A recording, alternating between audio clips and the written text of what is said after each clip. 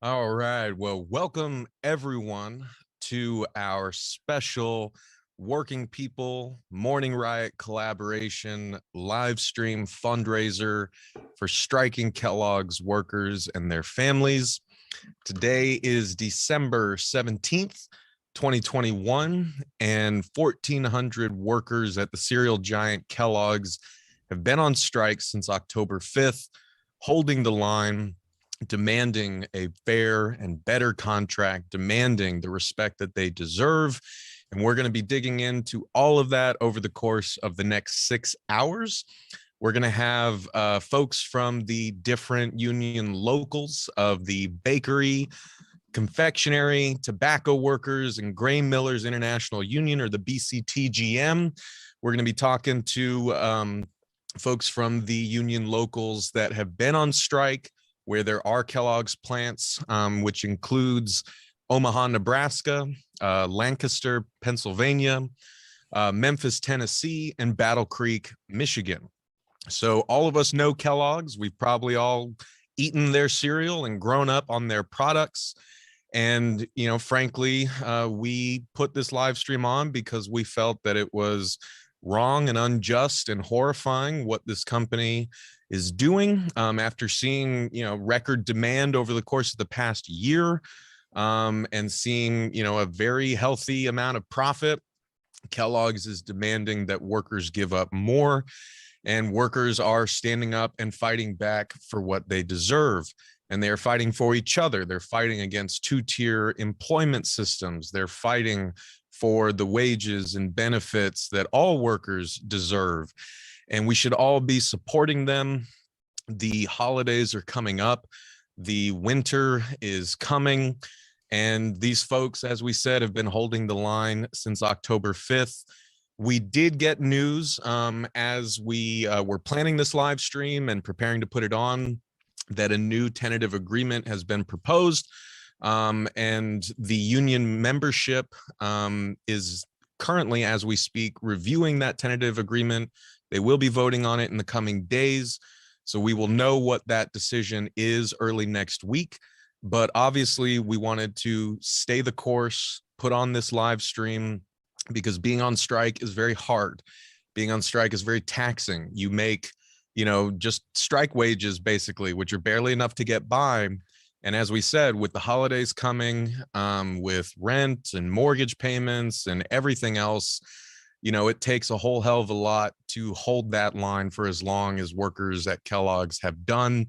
And they need every bit of financial support that we can give them and every shred of solidarity that we can offer them. And that's what we are here to do over the next 6 hours. So anyway, I'll shut up now. I just wanted to give y'all a quick rundown of what this live stream is, why we're putting it on. You can find the link to the fundraiser on GoFundMe in the description for the YouTube stream that you're watching right now. In case you didn't know, I am Maximilian Alvarez. I am the host of the podcast Working People, a podcast about the lives, jobs, dreams, and struggles of the working class today. We have covered the Kellogg strike there. And I am honored to be joined by my co-host, the brilliant journalist and host of the show Morning Riot, Mel Buer, who has also been covering this strike, particularly the Omaha picket line for us here at the Real News Network. I'm also the editor-in-chief at the Real News Network, by the way.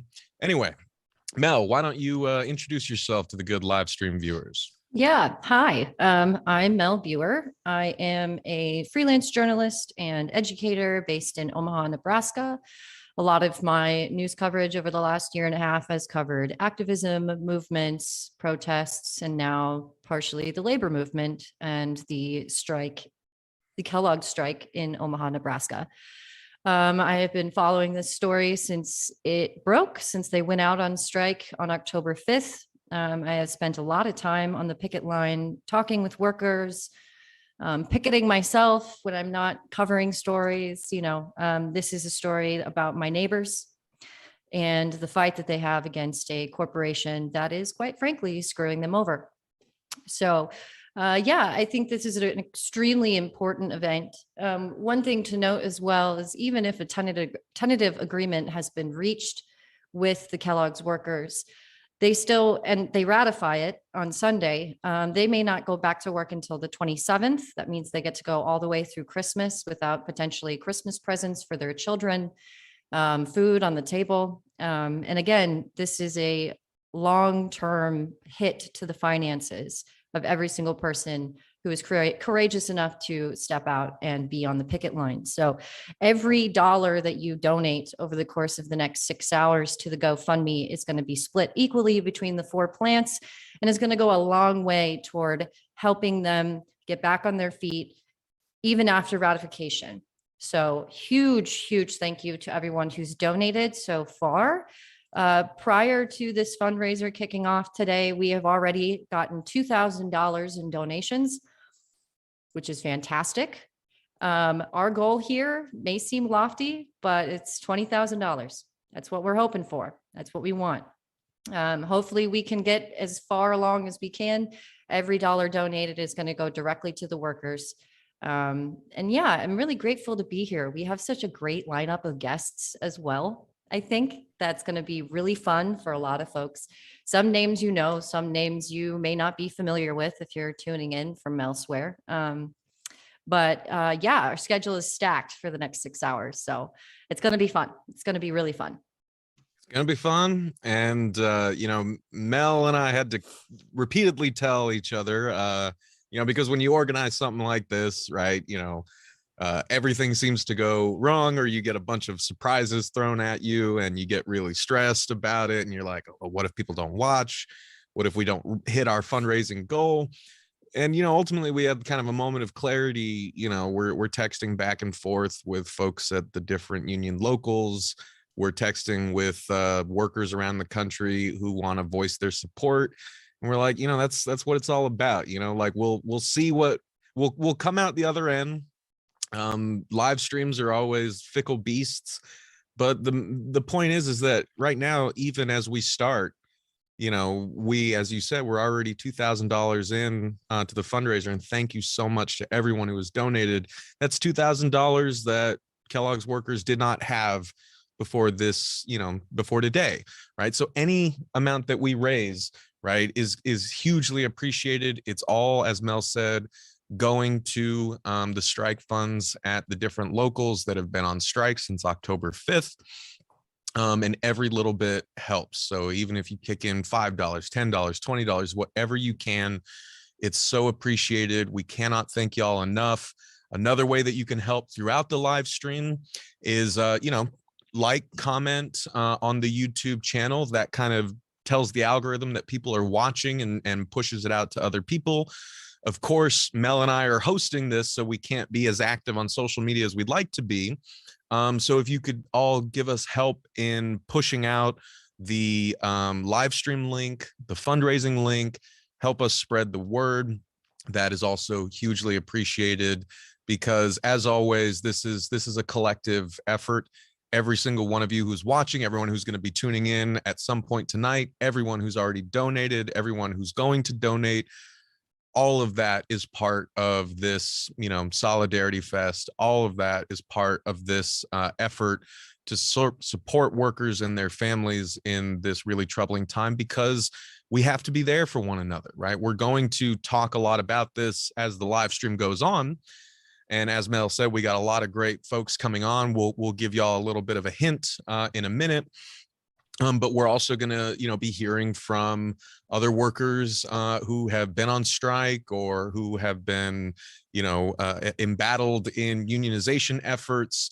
The point being is that, these struggles are happening in different places and we have to bring them together. We have to come together, right? The more that our political system, mainstream media, and everything else tries to divide us, right, we have to push against that. And if we band together, if we stand with one another, if we support one another, we can really do incredible things and we can really change this world for the better. And it starts, with small acts of kindness and solidarity, like what we're doing here, right? One live stream fundraiser is not going to change the world, but it gets us more invested in this struggle. It reminds us that every single person on those 4 picket lines is a human being with a life, with a family, with wants and needs that are not being met. And, that's something that we can all relate to. And it's something that we all have to fight for, right? And so that's really what we're doing. And speaking of this being a collective effort, we would be remiss if we did not give a huge, juicy shout out to our boy behind the scenes, the great and legendary David Story, who has graciously volunteered to help us run this live stream. David is a whiz. You all may know David from the Valley Labor Report, a phenomenal radio show in Alabama out of Huntsville that does amazing labor coverage that lifts up the voices of working people in the Deep South. David and everyone there, Adam, Jacob, they do incredible work, and we are honored to be standing in solidarity with them and fighting for working people alongside them. And so, David is, he's a modest guy. He's probably cursing at me right now with his mic muted, but we would not be able to do this without him. He's been phenomenal. We love him to death. And so we just wanted to say thank you, David, for putting all of this on for us.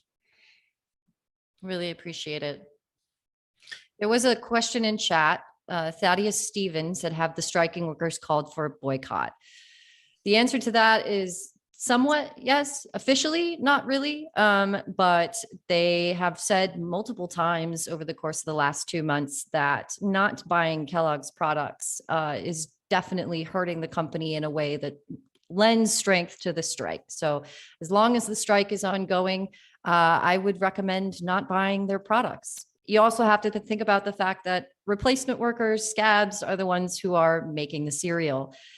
And if we know anything from the last couple of years about the scabs that Kellogg's has brought in during lockouts and other things, is that they don't do a very good job at producing quality food. And you might not want to deal with that at all. Yeah, you probably don't want a pencil pushing manager who doesn't know shit about how to operate this machinery, being the one who's like producing the cereal that you're going to put in your mouth, that you're going to put in your child's mouth. So, like Mel said, we have heard directly from folks at the different union locals say outright, don't buy Kellogg's products.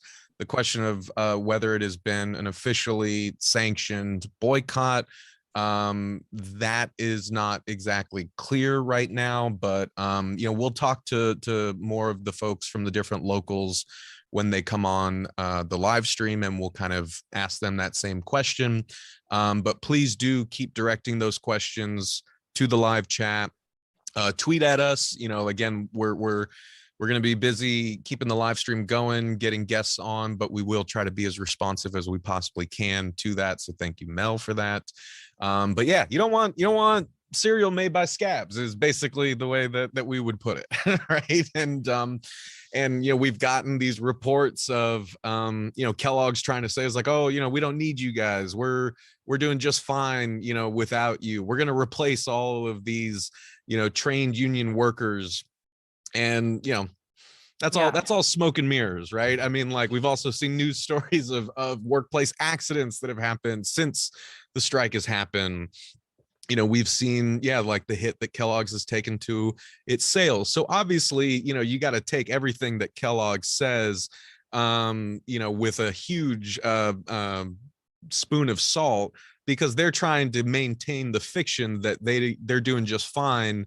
And they're trying to kind of demoralize the workers who have gone on strike. But this is really an important point, right? For so long in this country, workers have been told that they're replaceable, that they're not special, that they're unskilled, right? That we're all expendable.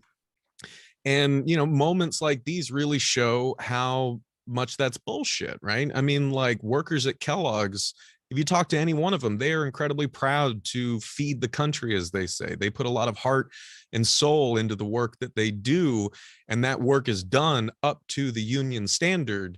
And it's because of that they deserve to be paid, a fair wage, that they deserve the kind of retirement benefits that they are demanding, that there should not be a two-tier employment system, which we'll dig into that as the live stream goes on. But that essentially means that you have people on the same shop floor doing the same or similar jobs, but they're getting paid radically different amounts.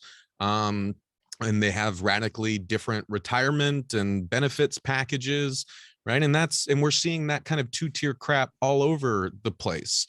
And we've got to dig our heels in and fight against it, because it ultimately, creates what Bernie Sanders famously called a race to the bottom, right? I mean, if they can effectively cycle out the kind of higher paid first tier union workers, then we all kind of become that crappy second tier. So I think it's really inspiring that BCTGM members have gone on strike and stayed on strike, largely because they are fighting for their coworkers, because who are in that second tier, and they want to raise the floor for everyone working at Kellogg's. Anyway, I'm going to shut up for a second, because Mel, I know we've got some great guests coming up in about 10 minutes. But oh yeah, we actually have one guest about ready to come on. So okay. Yeah. Our first guest of the evening is Brett O'Shea. He's the host of Rev Left Radio and the co-host of Guerrilla History Podcast. He's a longtime friend of both of us, comes from a long line of fantastic working people, union family. And he's a fantastic person who I think is going to offer some great insight as we head into this first hour. Coming up as well is Tavita Uatafe. He's coming on in the next couple of minutes, 10 minutes or so. And he is also a shop steward down in Texas, who also will have some great things to chat about in this first hour. So without further ado, hello, Brett. How are you? Hello, I'm doing great. Thank you so much for having me on. Yeah. Thanks for coming on, man. Great to see you. Great to see both of you so much. It's awesome. Been a while. Yeah, it has been, man. I mean, I feel like we must have recorded something on the other side of the pandemic, and little did we know what we were in store for. But like Mel said, if y'all are watching and you don't know about Brett's work, you got to correct that as soon as possible. Revolutionary Left Radio is a phenomenal resource for anyone who wants to learn more about the world that they're a part of and think critically about that world, and to, engage with, more radical perspectives, more left thought. It's been a tremendous resource for me, and I know many of Working People listeners also listen to Rev Left Radio. Guerrilla History, as Mel mentioned, which Brett co-hosts, is also a phenomenal show. So definitely go check them out, support them, subscribe to them. Getting that plug in first before we get to talking to you, Brett. But again, thanks so much for joining us, brother. Absolutely. Thank you so much. Very kind words. And same goes for working people. It's absolutely essential listening. Thank you. So let's talk about that. So like, you and Mel are in Omaha. And Mel, I was going to ask you before Brett came on if you could say a little bit about your experience kind of going to that picket line at the Kellogg's plant in Omaha. But I guess why don't we kind of make this a sort of intertwined conversation. I'm curious to know what the vibe is over there in Omaha. Have y'all been engaged with it? I guess let's give viewers a sense of what's been going on at that particular picket line. Quite a bit, actually. There's it's quite a. Let me start by saying that the mood is high on the line and has been the entire time. Folks really are there to fight for a fair contract. And, these legacy tier, or, if that word goes away, full-time tier, whatever they're going to call that. We'll get into what that is exactly in a couple of minutes, but those folks are materially not benefiting as much as the lower tier folks would if they can push through the right kind of contract, right? And that was the whole purpose of the fight. And Brett and we recorded a podcast in late October, kind of talking about this sort of sense on the line that the solidarity comes from not giving in to the divide and conquer tactics that the corporation loves to push forward, right? And to really kind of feel the strength and solidarity of holding that line, right? And the BCTGM sort of slogan is "one day longer, one day stronger." You know what I mean?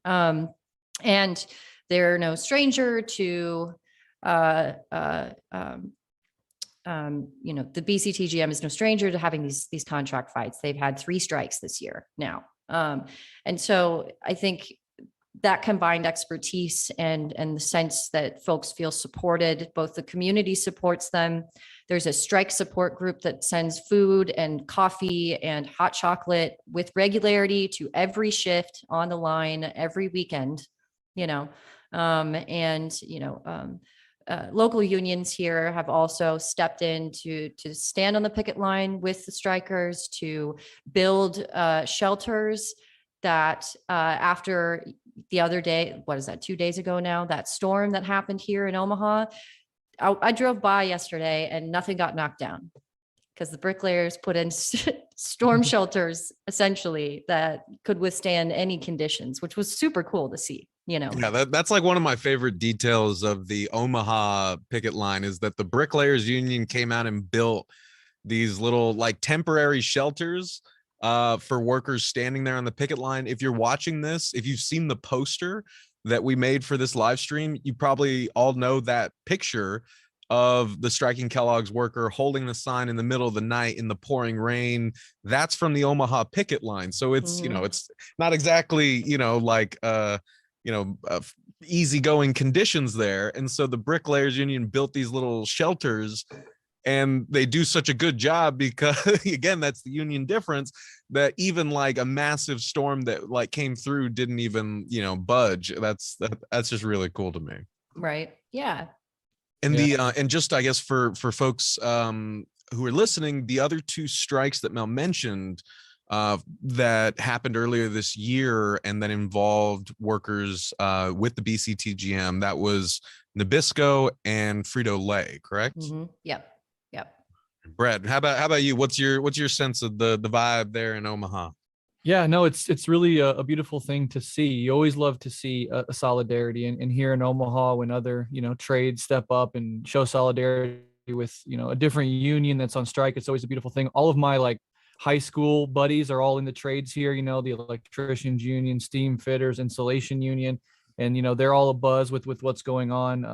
Eyes are on Kellogg's workers here locally and obviously nationally. And zooming out a little bit, I'm sure this is a 6-hour stream, so there'll be a lot to touch on and talk about. But we live in a society right now where the private sector union rate is only about 6%. We're coming out of a 2-year pandemic, over which workers all across the country and the world really, but particularly in the US, were asked to be on the front lines. We know for a fact, and Mel and me have talked about this, how Kellogg's workers really stepped up and during the pandemic, working long hours, on the line. And this is what they get from corporate. The moment that corporate has a chance to sort of strike back, the moment they feel like, oh, now the workers are going too far, et cetera. And so, you can't divorce what's going on with Kellogg's from the broader, sort of strikes happening around the country, as well as just this. It seems like there's a shift happening, and this has historically been true after pandemics, where there's a little slack in the labor market, and workers have just been put through hell for the past 2 years. Many workers, blue collar workers especially, and they're seeing in real time just how valuable they are to these companies' bottom lines, and they're fighting back. And when one group of workers starts doing it, it's a little contagious. Other workers are saying, hey, they're dealing with similar stuff. And that's the power of solidarity. And we're seeing it alive and well in Omaha. It's a beautiful thing. Hell yeah. Well, Yeah, go ahead, Mel. Well, we're also seeing, something that Brett and I talked about last month as well is this idea that we used to be a very staunch union town back in the 80s. Many union bosses had more political power than the mayor, which is, not unheard of, right? And I think a newer generation of folks is kind of seeing what a united labor movement can do, which has been really sweet to see, sort of seeing what happens when newly politically engaged folks who became quote unquote activists last summer have been looking for more ways to get engaged with their community, more ways to get engaged politically. And many of those people who became radicalized or, started thinking about these issues a little bit more deeply after the protests in 2020 are now at the picket line and speaking with workers and having these conversations and trying to be supportive from a community standpoint, not necessarily about talking politics, because as we know, the political range on any picket line is going to run all the way from left to right. It's not necessarily about that, right? It's about sort of raising the class consciousness and understanding where we sit and how we can kind of move forward when we are in an economically, socially, and politically depressed sort of space. And it's been really cool to see how certain activists have kind of moved into these community projects to support, right? And it's been fantastic from my perspective here in Omaha, watching both established activist groups as well as new ones that became sort of coalesced last year, coming together and working together to support the strikers on the line and forming these partnerships and these relationships with people who may be apolitical or moderate or whatever you want to call it, right? And being able to sort of discuss these things. Do you know what I mean? Yeah, I mean, it's hugely important, right? And that's, I think, one of the things that we all have felt ourselves, and one of the messages that we all kind of try to communicate on our respective shows, right, is, as I was saying a few minutes ago, so much in our public and civic life, is designed to keep us apart, to keep us at each other's throats, right? To see people as in these boxes as Democrats or Republicans, or, we divide each other by state, race, gender, so many things that we use to push ourselves further away from one another, while we're all getting robbed and screwed over by the ruling class, by the bosses, by the business class, by the people who have been making a killing over the past 2 years, and the people who have been running companies that have been seeing record profits and record demand, and that's another kind of common thread that we've seen in a lot of the strikes that have been happening this year. We just had the largest strike last month was John Deere workers. 10,000 of them at the factory equipment giant John Deere went on strike, and they rejected not one but 2 contracts before ratifying a third. And one of the things they always said was, look, we're not only fighting for what we deserve, but we're not dumb. We see our John Deere, our parent company, is posting its most profitable year ever, at like over $5.7 billion during a pandemic. And yet they're trying to take more from workers. They're trying to squeeze more out of us. And this is kind of that what Brett and Mel were kind of saying is like, enough is enough. People are waking up. And we're realizing more and more that, the more that we're at each other's throats, the more we're dividing each other up, the easier it is to kind of exploit us and take advantage of us this way. And it's really inspiring for all of us to see workers in different industries in different parts of the country banding together to fight for what they deserve. I have more questions for Brett, but I know we've got another great guest in the waiting room now. So why don't we bring him in and we can kind of make this a fun four-way conversation.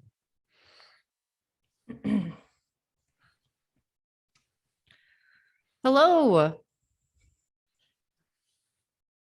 Hey, brother, can you hear us? Hear me? Okay. We can hear you now. Oh, a little bit of a lag. This is the beauty of live streams. Yep. Okay. so- Yeah, I was gonna ask, Brett, I know that you have shared this story on your show, and you and Mel actually recorded the inaugural episode of Mel's new show, Morning Riot, which was a phenomenal episode. Everyone should go check it out. Everyone should listen to Morning Riot. But I was wondering, if we could kind of connect that thread, right, of what you were saying, Mel, about how the town of Omaha has changed, how people's kind of political consciousness has changed. Brett, I think that your own story of how you came to kind of your own political awakening kind of really, it was really powerful in that regard. I was wondering if it's not too much, if you could tell viewers who haven't heard the story a bit about how you came to kind of having the politics that you do as an Omaha boy. Yeah. Well, yeah, just, not to be too long-winded about it, but, you're growing up in a lower working class environment. I'm seeing my parents go to work every single day, work hard, do everything they can to keep, our family afloat. And we would have things like a car being repossessed or the electricity being shut off. And I was told by, elements of society that, if you're failing, if you're struggling, it's because, you don't have good moral character, or you're not working hard enough, or whatever it may be. And I knew that wasn't true. And so that little seed germinated over many years into a more robust working class centered politic. And then when you zoom out and look at the political conditions that we're existing in over the last 40 years, some say after the advent of neoliberalism in the 70s and 80s, you see this systematic attack on working people by the ruling class, by capital. And one of those attacks was to de-unionize the working class. And so over 40 years, we saw, multitudinous declines in union membership and jobs being shipped overseas, right? What does NAFTA do? Well, it allows capital to go across borders while workers can't. And it also helps capital to be able to leverage that against workers if they start getting uppity. We'll just shift your job over to Mexico, right? And so we're living in the sort of ruins of this moment where the working class, after 40 years of being beaten down, are finally finding their own feet. And that had its own, reverberations within my personal family. My stepdad, for example, just led over the past 2 years, led a fight to get his dairy factory here in Omaha unionized with the Teamsters. And that was successful. And so I got to see firsthand how you go from a non-union workplace to a union workplace, and what the corporation and the management will do to try to stop that at all costs. And it veers into the absurd quite often, what they're willing to do. We see it with Amazon, we see it with Kellogg's, we see it with any time, corporate goes against the working class. And so, yeah, my life in some sense, born in '89, has been, tracking with the decline in unionship, and then this new rise coming in the past couple of years, which I'm very excited to see. And just really one quick point before I hand it over.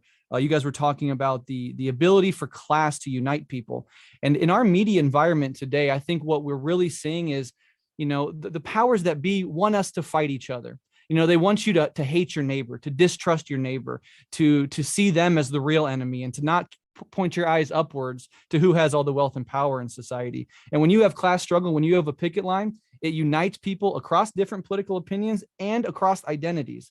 It puts a lot of stuff into perspective, and it says, when we fight together, when we join arms together, regardless of our differences, we can make a real difference for our families and your families. And only way we do it is by having each other's backs. And that's beautiful, particularly, as Max said, in a society where we're all hyper individualistic and willing to stab somebody in the back or step over somebody to get a little higher on the social ladder. And so it's a beautiful breath of fresh air in that regard.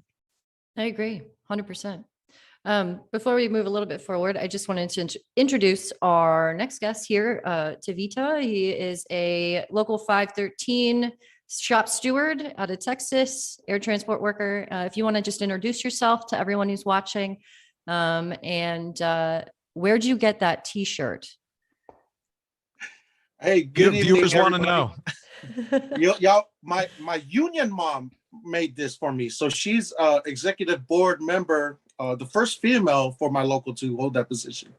She makes all my shirts when I visit different strikes, and this was the one she made when we found out that Kellogg's was going on strike. On the back of it, it says, support American workers with Kellogg's with a big old cross around, over the name. But I'm just thrilled to be here. Thank you, Mel. Thank you, Maximilian, for inviting me to this live stream fundraiser. I'm just so glad to be here today.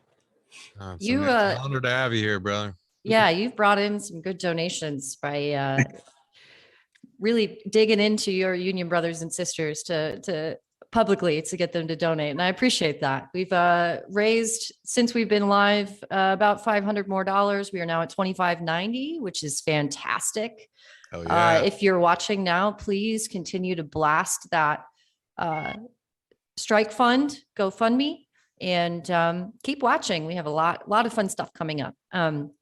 But I think a good question, just to continue this conversation we've been having, and I think, Tavita, you might have a pretty interesting sort of perspective because you have traveled around to many, many picket lines over the last couple of years, and sort of lent your support across the country. And I think it's important to kind of get your perspective about where we're at in terms of where you think the labor movement is moving in the future. And if you think this sort of strike wave, labor wave that's been happening over the last year is going to continue moving in a positive direction. And I also just want to really quick before you hop in, Tavita, I just wanted to stress for people viewing, Tavita is a force of nature because like we had a hilarious exchange because, as I said, Mel has done 2 great on the ground reports for the Real News Network on the Kellogg strike at the Omaha picket line. And in the first one she filed, she was like, "Oh, dude, I talked to this amazing guy, Tavita," and I was like, "Wait, is that the same Tavita I saw at the Nabisco picket line, or like in Alabama, like any picket line that is going on in this country? It's like, where's Waldo? You're gonna see Tavita there," which is really cool. So cool. Well, I want to mention the great work that the Real News does. Mel's article, I haven't spoke about this publicly, but because of Mel's article, I was on the Today Show.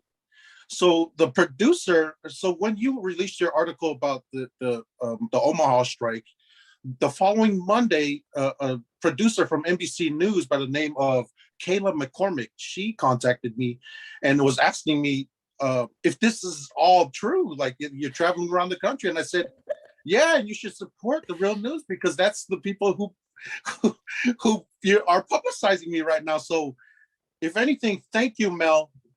You're are the reason why I was on the Today Show. That's awesome. It's a little nerve-wracking that they read my stuff, but also really cool.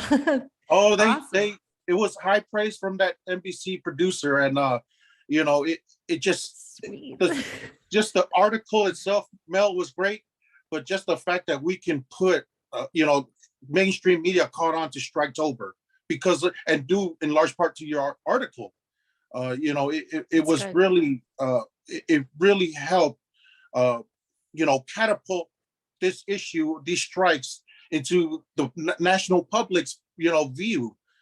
Before that, it was just a lot of labor organizers and labor publications that were speaking about the strike wave, and it was not until your article was published that I was on TV. That's great. I'm glad that my work has an impact. Yeah, of course. Really I'm just really, just so everybody knows, I've only been a union member and part of my union for 6 years. So I'm very new to the labor movement. But since I got involved, just to hear how it was within the last 40 years after Patco strike and to today, I've seen, just from my view, I've seen a lot of solidarity, and I've seen a lot of different organizations, different unions finally starting to use social media to kind of, support each other.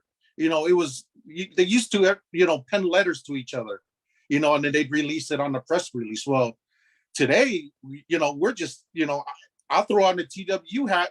I'm a representative of TW, and I'll show up to a strike in Alabama or Omaha, and people are, the rank and file members especially, they're the ones that are happy. They're the ones that see the visitors, and they're the ones that get to tell their stories to people like me who visit the picket lines. And, they're just the, I don't know if the word is, they're just thankful that people are recognizing, a picket in Portland, and how that that solidarity is giving them strength to move on and to keep fighting, because this isn't just a fight for Kellogg's workers. This is a fight for the overall labor movement. This is showing, like, my generation of workers that didn't get the curriculum of learning about unions in high school and junior high. They're learning and they're seeing in real time, action. They're seeing the words become action, and that people are really, really tired of being second-class citizens in the world's richest country. Yeah, and I want to bounce off that because I think that's really important. The richest country in human history, and we have, Gilded Age levels of inequality. And talking about the importance of unions in the workplace, it reshapes your entire experience of going to work. When you are just a non-union member scraping by, living paycheck to paycheck, you feel powerless. You are totally at the whims and the will of your bosses, and they can fire you for any reason. They can make you dress in any way they want, show up in any time they want, and almost no concern for your life at all, because to them, you are just a tool for their profit making. But once you're in a union, it actually gives you a sense of meaning, of belonging, of community, things that we're so often in this society stripped of. And I think you can't, overstate how important that is for many things, including the well-being and mental health of working people, to feel, hey, I have some control over my life. I have some control when I go into work every day. I'm not clocking into a dictatorship, but I have friends and comrades and coworkers that have my back. And that just radically reorients your day-to-day life in a positive direction. And more people are working in worse and worse conditions and seeing this and becoming inspired. And we just saw, for example, what happened in Kentucky during these storms. The Amazon factory workers are saying, hey, can we go home with our families? This is crazy. The tornadoes in Kentucky in December, right? To speak of the climate change as well as other crises. Can we go home to our families? No, we'll fire you if you do. And that should be illegal to tell somebody that. But it's precisely Amazon and lobbying groups that worked with Amazon that got that passed, such that you can sort of muddy the waters and do just that. And what happened? Workers died. Families are going to go into Christmas without their fathers, their mothers, their brothers, their sisters, because, an Amazon manager or a candle factory manager said, don't you think about going home to your family. We need you here working even during an historic tornado weather event. And so that is what's at stake here. It's about meaning. It's about life. It's about family. It's about community. And it's about having control over your own life. Well, to add to that as well, to bring this back to the union's importance inside the Kellogg's factory. When I was walking the picket line the first time I went out there, and I was talking to workers, and they were telling me about conditions inside the factory, the way that they are sort of, quote unquote, motivated to work, right? It's a very unsafe place just by the nature of the machinery inside the factory. And when you're working 16-hour days where you get off work at 3 a.m. and go back to work, at 8 a.m. or what have you, right? You're tired. You're standing next to your coworkers, and you've been working 7 days a week for 3 months straight, right? And many workers that I spoke with, their hands are damaged from getting caught in the machinery, or, their relationships are damaged from working so much, right? And a big part of this contract fight was this sense that, the company asks so much of them, and the workers freely give it because they believe in the work that they're doing. They do amazing work inside the factory, and they're asking for a fair contract, and they're not getting it. Right. They've been jerked around for over a year. It was supposed to happen in 2020. It didn't happen when it was supposed to happen, and this fight is a really important one for these folks who are, generational workers at this plant, right? Second generation, third generation, want their kids to work there, and it's important that the union remains there because they have a way to address grievances with management. Especially when HR likes to close their doors on the factory floor, but not on each other in their little HR office, right? So there's this big sense that everything about this contract fight and the way that the union operates within the plant means that it's extremely important that it continues, right? That the union still has a presence there because it does help, especially if you're injured. Or if you're feeling pushed by management, the union can step in and say, no, this is not safe. This is not how we do things here. I would prefer it if my union brother kept all 10 fingers. You know what I mean? Like, it's from the outside, it sounds basic to me, like bare minimum standards in a workplace, right? And yet the company doesn't want to shuffle that power out of its grasp for the sake of its workplace, happiness, healthfulness, whatever it is, which is just wild to me, just an absolute wild thing that this is the kind of treatment that workers across industries get, because bosses don't want to give up power. So. Yeah, and I mean, what y'all are saying, we have a comment here in the live chat from Logan saying that there was a tornado at my old work. The people who left got fired, right? Like, that is bonkers. That is inhumane. That is unacceptable on so many levels, right? And that's the real stakes, I think, of what we're talking about here. This is why we're all doing this, why we devote so much of our time and attention and every bit of energy that we have, whether it's Tavita going all over the country to lend that visible support, to be there and say, like, I am with you. I mean, that means so much when you're standing on the line. Like, again, imagine that picture that we used for the poster. You got, you're standing out there on the picket line in the middle of the night. You feel just so alone. And then when you see any sign from people in your community, or people kind of flying in, or people posting online that you're not alone, that people are with you, that people understand, what you're fighting for, and they support that cause, like, that gives you that little bit of extra energy to hold the line for another hour, right? That gives you the energy to not back down.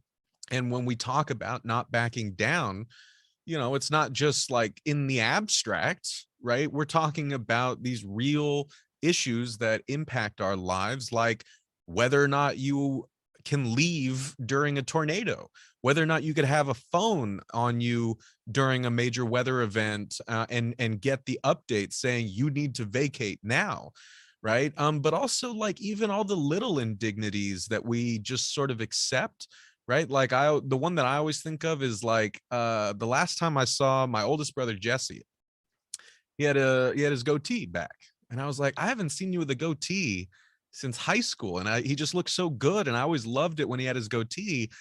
And I remember that it's like, oh, it's because the restaurant you work for does not allow you to have facial hair. Like, and it's not even a health thing. It's just like they want to have this sort of 50s vibe, and so no one's allowed to have facial hair. And it was just something that little that changes who he's allowed to be, not just at work but afterwards. Just having that sort of sense of control, and having, as a worker, just kind of feeling like, well, what am I going to do about it? This is the way the world works, right?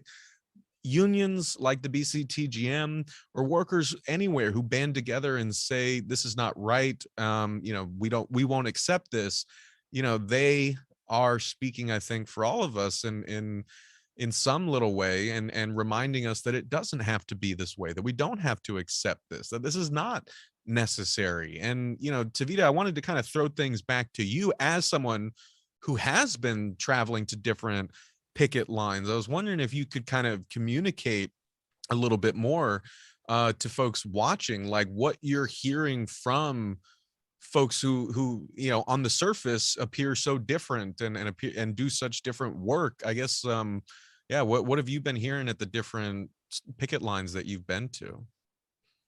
Well, one of the biggest, I guess, the consensus amongst all the different picket lines that I visited so far is that the management doesn't care about them. That they wanted us to all go to work during the pandemic. We were deemed essential workers. We were giving special privileges to go to work and then come back home. And then when 2021 came around and we were talking about reopening and the country was going to reopen and all that, they feel like they were left behind. And that things that were left on the table during negotiations a lot of these people don't realize is negotiations could go on for years. And, some negotiations were put on the table because of the pandemic. And, that was big from the union and the worker standpoint to hold off on something that they deserve, because collective bargaining is our way of getting a piece of the pie. That's just the way it is. Like, they're not going to just give this stuff to us. We have to go and negotiate. We have to fight. If there's concessions we're fighting for, we got to go back for those. So what people don't realize is we not only did we sacrifice our lives, but we've also sacrificed our right to negotiate and give the company a break until we can get this economy back up before we start going back for what we really deserve. And that's what the consensus is right now, is people just don't feel like they're being valued.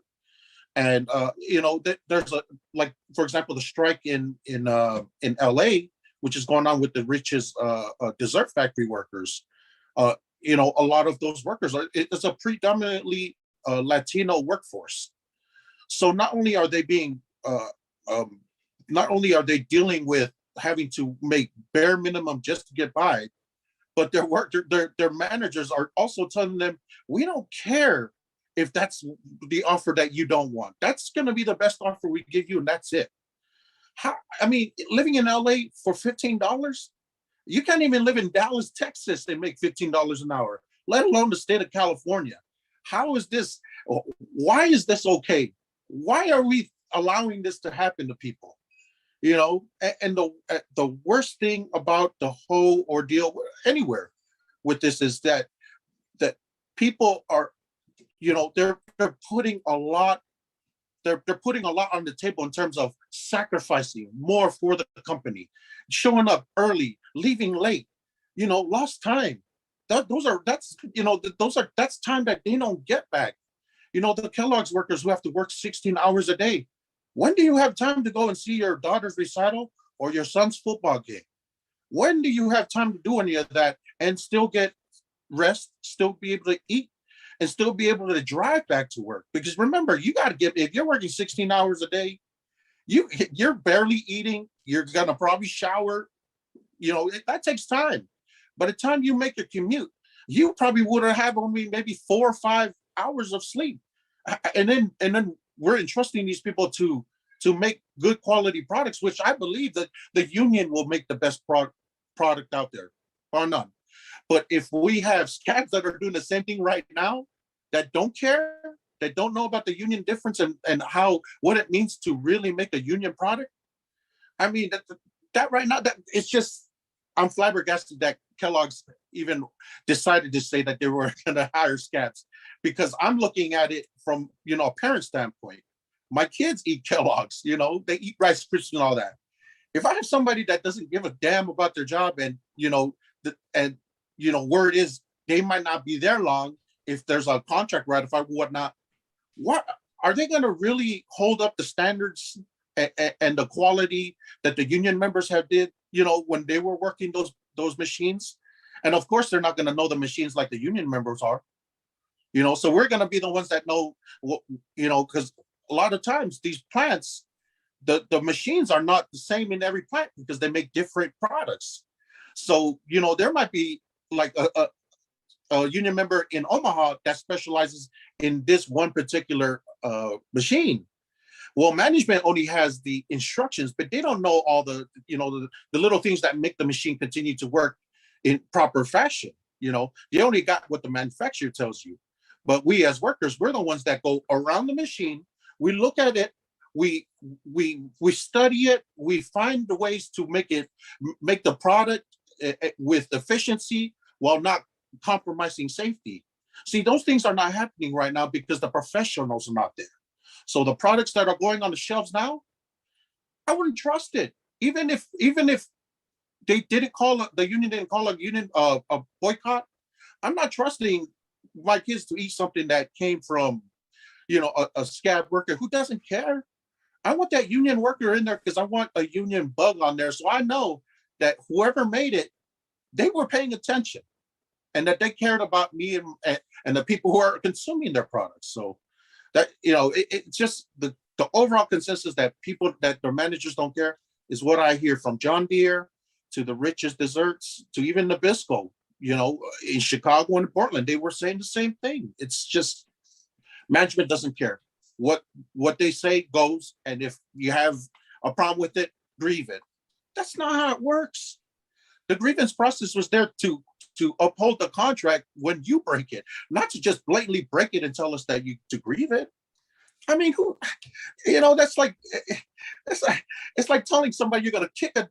I mean, I just don't get it, and that's what I'm agitated about right now. Just thinking about all those workers who are out, you know, and all the specialists. These are professionals. These are the people that we want to be on the line. Whatever work you do, we want the professionals there to keep us safe, to keep the food we eat, consume safe, so we can go about our lives, right? And that's not happening right now. No, I mean, yeah, you're I'm feeding off your energy, man, because like, yeah, you're expressing, I think, a lot of frustrations that all of us are also feeling and doing so you know, pointedly and eloquently, as you always do. And you know, I wanted to kind of make one quick note that, you know, I'm sure that folks are thinking this on the live stream. It's something that comes up a lot on my show, Working People, when we have folks reaching out to us, right? As Brett mentioned, union density in this country is at like a historic low. So most people don't know what it's like to be in a union or to be in work in a union shop. And there are, you know, people who have only had a bad experience, you know, like working in a union shop, because as we all know and are all believe in, the labor movement has a lot of ground to make up, has a lot of improvements to make, but that is a fight worth fighting, a fight worth investing in to make this better so that we can stand together and fight for one another. The reason I bring that up is because we are going to be talking to some folks later in the stream who have also been working to unionize their shops. Brett was just talking about, you know, his dad unionizing, you know, his workplace, right? So we want to be clear that, like, you know, the mainstream media for so long has tried to make us feel like union workers think they're all special and you know, they're just this kind of protected class of workers, and they try to pit us against each other. What I hope is coming through here is like, no, like what unions are able to do because they are unionized, and because workers are organized, because they lock things into a contract and have that bargaining power with management. That's something we all deserve. That's something we should all want and all be fighting for. So please don't see this as union workers have this, I don't have that, why should I care, right? You should see this as part of our collective struggle against kind of being so thoroughly disempowered every day at our workplaces. We got a long way to go, and we got to stand together. And you know, I could talk to you guys about this for days, and I may have to force Tavita and Brett and Mel to come on a Working People very, very soon. But you know, we do have more kind of guests coming, and I want to be respectful of people. So I was wondering, by way of rounding out, if Brett and Tavita, if you had any kind of final words for Kellogg's workers and people viewing, And also, kind of any final words about what's going on at TWU, Brett, what's going on with the work that you're doing? Give us some plugs. Tell people where to go. Sure. Yeah, I'll start off really quick. And I just want to bounce off something that Tavita said about quality control. We saw day one when John Deere workers went on strike, they tried to move some of their white collar workers onto the shop floor. Ambulance were immediately called. A tractor got slammed into the wall. So, quality control is essential. Also, Davita's talking about, we want time to go home and be with our families, to rest, to take care of ourselves, to clean our bodies. 150 years ago, the union slogan was, 8 hours for work, 8 hours for leisure, and 8 hours for rest. And we've fallen so far back after an onslaught of capital that, we're struggling to even get to that level now.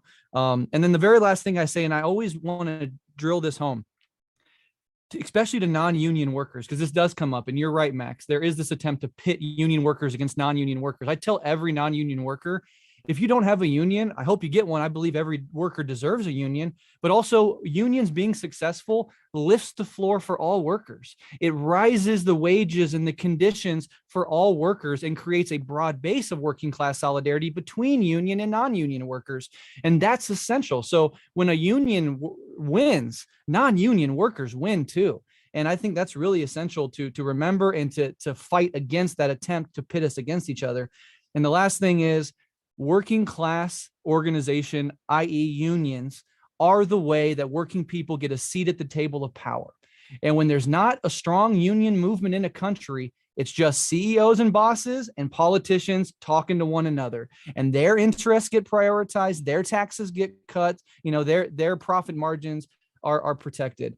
And so if working class people want political power, if we want to decrease economic inequality, working class unions are the main vehicle historically to get that done. And we should all support them all the time. If you want to find me, you can just go revolutionaryleftradio.com and find everything I do.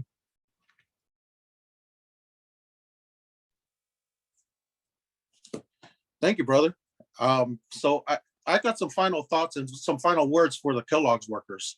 It's just, so I visited all these strikes, around the country, and the Kellogg's workers have been the ones that have been on my mind the most, no matter where I am, because you see Kellogg's products at airports, at restaurants. So you see the products. Like, it takes me back every time. I was at a rally for the mine workers, for Alabama mine workers in New York City, and we finished the rally, and then we went and ate after with a bunch of union activists, Kim Kelly, who Maximilian knows is a great friend of mine's. But anyways, we go to this restaurant, and I'm sitting there, and you're looking at the breakfast items, and you see Kellogg's all over the place, and I'm thinking, I can't escape what my heart is telling me, that I feel for the workers, because I see the products, and I know that they're still out. So growing up in my household in the tongue and custom, which what I am in the Pacific Island, we are a close-knit community, and I've kind of, I don't know if it's mutated the labor movement in my own mind to think that if you're a union member, you're a family member of mine. So people in my family are suffering right now, and I'm not, and that's not okay. So to you Kellogg's workers who are still on the line, those who I've spoken to, those who have visited the lines, please continue to fight, because the alternative is you guys to go back to the plant with lesser rights and lesser benefits, and then we're worse off as a whole collective, because you're not right. If you're not right, if your family's not right, then we can't all be right. We can't all be good if you're not good. And I just want to really, my heart is with the Kellogg's workers and their families, their kids. The kids that I've seen on the picket lines, it really hits me, because I have a 7 and a 5-year-old of my own, and knowing that these kids may not have gifts under the tree this year, because their parents are making the ultimate sacrifice to fight for their future and for future of millions of workers. It's a sacrifice that I don't take lightly. So solidarity to the workers, to the Kellogg's workers, to the rich factory workers, to any workers who are going through negotiating and not seeing the light at the end of the tunnel. You know, I know it's a lot to make the step to go on strike. It's a big commitment and it's a sacrifice. But any sacrifice you make, trust me, I will be there, because as Tongan people are, when our families are suffering, we drop everything when we go. So when I go to a picket line, I'm taking time off my day, taking time from work, wages, whatever, because I want to be there with you. So to all you Kellogg's workers and anybody on strike right now, I got so much love for y'all. Solidarity forever. And, you know, back to the TWU, you know, we just ratified a contract with the flight attendants for JetBlue. So the union factor means that it's going to put pressure on non-union airline flight attendants like Delta. That union factor, now it's going to put pressure on them to say, well, you know, these union workers for JetBlue just got a really sweet contract. How can the heads of Delta say that they can do that equally freely without, you know, and you know, with a straight face? Because we know these managers, we know these bossmen, they lie. They lied. I mean, just like the pandemic, they told us we were heroes, like I said earlier. Now there's a hiring frenzy, and we're all back to being employee numbers again, from being essential to being employee numbers. Well, I'd rather stick around with the employee numbers, you know, with the people who have employee numbers, because we have more in common than everybody's telling us. No matter if you're left or right, whatever you vote, you know, we all have families, we all have people we care about, we have things that we care about. And that's what's going to bring us together, is all of our what we have in common. You know, I may be Tongan, and you folks may be something else, but what we have in common is that we have a love of people. We have a love of the work that we do, and this work right here. Just thank you all three for the work that y'all do. You know, you put our issues to the forefront, and you've even taken us all the way to the Today Show. That's amazing, you know. And I'm so thankful to be a part of a movement going on 6 years, almost 7, and just being a new energy for this movement. You know, it's all about family to me. And the union, the labor movement, no matter who you pay dues to, you're my family. So solidarity forever. Amen, brother. I mean, solidarity forever. You got me and Mel and Brett crying over here. I mean, like, you guys see why Tevita is such a fierce warrior in the movement, and why we love him so much. And we just value everything that you do, brother. And thank you for keeping the fire burning. Thank you for spreading that fire to workers all around the country. Shout out to TWU on the new contract. Y'all should go follow Tevita. You know, and like I said, I'm going to force you to come on Working People very soon, brother. But, you know, I cannot thank you enough. Brett, I cannot thank you enough for doing this, taking time out of your guys' Friday to help us spread the solidarity. I know we've been getting more donations since you've been on. So yeah, just thank you so much for spreading the love. Thank you for everything that you do. Solidarity forever to both of you. Love and solidarity. Thanks, guys. And you know, for folks watching, again, we want to thank you as well for letting us into your Friday night, letting us be part of it for 6 whole hours. Thank you for caring about this. You know, again, we grew up in a country where something like this would have been unthinkable. Granted, before the internet, right? But even then, like, worker issues just were not really an important thing for so many of us growing up. In that sense, that we were closer together than we were farther apart. It's taken a long time for us to kind of build that sense of solidarity. And it's because of the work that people like Tevita do and Brett does every day, to just put people in conversation with one another, to talk to people, to listen to each other like that. Every little bit helps. And every little bit that you donate tonight is going to help Kellogg's workers and their families. So we're going to make a habit of at the top of every hour, we're going to remind everybody, we're going to welcome everyone who's joined to please head on over to the GoFundMe fundraiser for this event. It should be pinned in the description for the YouTube live stream. You can also find it on a lot of our social media posts. But please give whatever you can, share it, with your networks.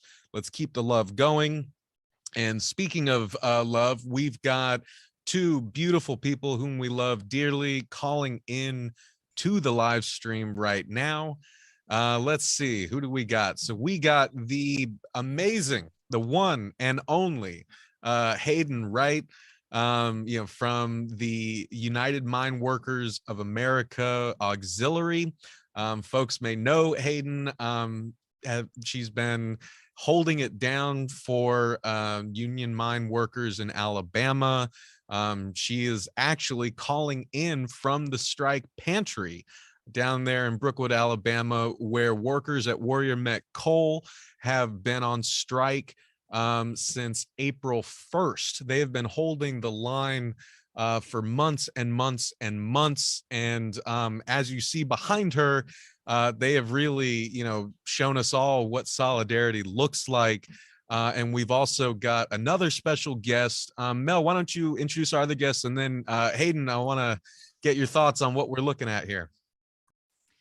Yeah, our other guest is a journalist out of Dallas, Stephen Monticelli. He's also the publisher of Protean Magazine, which is a leftist, anti-capitalist magazine that's been publishing for the last couple of years. Former co-worker, we used to work together at Protean. And a lot of the work that he's been doing in Dallas has been covering all sorts of things, activist movements, protests, and more recently, the QAnon conspiracy cult, which has been quite interesting. So, Stephen, if you want to say hi. Howdy. Welcome to you both. Thank you both so much for joining us. Hayden, let's hear from you. Could you introduce yourself to the folks watching and tell us a little bit about where you are? My name is Hayden Wright, and I'm one of the UMWA auxiliary presidents here for District 20, which is UMWA locals on strike at Warrior Met Coal. So I've actually been here, so you'll have to apologize if I look tired. I've been here since 9 o'clock this morning. We're gearing up for Christmas on Strike, which is the big event for our UMWA children. So through mutual aid, through donations to our other UMWA locals, through the labor movement in general, we've been able to do this huge event. So the kids are going to get 2 additional Christmas toys and a coat and a pair of shoes when they come, because we noticed that was a huge need as it's getting a lot colder here in Alabama. And you can see the stack of coats here. We have them already hung up by sizes. That's what we're working on today. Shoes we have organized to take over. And then we have it organized by age group. So like for our toddlers, our girls, neutral, and it goes around. And then we even make sure our teens were taken care of as well. And then in this other part of the hall, this is actually our strike pantry, where we put together bags. We do about 200 pantry bags a week for families for meals and food. So this is what we would use for 1 week, all of this to make pantry bags, to make sure that the families are fed here on strike. And then locally, we do a clothing drive as well. So our other part of the hall is actually used clothing and shoes from infant through adult that they can come in and get as they need it. So we have a lot going on here in Brookwood, and it's just been incredible to see the amount of love and support and solidarity that has come out for us. Man, I mean, y'all are truly an inspiration. I mean, I can even just think for myself, right? That is like seeing what, you and everyone at the UMWA Auxiliary, everyone, who has been on strike at Warrior Met Coal since April, again, we're doing this fundraiser for Kellogg's workers who've been holding the line since October 5th, and we cannot forget about other workers who have been holding the line for months before that, including workers at Warrior Met Coal, 1,100 workers there who've been on strike since April. We also have over 600 healthcare workers at St. Vincent Hospital in Worcester, Massachusetts. Again, we have to help one another hold that line because the deck is so stacked in favor of bosses and the companies and their investors.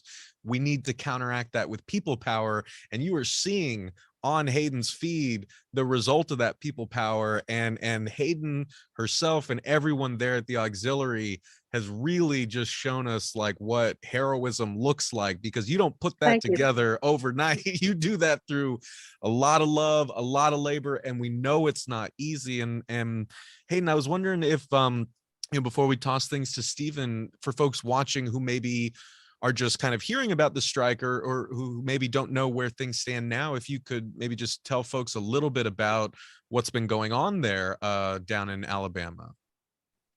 Yes, well, as y'all probably are aware, Alabama is a right to work state, so automatically the deck is stacked against workers. That's what that means. It was a catchy title that people didn't understand, and they voted it in. They didn't realize it actually was working against their best interest. So starting with that, we have faced, since the start of the strike, numerous injunctions from the court. Warrior Met has a judge in Tuscaloosa that grants these injunctions that they've attempted over and over to limit the number of picketers on the picket line. This last one that actually happened in November was a temporary restraining order that a judge granted, and it wasn't just against striking miners, and it wasn't just against people they said had done something wrong on the picket lines.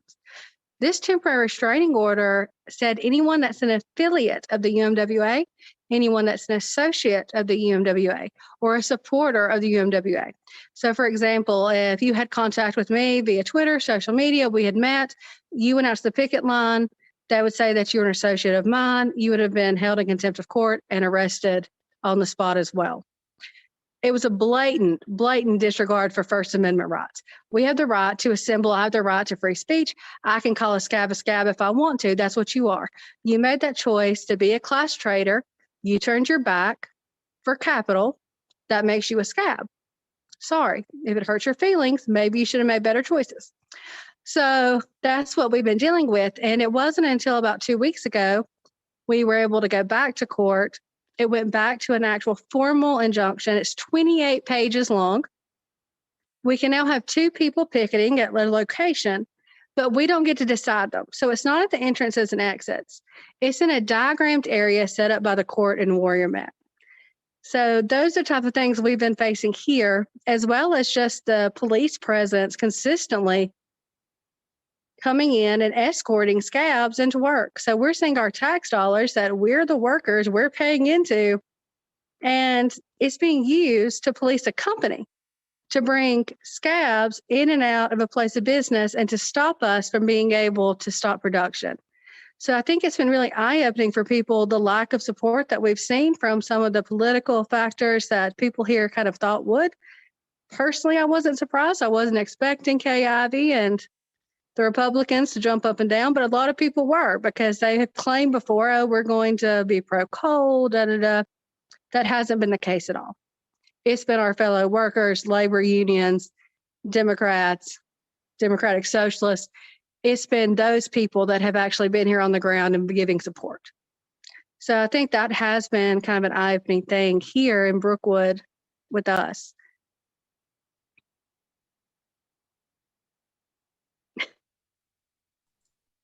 Sorry, I'm getting text messages from union president here in Omaha local.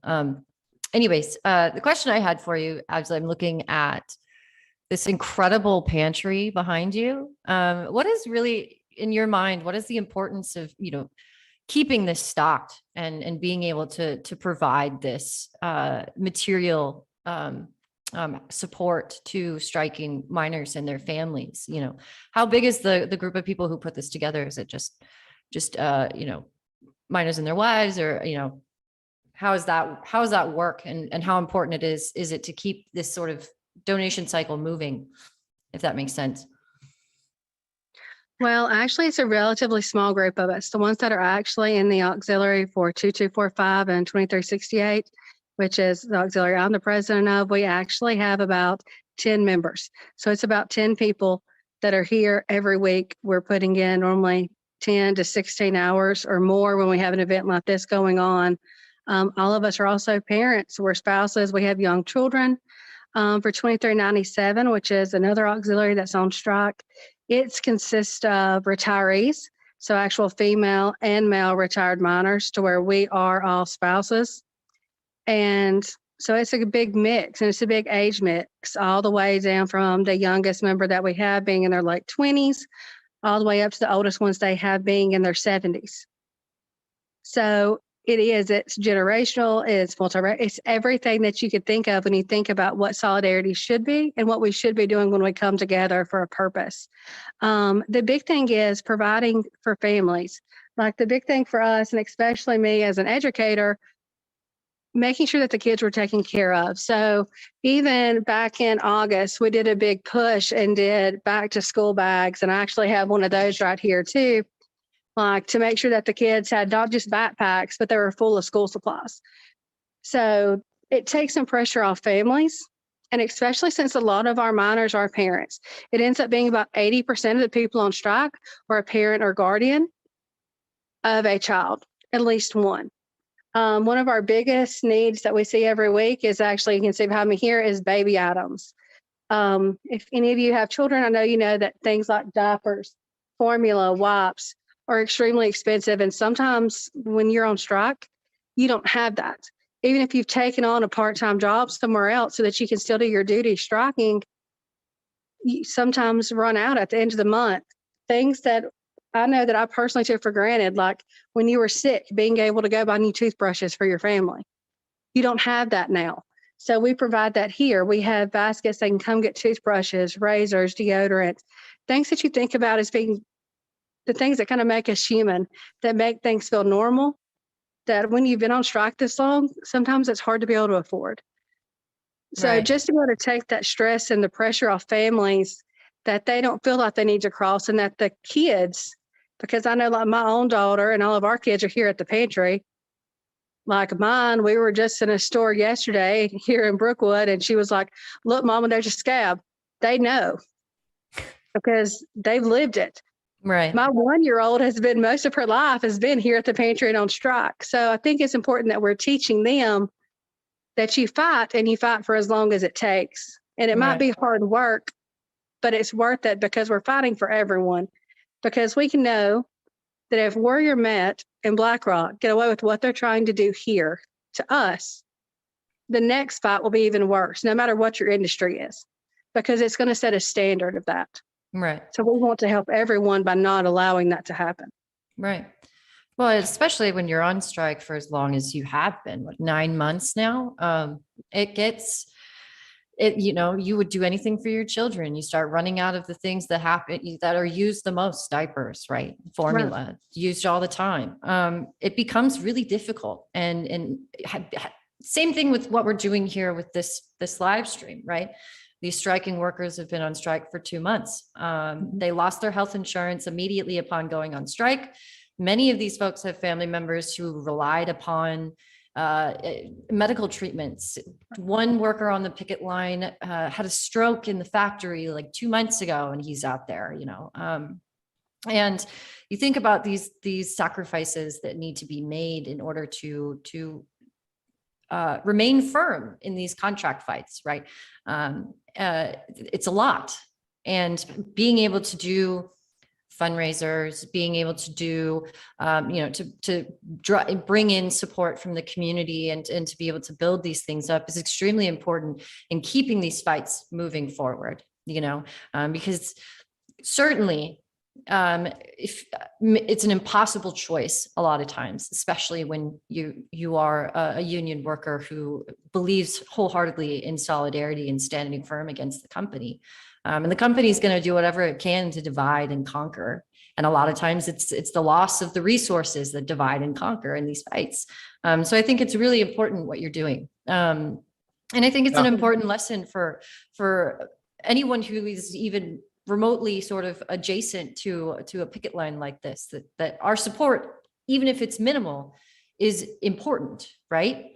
Exactly. And we're standing with Kellogg's. We were talking about we were talking about the Kellogg strike and possibly trying to link up with them to do some bigger demonstrations at our rally on Wednesday. So we are all boycotting Kellogg's products if they don't have the union made logo. And even then, it's questionable to me because you're still giving money to that company. Right. So we're supporting y'all. We're hoping that we can link up with some of you soon. And I'm going to have to run. My baby's actually screaming for me to come on Okay. because she's ready Thank to you. go. Thank you so But I'll much be for back coming on later. Thank y'all. Absolutely. See you Thank later, you. Hayden. Thanks. So Just remarkable. absolutely, 100%. It's amazing stuff. Stephen, for your information in the chat, John says Stephen is the most valid Italian. So Look, welcome. Thank you very much. welcome to the stream. How's it going? Yeah, I know we've really been as a nation experiencing the impact of Italian excellence lately, with Nancy Pelosi and Joey Mancini doing their thing. But fuck that.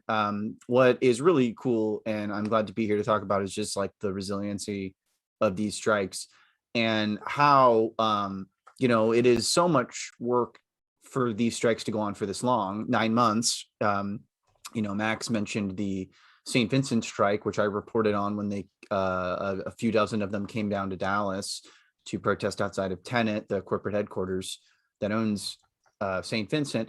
And the longer these strikes go on, the more I think it becomes clear that the workers are actually the ones that know what the fuck is going on and know how to get things done and are essential really to how these companies work, no matter how much they want to deny that or threaten that they can easily replace these workers or move their production elsewhere.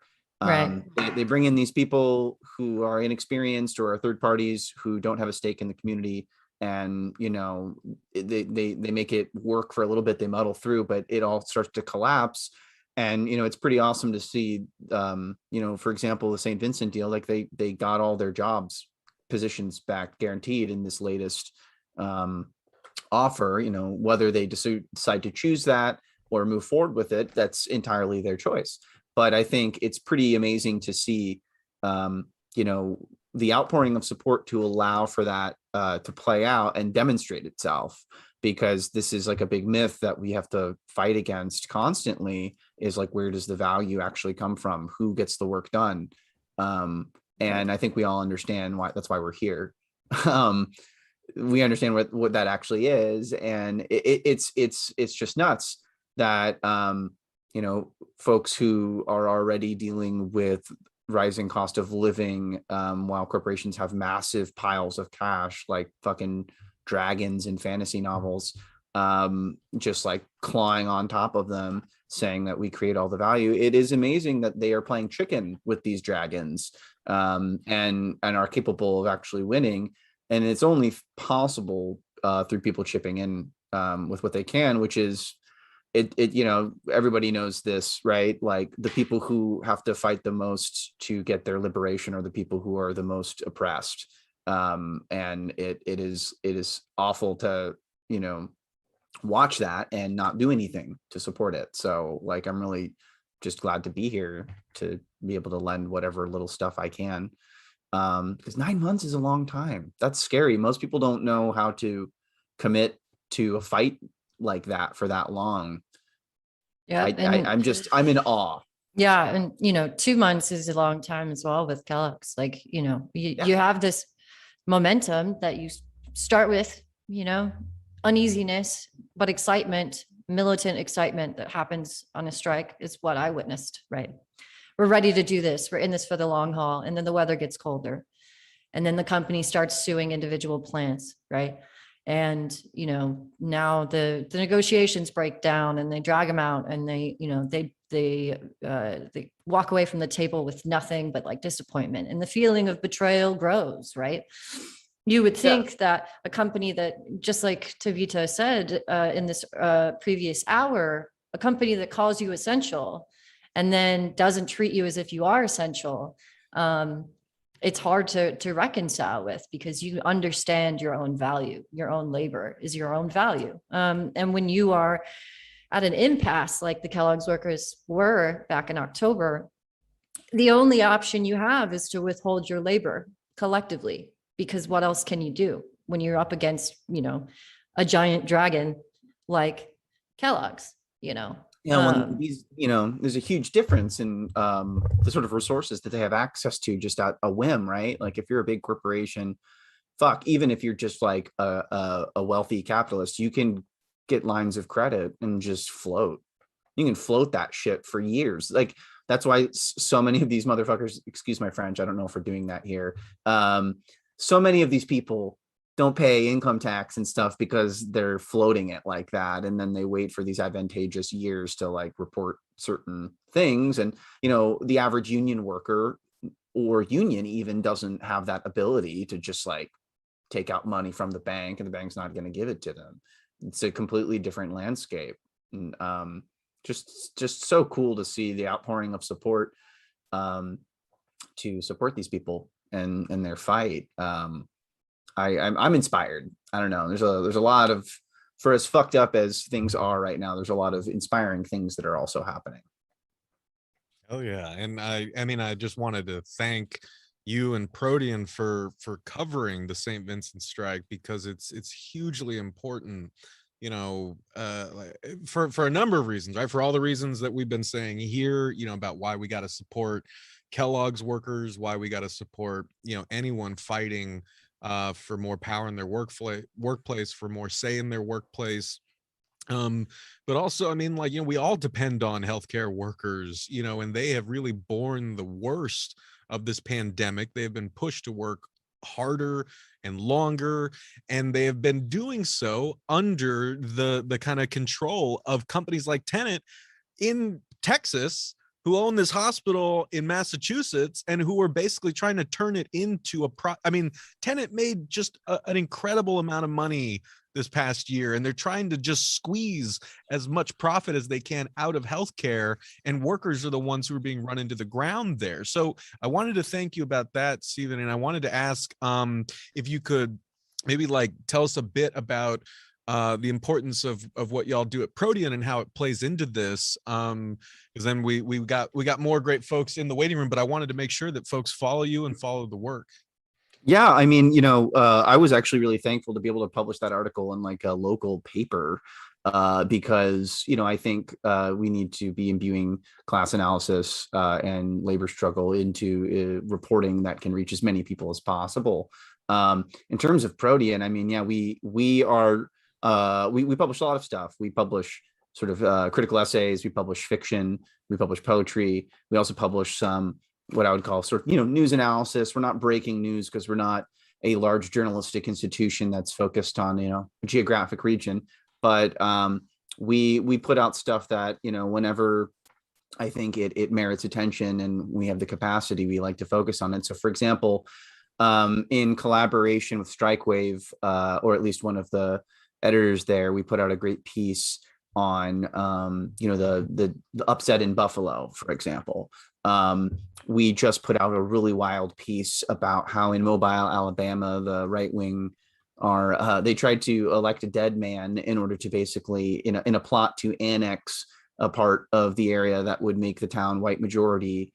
Just a bunch of nuts stuff. We also publish poetry and fiction that can hopefully help you think and view the world through a couple different lenses, because I think we all need as much imagination as possible right now, given what we're dealing with. We got to, invent the future and imagine it and all that good stuff. So check us out on Twitter, on our website. We have a Patreon and all that. And then also in terms of my journalistic reporting, I try to, place it in places where people who aren't already going to agree with me might read it, because as much as I love to, work with my comrades and exchange ideas, I think we're in a fight for minds in a big way right now. And I think we have a lot of opportunity to do that. I think we have a lot of opportunity to get people to realize how much they have in common with the Kellogg workers or the St. Vincent workers. So Yeah.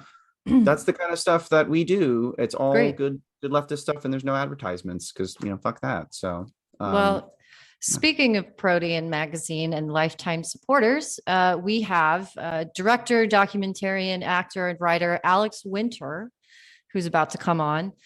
He just recently finished a documentary called The YouTube Effect, which is about the rise of the YouTube.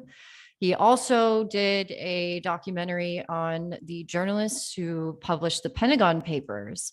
And he's also a very longtime supporter of Protean Magazine, has supported the Protean from the beginning, I think, or at least the second issue. Alex, hi, how are you? I'm good. Good to see Great. all of you. Yeah. And, yeah, Panama Papers, not Pentagon Papers. Thank you. Just Sorry. confusing. Yeah. I'm too young. I know I'm old as hell, but I'm too young for the Pentagon Papers. Sorry. Thank you for correcting me. Before we move forward, I just want to make a note to folks watching and to anyone who is interested in donating to the live stream fundraiser. We have reached $3,225, which is fantastic. Hopefully we can push that to 4,000 before 7:30. Sorry, what time is it? 8:30? 8:30? Sorry, I'm Central Time. So Around Central Time. So it's 7:38 Eastern Time. Yeah. We also have in the waiting room BCTGM Local 50G President Dan Osborne, who is part of the local here in Omaha, Nebraska. He just got off the picket line not too long ago and spent most of the day talking with workers about their tentative agreement. So we can bring him in as soon as David can get him in. Yeah, and I guess while we're waiting for that, I just wanted to say one more time, thank you to Alex, thank you to Stephen for doing this, for taking time out of your Friday to join us and show support for striking Kellogg's workers. It genuinely means the world to us. It's a big deal. I mean, we've been, a lot of people have been tracking this story for a long time, and there's been a lot of movement around it, even in the last few days. So that's a good thing. Well, I'd love to hear from Dan because he's actually on the ground. Yeah. Oh, hey, yeah, we got Hi, Dan, Dan. from the picket line. It looks like. What's going on, brother? Hey guys, we got everybody out here. Hi from Omaha. Look. Hey, Love to y'all. see it. Dan, just so you know, we've raised $3,225 so far, and we have what, 4 hours left in this live stream. So we're putting money together. That's So great. Thank you so much. Thank you everybody that has donated. Man, I mean, thank you guys for showing us what solidarity looks like, for holding the line. And we just wanted to say to all of you that we are with you. We are behind you. We've got amazing director Alex Winter here on. I don't know if y'all can see him, but we've also got Stephen Monticelli of Protean Magazine. We've got more great folks coming on, and they are all sending all of you guys all of our love and support. Yeah, I don't know. You can hear the horns of the people honking in support. But I just wanted to say hi to Alex Winter. I love that guy. I love you, man. Back at you. Yeah. We're all behind you guys, so there's a lot of support. As soon as Max gave me your name, I thought I was very excited to meet you, man. That's cool. Very cool. I'd love to say I was there with you in Nebraska in the middle of December, but I can't say that. How cold is it there right now? They call it a flyover state for a reason. Yeah. I don't I know grew what up in Missouri, so I get the winters there. Yeah, it's about 40 degrees here now. That's balmy. Too bad for December. We've been pretty fortunate up to this point with the weather. Yeah, especially Minus if you're the picketing. tornadoes we had the other day. Yeah, it can be a real concern if you guys are out in the cold. So Yeah. that's good. Well, we got this fire. Cool. The heater, huh? Burn barrel that one of our members made for all our gates. That's great. So we huddle around that. We keep warm, and we get. Woo! Keep the fire burning, baby. Love it. Yep. How you guys, I mean, can we ask Dan how you guys are doing? I'm sure everyone watching is very eager to know how y'all holding up. We know it's been a long slog. You guys have been holding the line, and it has not been easy. So I was wondering if you could just tell folks a little bit about how y'all are doing and remind folks why they should be donating to the fundraiser. Yeah, absolutely. We're going on 2 months and 3 weeks now of not earning a paycheck, not having our medical benefits, in effort for this fight for the middle class. We're all standing strong. We still all completely believe in what it is we're trying to accomplish here for labor and for workers around America. We know it's not just about us anymore. So it's definitely something we all believe in. And the only thing that's been keeping us going. There we go. Hey. Hey, man. So, like I said, really the thing that's been keeping us going is the support from people like you and people in the community. Even if it's just driving by and honking, or if it's people driving by the picket lines and giving us sandwiches and pizza and donuts and coffee, or donating to the fundraiser. All that money we were able to release $220 at Thanksgiving to each one of our members for their Thanksgiving dinner. At Christmas, we were able to release $150. And then also we were doing a Christmas card drive where, at first we were trying to get $50 gift cards to the families of kids. They have kids 18 and under. And there's been so many donations that we were able to give a $50 gift card to every child of those families. That's great. So it's been amazing. The support's been amazing. And, that's what keeps us going forward and standing out here in the cold and fighting for what we believe in. Amazing. Hell yeah, brother. Well, again, we are all with all of y'all, even if we can't be there physically. Everyone who's watching, everyone who's here on the call, everyone who's going to be calling in, we're all there. We're all here to support you all. And we know that with the holidays coming, with the winter coming, we need to band together and support y'all as much as we possibly can. And I was wondering, if maybe for folks who maybe don't know like the basic background, if you could kind of tell us a little bit about, what brought y'all to the picket line and kind of what y'all are fighting for over there. Sure. At the beginning of this, when we first went to negotiations, the company was, we already had a 2-tier wage system that was implemented where the lower tier employee makes about $12 an hour less. Yeah.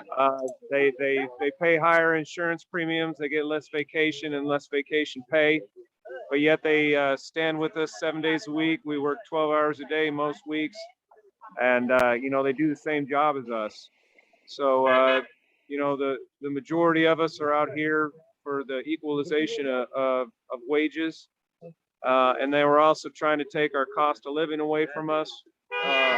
Cost of living, in a nutshell, is the only source of our wage increases. It keeps us even with inflation, and the company was trying to take that away from the beginning. So we felt to secure our futures, and not just our futures, but future generations of workers that are going to come through the ranks. We felt like we had to do this fight now. We had no other choice but to go on strike. If we would have ratified that contract, we would have lost everything. Eventually all of us would have been on the lower tier, making that $12 an hour less. And meanwhile, the CEOs would continue to take their increases in compensations. Our CEO, Steve Cahillane, makes $6,400 an hour. So I'm hoping. And company profits are up, right, Dan? Like the general company profits are up this year, aren't they? Oh yeah, absolutely. They've made record profits. They've profited about $5 billion in 2020 through the pandemic. There's plenty to go around. Absolutely. And I think when his job comes open, I'm going to apply for that. You can bring everybody with you. Yeah. I might decrease my salary to $3,200 an hour. That way I can get everybody a little bit more too. Well, man, I mean, I think that's one of the things, one of the many things, right, that has been so inspiring about your guys' fight, you know, there in Omaha, also obviously the locals in Lancaster, Pennsylvania, Memphis, Tennessee, and Battle Creek, Michigan, right? I mean, that's really a lesson in solidarity for all of us where, you know, I know you and I have talked about this, you talked to Mel about this in past conversations, but like, you know, you've worked at this plant for 18 years, right? You know, you are in that kind of first tier. And for you and the other, you know, union brothers and sisters to go to the mat for your coworkers because, you know, this two-tier system is such a monstrous injustice, like that's something that, you know, is really, I think, shown the rest of the country what it looks like to stand together, and instead of just kind of holding on to what you get and kind of run to your own little corner. And that's really something that we should all be supporting. Right, correct. Yeah, from the beginning of this wasn't about money. This wasn't about pay increase for the upper tier employees. This was about, like I said, securing the future for generations of workers to come. You know, not everybody wants to go to college and accumulate $100,000 in student loans. And you know, I myself, I'm prior military. I got out of the military. I still didn't know what I wanted to do, and I was fortunate enough to get on at Kellogg's and make a make a livable wage, you know, and be able to raise my family the way I saw fit. And you guys there was a recent contract, another go at the contract that also didn't address the two-tier issue, right? Just even a couple days ago, even after all this. Sorry, I had a phone call coming in. I didn't catch. I was just saying that they came at you again with another attempt at a contract, but it still didn't address the two-tier issue. Is that right? Yeah. So we do have another tentative agreement that we're going to vote on Sunday. We were able to secure, you know, that cost of living that I was talking about, right, for the lower tier.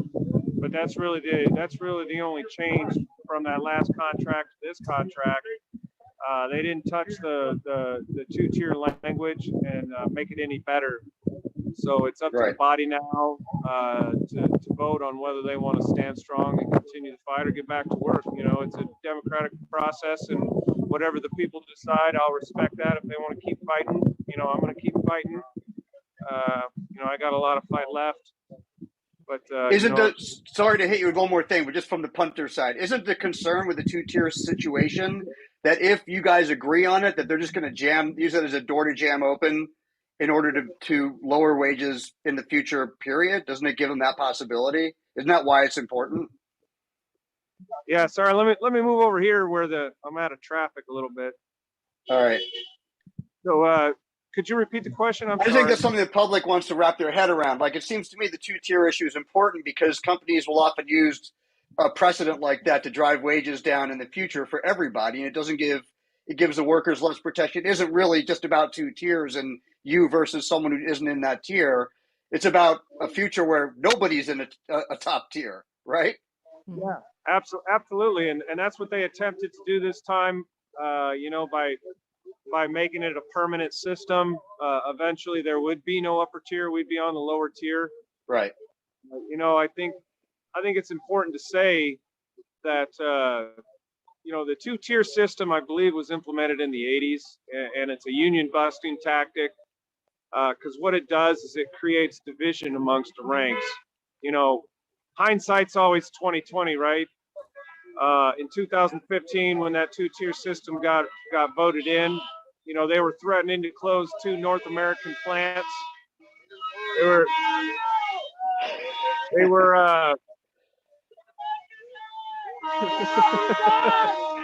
so yeah, they were closing to threaten 2 of our North American plants. They were saying cereal sales are down. You know, you have to take concessions, and you know, fear's a great motivator, and you know, they basically scared us into that. You know, knowing what we know now, you know, with the two-tier, you're working side by side with somebody every day, and they're making that way lower wage. It definitely creates animosity in the workplace. Right. And that's the division that the company, these companies use as a tactic, and they know it's effective. So, we believe, through the pandemic has been a big driver as far as, Profits, right? The company called us essential. They called us heroes. They called us frontline workers. But when it comes time to get a fair contract, now all of a sudden we're zeros. We go from hero to zero. So Yeah. that's kind of what the pandemic shed some light on that, as far as the importance of our frontline workers. And, we just want our fair shake. We just want our sliver of the pie.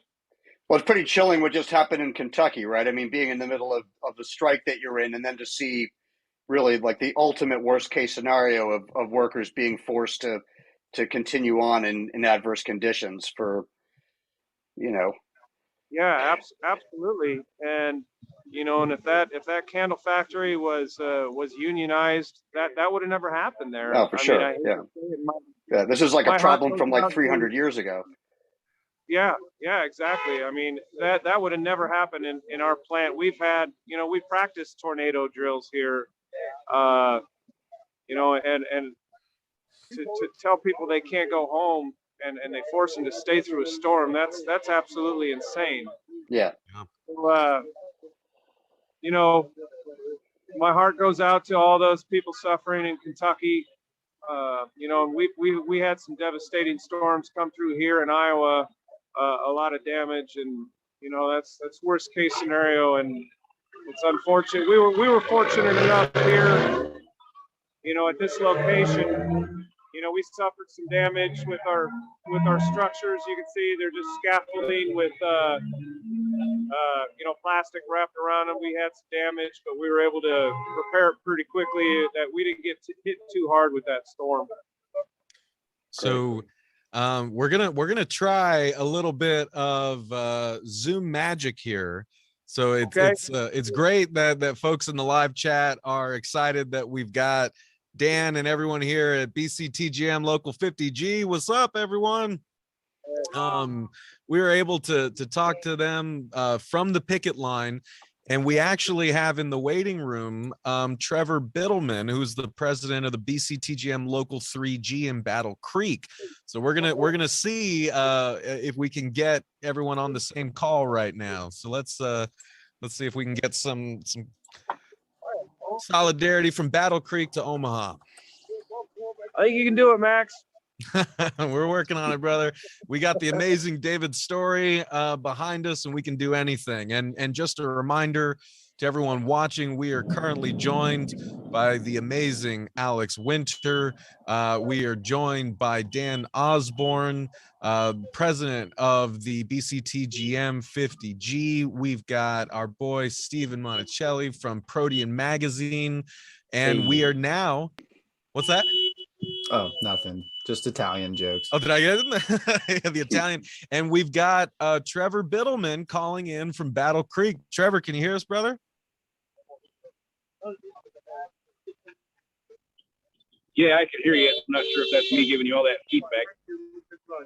Well, it's probably us giving you feedback because we got Dan Osborne from 50G. He's on the picket line calling in, so we're hearing the traffic sounds there. But you're on, man. It's great to hear your voice. Yeah. Thanks for having me. I'm actually driving down the road right now, so I can't really do a whole lot of audio or video with you. We just got done having a rally there with Senator Sanders, and that was went off pretty good here in Battle Creek. Yeah, I was gonna ask. I'm sure folks watching are very curious. How was it with Bernie coming to town today? Did it scare the shit out of corporate or what? I'll tell you what, I think the notion of him even coming, and when they found out that he was coming, is what really accelerated their push on this last tentative agreement to get it voted on immediately. They don't like the press, and for us to be standing right out front of their headquarters with someone that's got, a few million followers, and somebody, you know, in Bernie that has always been an outstanding leader of labor and fighter for labor. Yeah, I think it shook them right down to the core, to be honest with you. That's the first government official that's come down, right, Trevor?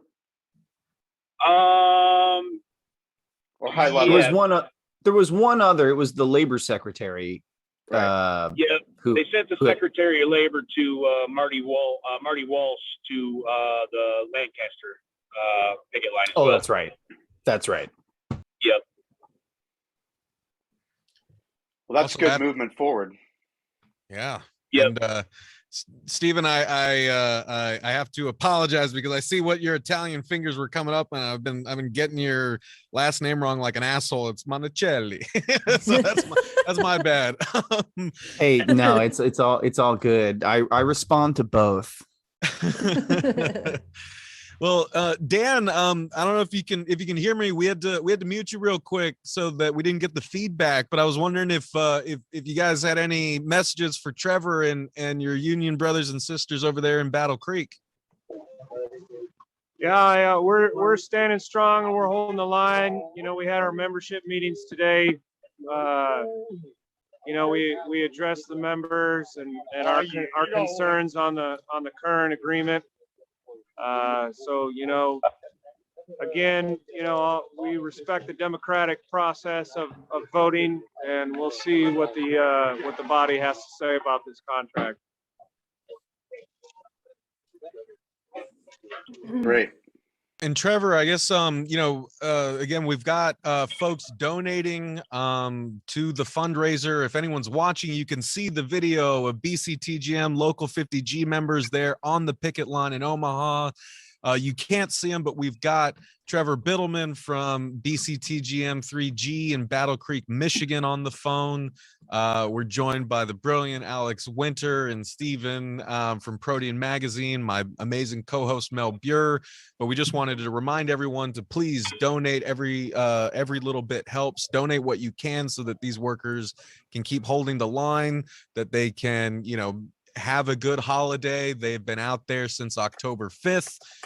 Trevor, I guess, did you have any kind of other sort of updates from, you know, how y'all have been doing for the past 2.5 months at Battle Creek, and any messages to folks watching, you know, kind of given extra encouragement to donate to the fundraiser? Well, you know, obviously, after being out of work for 10 weeks, everybody's budget's got quite a bit tighter. Everybody's kind of going to find some different jobs and all that stuff. But, you know, really the spirit here in Battle Creek is still just as strong as it was the day that we walked out. It's actually stronger. The community support that we've received, the people coming by, you got to understand, you know, in Battle Creek, you know, the kind of the home of Kellogg's here. There's all the buildings all say Kellogg on them, you know, so we weren't really sure kind of where the local community would be, you know, on what we were doing, and the outpouring of support from all of those people has just been amazing. I mean, you talk about people driving by, I thought maybe it'd be like a 50-50 type deal, you know, one horn, one finger. And, you know, no, we've really been, it's been 95-5 across this whole 2 months, you know, and we're prepared to hold the line. We'll hold the line as long as it takes. You know, when we say one day stronger, one day longer, we mean it. You know, when you look at this tentative agreement, you know, versus the one that we already voted down, we didn't address the things that we set out to address. You know, a lot of the support that we've been getting is really, you know, it's because we're fighting a 2-tier system. We're fighting against an insane amount of work hours, and we're fighting for, you know, jobs not going to Mexico. And at the end of the day, we have not attained those things, you know. So to me, we don't really have any choice but to keep fighting, you know. And the longer this fight goes on, the more support we're going to need. You know, but you look at this message really, and it's resonating with, you know, all across the country with middle class America. Middle class America is tired of, you know, both people in a household having to work 60 hours a week just in order to put a little bit of savings away for your kid to go to college. All the people, across this country in their late 50s and early 60s with retirement without something secure that's there because they've lost all their pensions, they've gave all that up, they've spent all their money on healthcare. Everyone is fed up, So, we set out to do something here. We got the leverage over a company. We got the company on the ropes. They're down. They're beaten. They're bloody. I'm just hoping we don't make the mistake. You talk about like an MMA fighter, and here we are. We're into the 5th round of a fight. We've been beating the snot out of them, and they're kind of laying in the back of the cage, just kind of hoping to catch a haymaker, and we really need to make sure strategically and wisely what we set out here to do, we need to make sure we're doing, and to miss this opportunity to address the long-term issues that we've always been facing and not do something to fix those, kick that can down the road. That's a big mistake that I see. 100%. We have a couple of guests who are waiting to come into the room, and we also have a couple of guests who are ready to head out. Stephen and Alex, thank you so much for taking the time to come and join this live stream. Just over the last hour, we've raised nearly another $1,000. We're almost to $4,000. That's all Stephen, but that's great. Thank you so much. You two, if you have any final words for our viewers or a place to check out further work, you're more than welcome to use this time. I would just say get on and throw a little money this way. This is a fight that I think has really caught the public's imagination because it involves everybody, and it involves everyone from the working class, the middle class, into the upper class. So we're kind of at a crossroads with the way compensation is both held by a very select few and distributed to everyone who's doing the actual labor. And not to be grim, but as the climate crisis increases, we saw what happened in Kentucky. It becomes a crisis of the working class as well, because that's who's going to end up carrying that load and getting hit by it. So we just had a major IATSE, that's sort of mostly the Teamsters and other workers in the entertainment industry. They were working on a new contract. They took what was given to them. Maybe they should have, maybe they shouldn't have, but it's there are many, many fights in the future that need to happen to make sure that people are compensated, or we're all going to be driving Ubers. We're all going to be gig workers. That's where we're headed. So we got to fight to make sure that doesn't happen. What he said. Thank you, you so guys much both for coming so on much. both. Thank you guys. Love your work. Keep it up, Dan. Keep it up, Trevor. Thank you. Thank you. Appreciate it.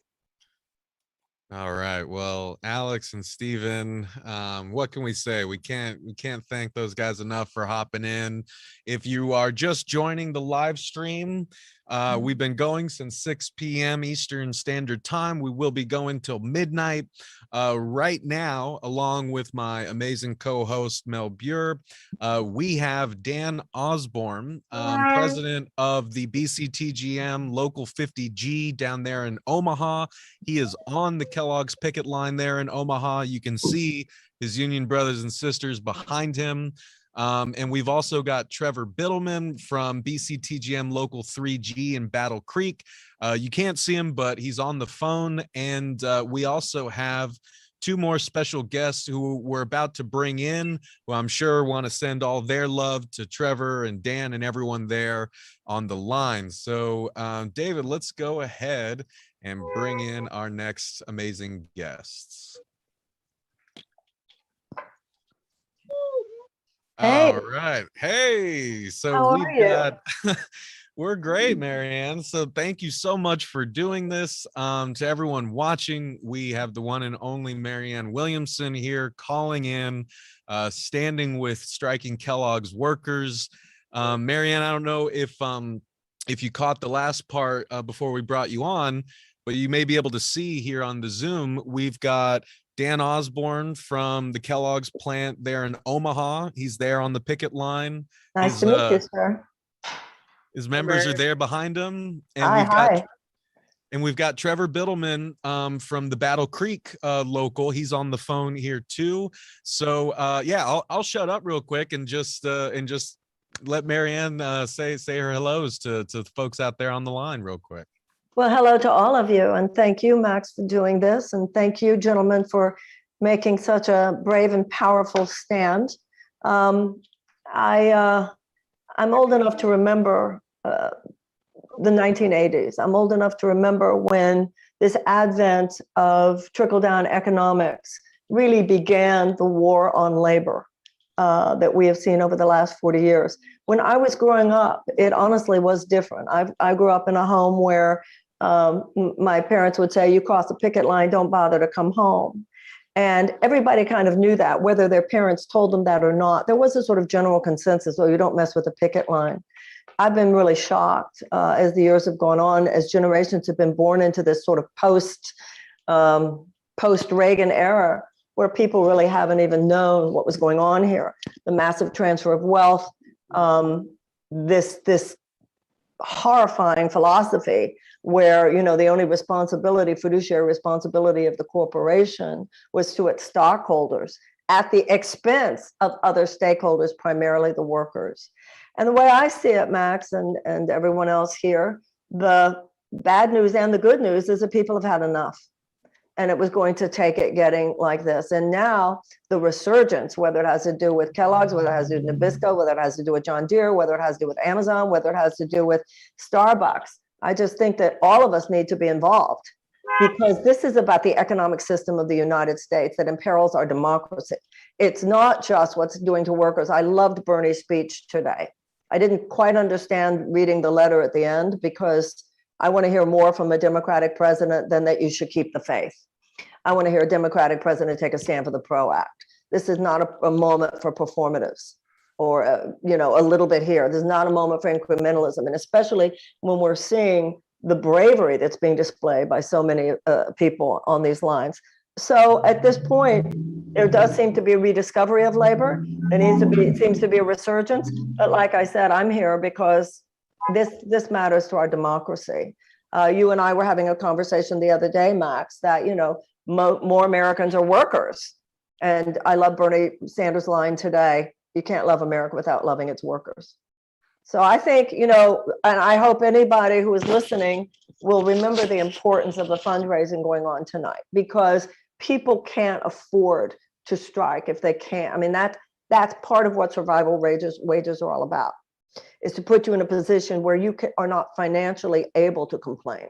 You are not financially able to mount a serious complaint or strike. And that's what makes all of these actions that are going on now so powerful.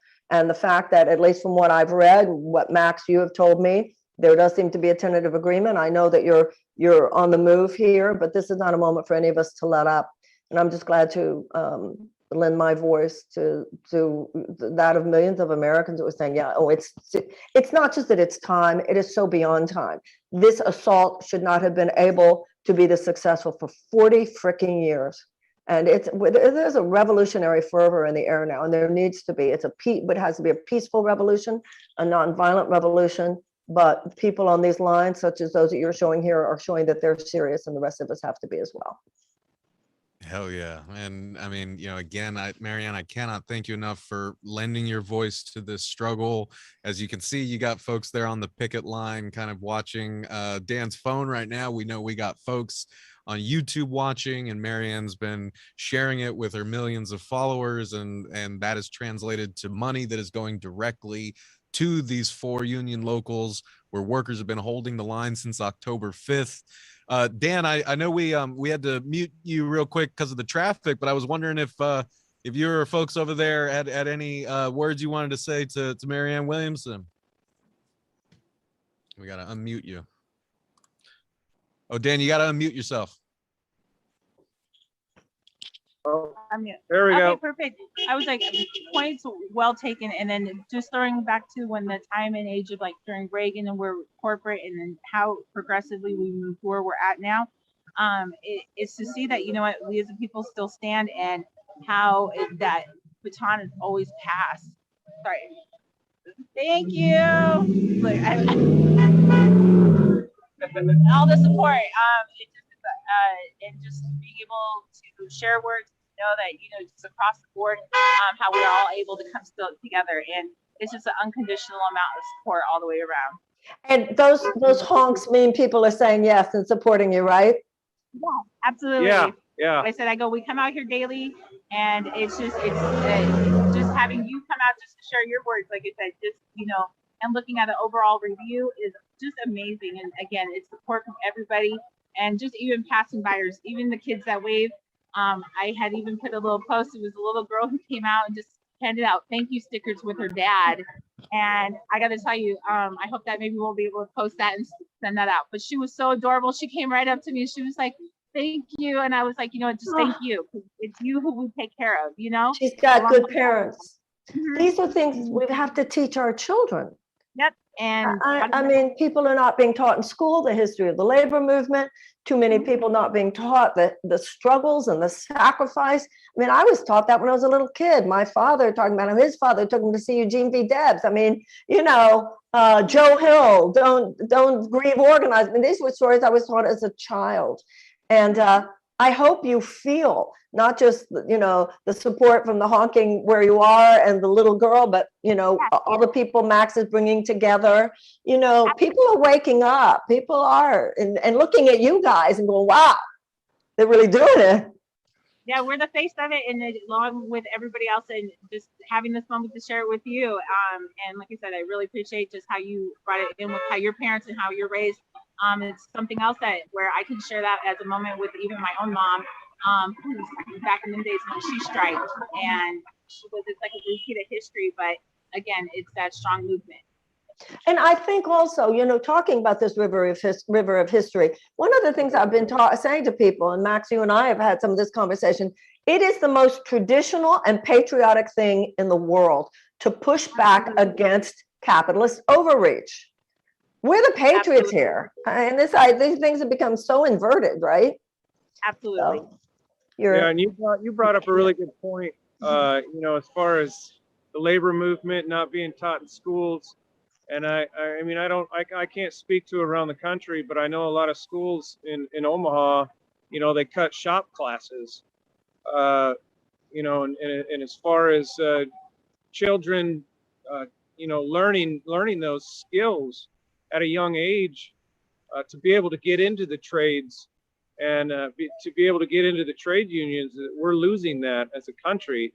And I feel like that's really important. To get those shop classes back into school, because you could do a 2-year trade school and start making $60,000 a year. Not everybody is cut out for universities, and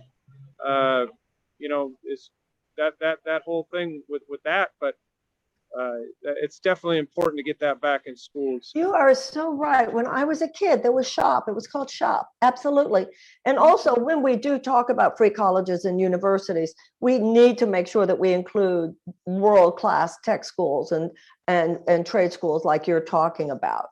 But you're even putting it out there just now. Just starts being the conversation, and people go, "That is so true," because you're absolutely correct. That's And I remember reading in a Tom Hartman book that the average worker in the 1970s had a decent job with good benefits, could own a car, could take a yearly vacation, could own a home, and could send their kids to college. What has happened now, this assault on workers, this assault on really more than 90% of the American people economically, is an aberration in our history. It's never gone unanswered before. And we're just living, that's where the pendulum is swinging now, the pushback. Well, and and one of the reasons that the Kellogg strike is so important, and like so many of the other strikes we've been seeing, is these folks are taking direct aim at the mechanism by which corporations funnel us all downwards, right? And that is like the two-tier system. That's like the two-tier system. So Trevor, I know you're driving, man, but if you're able to unmute yourself, I was gonna ask if you could say a little bit about why the two-tier system is something that needs to be fought against, and how it plays into all of that kind of race to the bottom shit that we're all trying to fight. Well, yeah, I think really when you look at that, it's kind of what our whole problem that we have right now is. And with you have those two tiers, you have a totally divided workforce, and it's hard to expect this person working next to you, you know, that's making $13 less an hour, that has less benefits, that's not accruing any pension, and expect them to do the same type of work you're doing.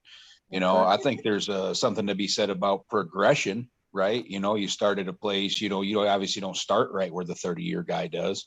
So some kind of progression of things is one thing, but you know, when you think about the fact that people can be stuck in this spot for up to 9 years, you know, and that's really only currently looking at it, you know, you start looking at a thing where now the cap is removed on the amount that they can have, and you're just kind of opening up the floodgates to this whole entire, you know, two-tier system.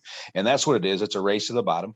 You know, you get used to somebody that, you know, the thing that amazes me is the amount of people, you know, when you kind of get back and forth on some of the Facebook conversations, and they talk about just being lucky to have a job. Oh, In corporate America, that's what they've done. They've convinced us that we're lucky to have a job. We forgot to remind them that they're lucky they have our labor. that's absolutely correct. You talk about, you know, what's transpired and how, you know, now you got to work two people in a household are now working 60 to 70 hours and still not even being able to put that money away for college. You know, and I think people are just, you know, across the board, they're fed up with these things, you know, and that's why we have to do something to fix it. And that's why it's so important that the contracts that we do look down the road. You know, I think organized labor as a whole, it got very complacent. It was very good with what it was getting. To avoid fights, you know, future things were what were sold. You know, this for the future hire won't happen, and that for the future hire won't happen. So now you look across the board, and 100-0 healthcare, it is unheard of because it's been given up by everybody step by step. Pensions, not many people have them because it's been given up step by step or taken in some circumstances. The unique situation that we have is there's 1,400 of us that operate 4 facilities. We make 80% of their most 6 profitable cereals. So the amount of money that we generate with the 1,400 of us is so, you know, substantial to that business that we actually have the leverage to stand up and fight. You know, we also have the demographics, right? I mean, truthfully, if you look at, you know, a few years ago, 80% of the plant was either full of people who were retirement eligible or just walked in the door. So that meant either A, you weren't willing to fight, or B, you couldn't afford to. You know, we're in a situation where, you know, I've been preaching to my members about being prepared because the company was going to, oh yes, absolutely. You talk about, I knew the company was going to try to ram something just horrible down our throat, horrible. You know, now I'll tell you that the permanency of the 2-tier that they were pushing, you know, that's something that we were able to defeat, you know, hooray, right? But at the end of the day, we're probably never going to see leverage like this again. You know, and something that I don't think the unions did great jobs of is when they had the leverage, they didn't use them. When companies got leverage, they just step right on you, right? But we've had this blind loyalty to the corporations that we've worked for. You know, we've been, you know, you'd like to think that you create a relationship with your employer when you're someone who's taking a career. And, you know, when you find out that, you know, at the end of the day, that if they could save $1, they could care if you died tomorrow. It's very, you know, disheartening, and it makes you really start to evaluate this relationship that you have, knowing how much money you generate for them. You know, I've been coming to the table for a decade, and the first time I came, they were making $300 million, and that wasn't sustainable. And then the next time I came, it was 350, and that wasn't sustainable. Next time I came, 400 million, that wasn't sustainable. Now they're at 500 million. They still say their business model is not sustainable. You know, and that's what I cannot understand. You know, and across this whole country, it's accepted that profits can be put before people. Absolutely. You know, and it really started with pensions going away. and employers replacing them with 401ks. So then everybody's got some little bit of stock market. None of us are super rich. None of us are super wealthy, diving in and out of the stock market, making millions of dollars, but all of us own stocks. And we like to see those stock percentages go up. And at some point in time in this country, kind of like you talked about, people stopped, being nervous to cross a picket line. We became, as a society, if I can get 5 to 7% returns on my money, but it means you got to fire my neighbor and close his plant and take his job, screw it, I'll take to my 5 to 7%. You are so And right. that's, we've literally stopped caring about one another. It's really became a very me first, I only society. And that's kind of what I was setting out to do, and my members were setting out to do, and hopefully the rest of the members were all setting out to do is, this contract was not about me, it was about we.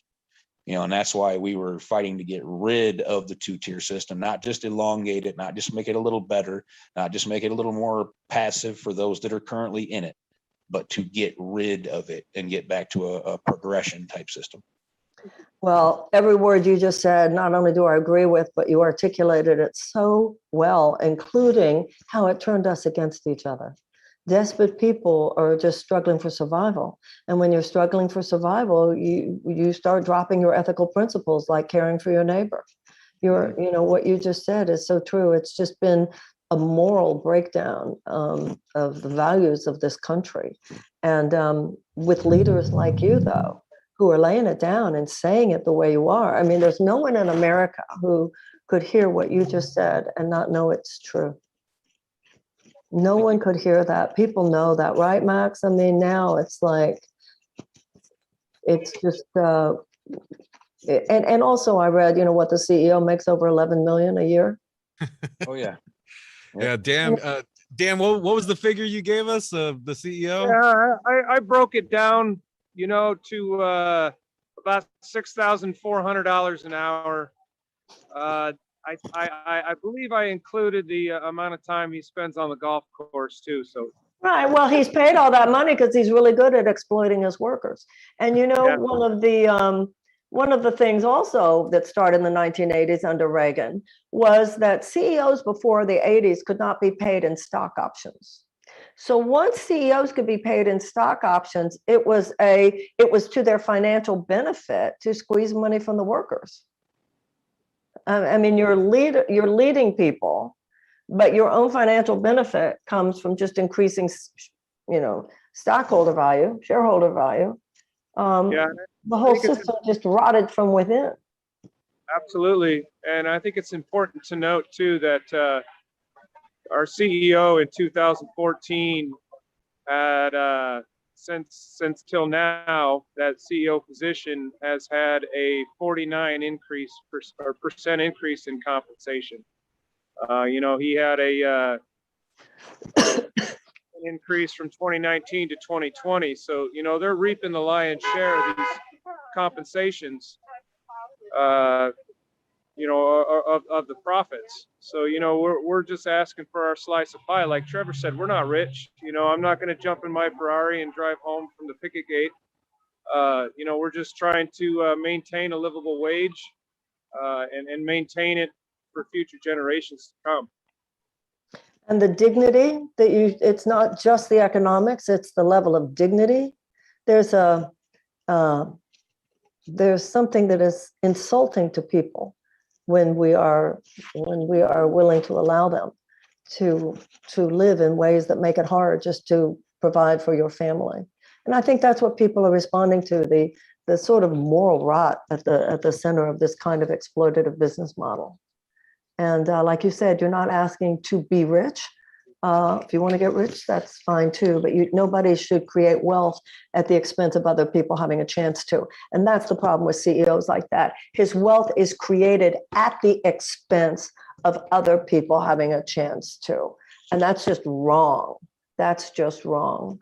And I love, I'm sorry, Max, who is the gentleman who was just speaking before Dan? We've got Dan Osborne from here. Dan is here. Who was on the Trevor phone? Biddleman from Battle Creek. Yeah. Well, Trevor's comments about the 401ks and the pensions, the way you laid it out, Trevor, historically, people really need to hear that. Did you speak? You said he's in Battle Creek?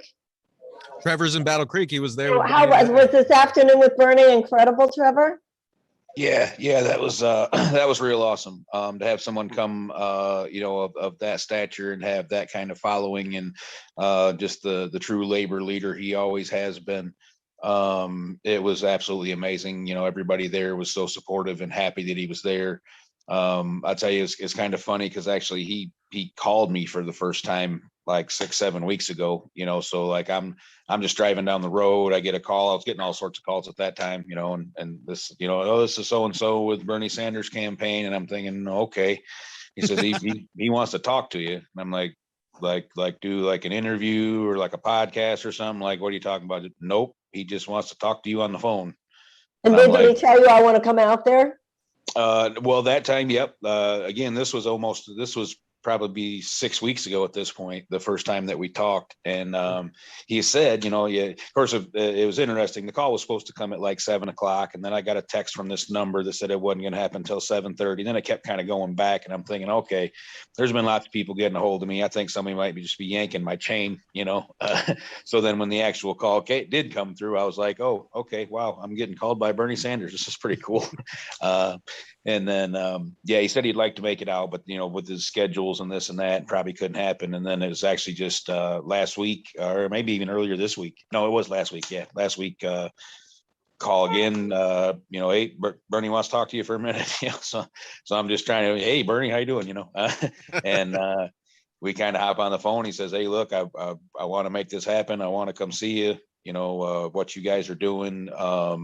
He actually said it kind of inspires him, which is awesome. That whole thing today, it was interesting because, typically when I got to get up and talk in front of a crowd, I'll kind of have some notes written down so that I, make sure that I don't miss anything. And also that I kind of stay in a flow of things. And today I had nothing. I literally was walking up to the podium still going, I don't even know what's about to come out of my mouth. Well, let me ask you a question. Did you say the things that you just said on the phone just now? Actually, I've asked somebody to share the video with me because I truly don't really remember what I said. I remember when I was talking, I felt like I was going too long, so I kind of cut myself off. And then I felt like when I was, as Bernie was going, I was listening to him thinking, man, did I just talk for about 30 seconds and get out of the way? So actually, I'm kind of waiting to watch that because I don't remember what exactly I said. I think I must have hit the points that I was aiming at because a lot of people said they liked hearing what I said. So must not have went too bad anyway. Well, what you said here was really good. And I also want to take this opportunity, anybody who's listening, to remember that this is a fundraising live stream. And that's an important issue because these people on strike, that's the whole point. People don't go on strike because it's too financially difficult. People are taking a stand. And as we said before, people who are on strike at Kellogg's are not just striking for themselves. They're striking for future generations and really as part of a correction of the entire American economic system. So it's so important. And I'm sure there's a button there and all of everybody can be part of that. And I thought Bernie, I'm sorry, go on. No worries. There's a link in our description underneath the YouTube live stream. We've also been tweeting out the fundraiser link pretty much the entirety of the time here.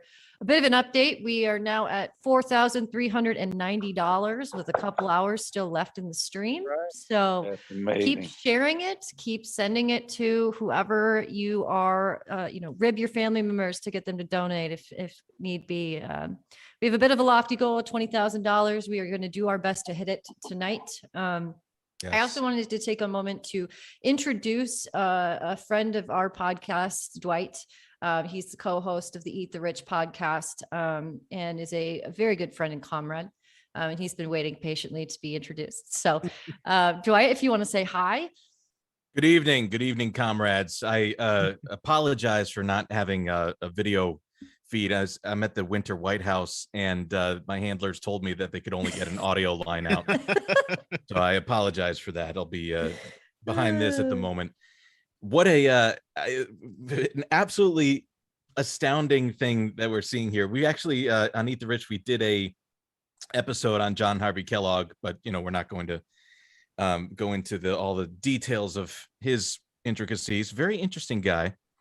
So it's really interesting to bring it back to Battle Creek, Michigan.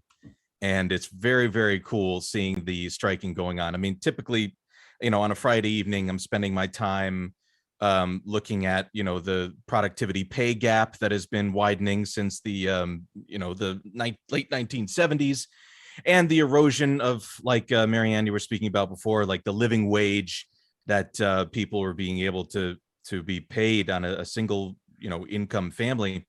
These are the kinds of things that we like to review on Friday evenings.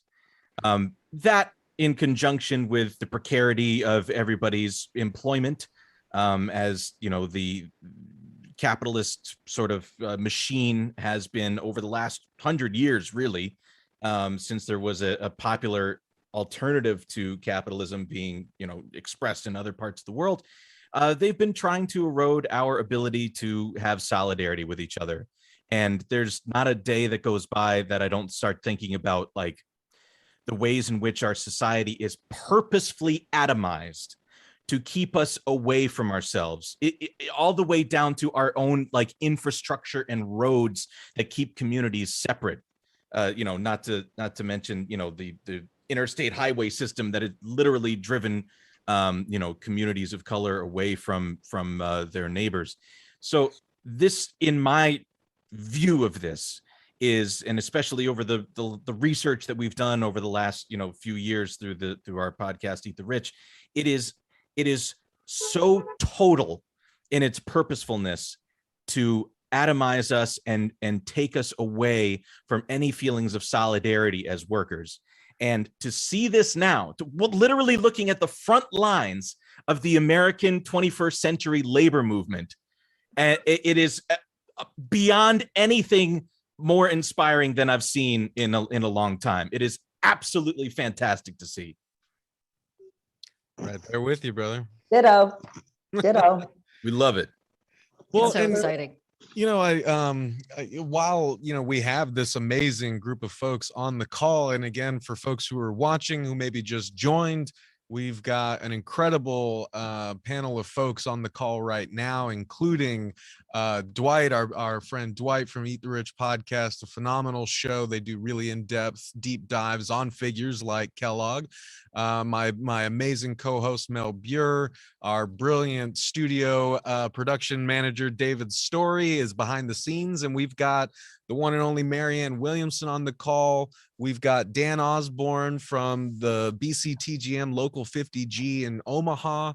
We've got, and his union brothers and sisters, you can see them on the picket line behind him. We've got Trevor Biddleman here from BCTGM Local 3G. And we cannot thank you all enough for joining us this Friday night, for sharing this fundraiser and this live stream. Please give what you can. You were literally seeing, like Dwight just said, the folks that we are trying to raise money for. They have been holding the line since October 5th. They have, that whole time, costs rack up. Holidays are coming. It's getting colder, right? Whatever happens with this new tentative agreement, these folks need our support, and we need y'all to help us spread the love and spread the solidarity. And Marianne, I wanted to kind of toss things back to you, because I know you got a lot of thoughts on this, but like building on like what Dwight was saying about how we have all been so atomized, how we have all been so turned against one another. I think that, we've heard through what Dan and Trevor and others have said, like how that happens in the workplace, right? Because you have, two tiers of workers kind of looking over their shoulders at each other. Then you also have union and non-union workers who are told that they're basically enemies. So there's a lot of fighting amongst ourselves that is encouraged by mainstream media and so on and so forth. But you've also kind of like seen how like politics has sort of like played a role in that, like how the bullshit that goes on in DC is almost designed to keep pitting us against one another. But what we're seeing in struggles like Kellogg's and elsewhere is that when you are fighting side by side with your coworkers, it doesn't matter if you're, left, right. I mean, like it is workers versus bosses, and you come together across those differences. You stand in solidarity. So I wanted to ask, like, I feel like folks don't really know like how sinister it can be in terms of like why politicians are so invested in dividing us this way. Well, first of all, I really appreciated both Trevor and Dwight speaking about this human element of what it has done to human community, what it has done to families. But Trevor was first talking about just, it doesn't even have to be somebody else in your workplace. It doesn't have to be union versus non-union. It's just the person next door to you that you would be willing to vote against their interests because you think that yours lying getting that 5 to 7% raise in your in your own stock. So first of all, I was really happy to hear both Trevor and Dwight speak to that human dimension, because I think that that's what people need to hear. People really want to, so many times when we speak about these things only in economic terms, people kind of glaze over.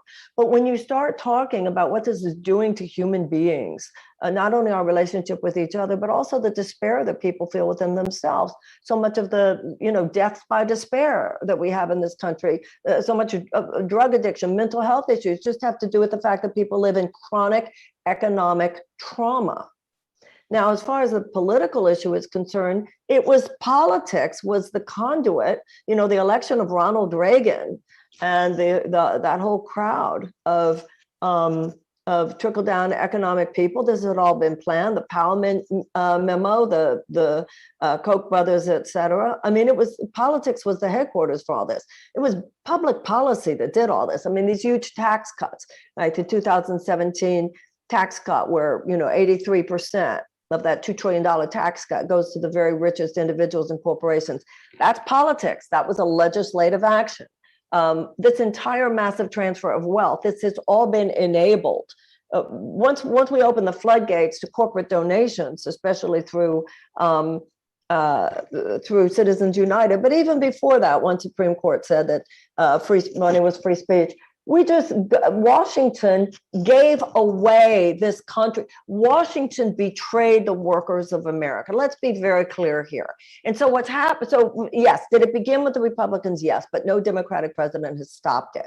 So what's happening now, as far as I see it, Max, is that people on the right and people on the left, I heard you say when I first heard you on with Peter Hager and Jen Perelman, and that was when I went, oh, he's so great, because I heard you say that if you're in an assembly line, you're in a workplace you're a Democrat and it's a MAGA guy, you don't care. And that's what it seems to me is starting to happen. People on the left and the right are realizing they are being oppressed by the same people. They are being oppressed by the same forces. And those forces, now this is my own personal political opinion, have completely taken over the Republican Party, but they have far too big a foothold in the Democratic Party. So neither political party has anything to be proud of regarding its stance vis-a-vis the American worker over the last 40 years. And I think that a lot of this is psychological as people are realizing this and realizing that we're going to have to do something. Now, Max, you and I had dinner the other night, because what we're dealing with is what everybody I know is dealing with. What exactly we do, we don't know. This is we're in that inquiry and in that questioning. But meantime, we see strikes like this, and we know that this is the tip of the spear. And once again, I just want to put in the fundraising plug. Mel was saying before they've raised about $4,000. It's a $20,000 goal for this evening. You can see from looking at Dan, you've got Omaha, you've got Michigan. These places are cold right now. Your costs of living are higher in the cold weather. So I think we just passed 5,000 while you were saying that. Nice. Keep it coming, folks. We cannot thank y'all enough. And in building off of that, because we were talking about this at dinner the other night, Marianne, is like more and more of us are getting so fed up, right, with that kind of, I don't know, it just feels like we're constantly pitted against one another, like chicken fighting, right? And like, meanwhile, we're all getting robbed blind by, our bosses and these politicians and so on and so forth. And I think, like, on top of that, you know, we realize that we're running kind of out of time to do something about it, because the longer we wait, the bigger that divide between the haves and have-nots, you know, becomes. The bigger that divide between us and the decision makers in DC or in boardrooms becomes. And I wanted to kind of turn that into a question for folks here like Dan and Trevor and Dwight and Marianne, is like, I think that's one of the reasons that folks are so invested and inspired by what's happening in the labor movement right now, because we get so exhausted seeing how politics in DC goes nowhere, and we all end up frustrated, and we all are still getting screwed. But here we are seeing the living, breathing proof of different people, diverse ranges of people from different backgrounds, and coming together and fighting together for something that's important. And I guess I wanted to ask Dan and Trevor if you guys had any sort of thoughts on that, like what solidarity looks like, you know, during a strike like this, like what it means for y'all to kind of be in this struggle together, and you know, how you would counterpose that with, like, you know, the ways that the official politics in DC and whatnot try to divide us. Yeah, you know, Trevor, if you want to speak to that, I can walk down the street here. We have a fence that people have given us their banners in support of our strike. So while Trevor's speaking, I can walk down and show everybody the banners that we have. That sound good? Yeah, we can do that. Yeah, I think when you talk about the solidarity piece, it's really huge. And right now, some of the things we got to do, you know, we got to make sure that we stay in that lane. And I know right now we got a tentative agreement that there's some differences of agreement on, difference of opinion on. And I have really tried my best to make sure that we're staying on a positive message and staying on that whole solidarity message. The amount of, like he's showing you right now, the amount of other unions that have came and shown support and solidarity is nothing short of amazing. You know, and to me, you know, I think it's because they see how big of a fight this is and how impactful a fight this is going to be, right? You know, you mentioned us kind of being the tip of the sword there piece, I think is what you said, and you know, that's exactly where we are, you know, and you know, we got to be real careful here about making sure that we address the things we set out to address. So that the people that are looking at us, the people that are, you know, being inspired by us, that we make sure that we show them that, you know, when you accept a fight from a company like this, and, you know, they keep pushing you and push your back against the wall to make you fight, that at the end of the day, you got to win. Right. And that's what's going to win this fight for us is solidarity, us sticking together and us standing up together. And that's what it's going to take. And man, that fence is amazing, brother. I like that. You know, it reminded me. It's like Sorry, half go a ahead. block long, that fence, all of the signs. It's beautiful to be out there and see that. Yeah, Dan, I guess, so Dwight, real quick, I just wanted to ask Dan, I guess describe what you're showing us for folks watching. Yeah, so what I'm showing you is, I'll come out here and do a wider angle. This is a fence line along a main, it's called our 96th Street. We have another picket site here. We have 5 picket sites that we picket 24 hours a day. But I don't know if you can see that. Can you see that okay? Mm-hmm. Yes, sir. So what these are banners from other local unions. You know, that one's the transport workers, local 223. We got Brotherhood of Maintenance Way Employees Division. We got bricklayers. We got machinists and aerospace workers. You know, what these folks have done is they've dropped off their banners, and usually when they drop off their banners, they'll drop off a check in support for our relief fund. I talked about earlier, we were able to release $220 to every member before Thanksgiving to help pay for their Thanksgiving dinners. And we were able to give an extra $150 to people at Christmas. And we had 489 $50 gift cards donated that we were able to give every single one of the children 18 and under to our members. So when we first started that, we were going to give a $50 gift card to each family, that had kids. But now, through people's generosity, each kid is going to get a $50 gift card, excuse me, for Christmas. Oh, that's so inspiring. That's so beautiful. Yeah. Woo! Let's go, baby! We got some excited picketers here. I love you. We love you guys. We're with y'all. Appreciate it. Hey guys, yeah, great to see you. Yeah, you're on the live stream. We're here trying to raise money for you guys. We know you've been holding the line for 2.5 months, and we just wanted to send all our love and solidarity to you. We got Marianne Williamson here. All the help from all the community, all the locals. It's been keeping us going this whole time. People all over the country are watching what you're doing. Absolutely. Yeah, it means a lot. Solidarity, guys. We're with y'all in spirit. We know you're holding the line. We're doing what we can to raise money for you guys, but like Marianne said, the whole country's watching. We're inspired by your fight, and we want to do everything that we can to help support y'all.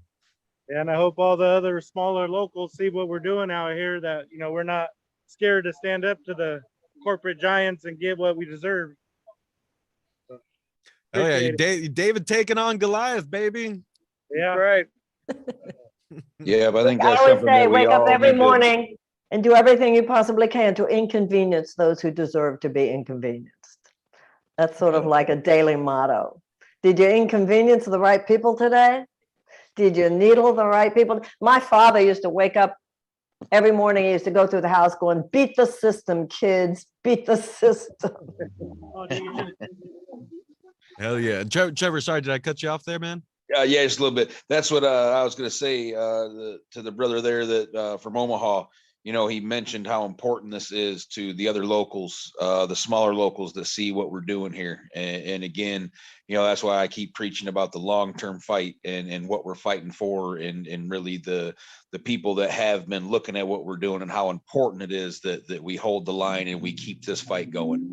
At the end of the day, the things that the company is insisting upon doing, they're really ridiculous. When we're sitting here at a status quo, essentially piece here, when we set out to fix a broken system, and it's the inspiration that we've been given across the country, and what everybody's looking forward to, us kind of taking a victory, right? At the end of the day, we got to take a victory. That's where we need to be, so yeah, I think it's very important that everybody understands that there's lots of folks looking at what we're doing.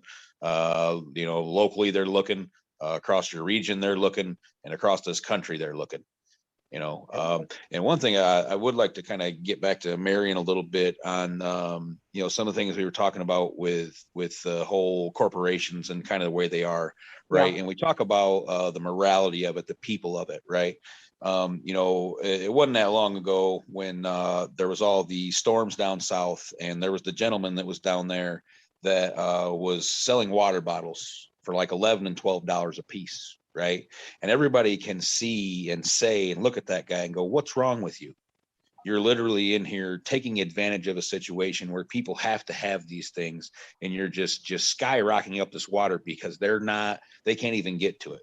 Right? Every single person can look at that and go, that's just immoral. That's wrong. You shouldn't do that. Right? But then you look at corporations of America, right? And they have fiduciary responsibilities to do just that. Trevor, you are so what right. They are supposed to do. And we don't look at it. There is no moral compass to capitalism that we currently live in. I think that's what used to be the difference, right? Everybody should be chasing something, right? Opening a business, chasing something to make this thing better, right? To invent things and do all that. But there has to be a moral compass to it. You can't do something that exploits people to the fact where they have no other option. And you're going, ha, supply and demand. You don't have it and I have it, and you're going to pay whatever I want for it. You know, there needs to be some kind of moral compass to the things that we do. And that's again, what we've lost. You know, there is no caring about anybody else, you know, but ourselves and where we're sitting, you know. And again, it's very easy to see on an individual scale, you know, but we sit back and this is what we expect our corporations to do. And then, you know, they turn around and they ship jobs out of the country, and, you know, they take everything and it destroys a community in its wake, you know. And nobody looks at or thinks about an entire community destroyed in the wake of somebody that's just doing, you know, this fiduciary responsibility now that we've attached to them. Well, Trevor, I'm just a huge fan of yours. I have the same feeling of excitement listening to you that when I first heard Max. And what you were saying is so true, the damage done by unfettered, unregulated capitalism, how modern American capitalism has just completely gone morally off course, and the course correction that's needed. But you also said something so important that I can attest to. And I used to say this when I ran for president. I used to say this like when I would speak at colleges, and I'd say, kids, let me tell you, I'm not telling you, I'm not trying to whitewash what capitalism was before the 1980s. I'm not trying to romanticize it or pretend it was perfect. But I can tell you, because I was there, people at least knew, and there was a general consensus that the corporation was supposed to be good. Even if it didn't always make it, there was a sense in the culture, well, it's supposed to try. People are supposed to be treated well. And with the 80s and the ushering in of this complete delegitimization of the rights of workers, this legitimization of greed, the famous line, greed is good. What you're saying is so true. And children grew up without even knowing, I mean, just the golden rule. Just the sense that we got to treat each other fairly. And I think that your comparison to the water bottle is so great. There's something about the American character. When the average American sees one person harmed, they are likely to say, oh, that's not right. That's not right. But when it's a bunch of people are harmed, we too easily go into this denial and grandiosity. Oh, that's just business. Whereas with the guy with the water bottle, you wouldn't take that as an excuse. So I'm a huge fan. I hope that more and more people will hear you. Max, these guys and Dan and these voices need to be amplified as much as possible. Marianne, what you said there about children watching when they were younger, you know, in the pre-80s capitalism. The voices that I think are increasingly disenfranchised are the Zoomers, for instance, you know, the kids that are maybe just now entering the workforce. I think the oldest Zoomers like 22 or 23 or something. And this generation is, you know, as at present, millennials are the most economically disenfranchised generation in American history. Okay, that's us. We're jaded. We went through 9/11 and all that stuff. Okay, but we're hardened, right? But the Zoomers we're seeing, and this is a generation who, in my view, is being pushed towards a cliff. They are the first generation to grow up looking down the barrel of the climate catastrophe that is unequivocally heading their way, whether without any say of theirs, without any of their consent. They are walking towards certain doom for some proportion of them. Absolutely. And they have very little youth agency, which is what they deserve as young people. And as an empirical example, in the beginning of quarantine, there were record numbers of young people that had done self-harm and attempted, and most of which were young girls, were young women, in fact. And so much of them, their youth is being robbed of them. Now, it's totally true. If I were in their position and I were looking at examples like we're seeing here, saying, wait a minute, there is an alternative to the dead end.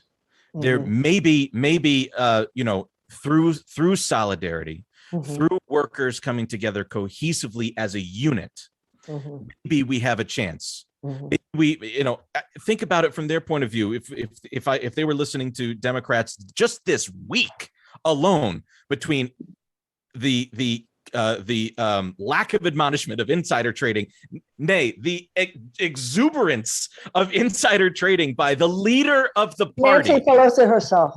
yes, Marie Antoinette. the restarting, the restarting of student loan repayments when there is no economic indication to say that it is at all appropriate. The canceling of the Build Back Better bill, say maybe we could at least have a shot at making sure that I'm not going to die via drowning while I'm going to school if there's a rainstorm or something, which is happening. All of these factors could lead to an extremely downtrodden and depressed generation.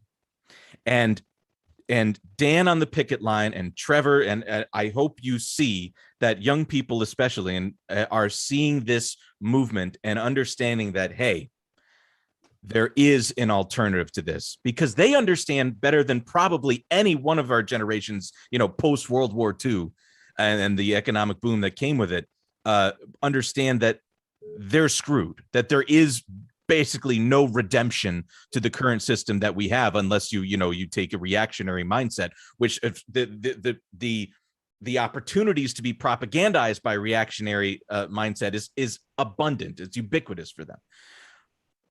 But that's why it's important for us to get into those spaces and offer them the alternative narrative that they can grab onto. And anytime that I've talked to Zoomers that listen to the show or whatever, they're just like, holy shit, man, I had no clue that this was that there was an alternative like this, and now I'm awakened for it. So, you know, well, it's militant sort of revolutionary optimism, right? When you can see that there is another path, then you don't find yourself falling into that sort of reactionary doomer mindset. I think we all last year went through incredible emotional upheaval and trauma. And, you know, as I covered protests in Minneapolis and in Omaha, and then moved into working with and talking to local activists who are now forming a basis of strike support for the Kellogg's strikers. The biggest thing that I've taken away from that is that even in the face of what seems like a daunting and horrific future, there are still folks who are willing to say, no, maybe not. Maybe we actually just kind of find a different way forward. And here's how we can do that. And we reach out to each other. And the cool thing, and this is something that I mentioned earlier in the live stream, was that I have seen activists who were fired up by last year, were radicalized by the protests, it's the first time they've ever entered politics. Some of them as young as, 18, 19.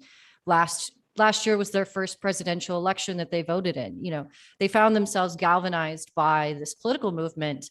And they are finding, just in my conversations that I've had with some of them, they've found avenues to continue organizing and to also reach out to striking workers, or how to, talk about unions for the first time and get that political education that they didn't have before.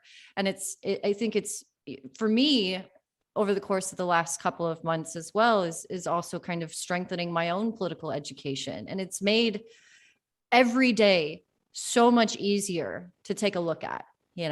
Max and I always joke about being, so sincere posting. We don't want to get into sarcasm and this feeling of sort of letting the existential dread turn us into nihilists, and so every day we see these inspiring actions. And that's, another thing why we wanted to do this for striking workers here, is because we are inspired by you guys.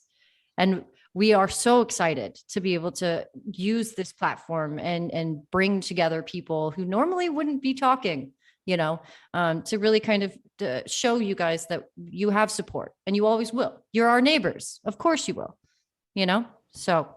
Well, and in that vein, because I know we're we're coming up at the top of the hour, and we don't want to keep Marianne and Dwight too long, but I see Dan, you got some folks there with you, and we're kind of here talking about the importance of standing together, the importance of solidarity across generations. I guess I wanted to toss things over to you real quick and see if you guys over there had any thoughts you wanted to share with everyone here. Absolutely. As you can see, I have a young man here. He actually has 40 years in at Kellogg's. He just kind of looks. Hell yeah, bro.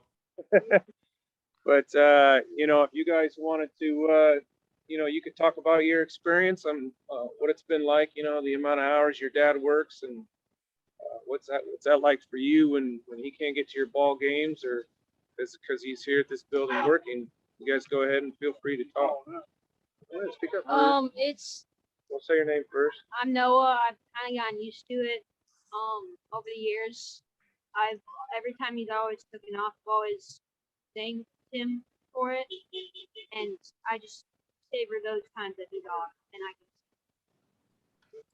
and we're talking, so like, we talking the 12-hour days, 7 days a week. That's got to be so tough on both of you, on your entire family. So I'm Mark. He's actually my son, and yeah, it is tough because they demand so much out of us, and I can tell them, hey, I'm going to be there, and then all of a sudden they draft me over, make me stay for 4 more hours, and I gotta call them and say, hey, sorry, bud, I'm not going to be able to attend that ball game because they're making me stay 4 more hours, and you got to find a ride home. You know, and does that affect his level of play at that point in time too? Because he's a little angry. You know, a lot goes into it that the company don't care about. Mark and Noah, I honestly, I mean, this is my first time getting choked up on live stream, so forgive me, but seeing the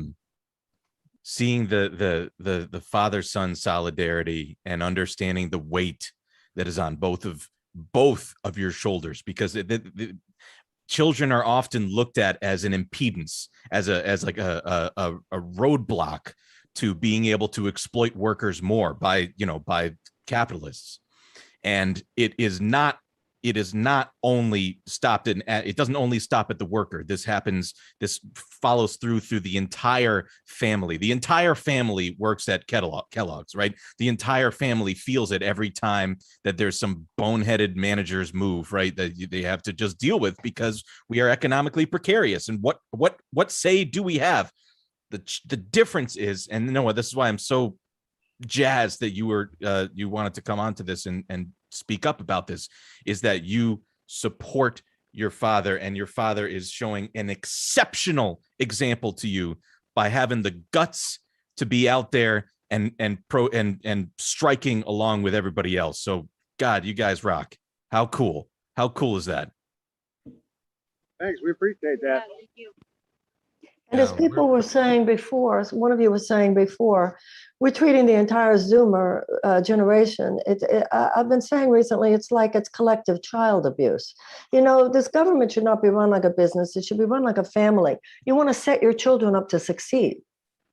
You know, it's like when Bernie said, you can't love America if you don't love its workers. And you can't love America if you don't set young Americans up to succeed so that 10 years from now, 20 years from now, they can do great things.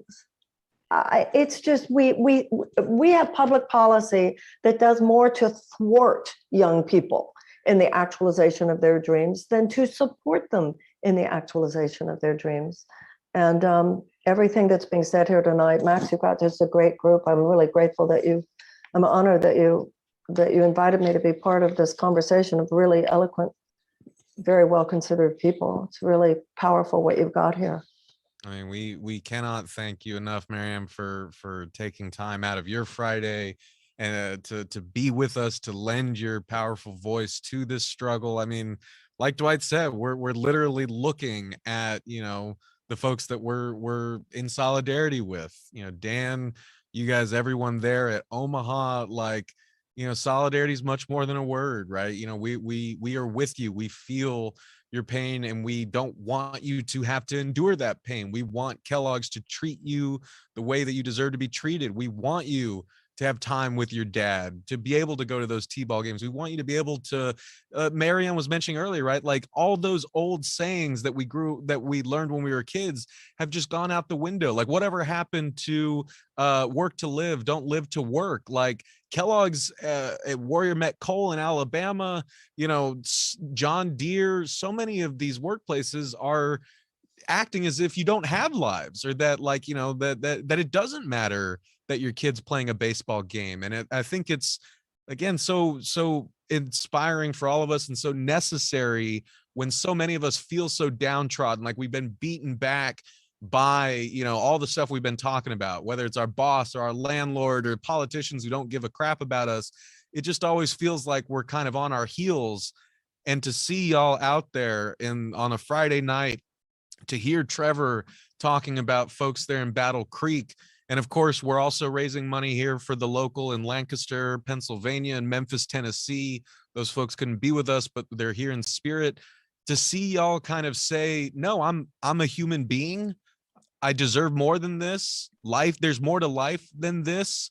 I'm not going to give up my life, you know, and my time with my kid just so you can make more profits. Like, you know, that's awakens something in so many people who I think have forgotten that we can fight for those things. And we, as Trevor said, we can not only fight for them, but we can win. And so that's why we're here supporting y'all. And Marianne, I guess I wanted to ask you, you know, before we let you go, if there's any like kind of words you wanted to share with Dan, Trevor, and anyone watching.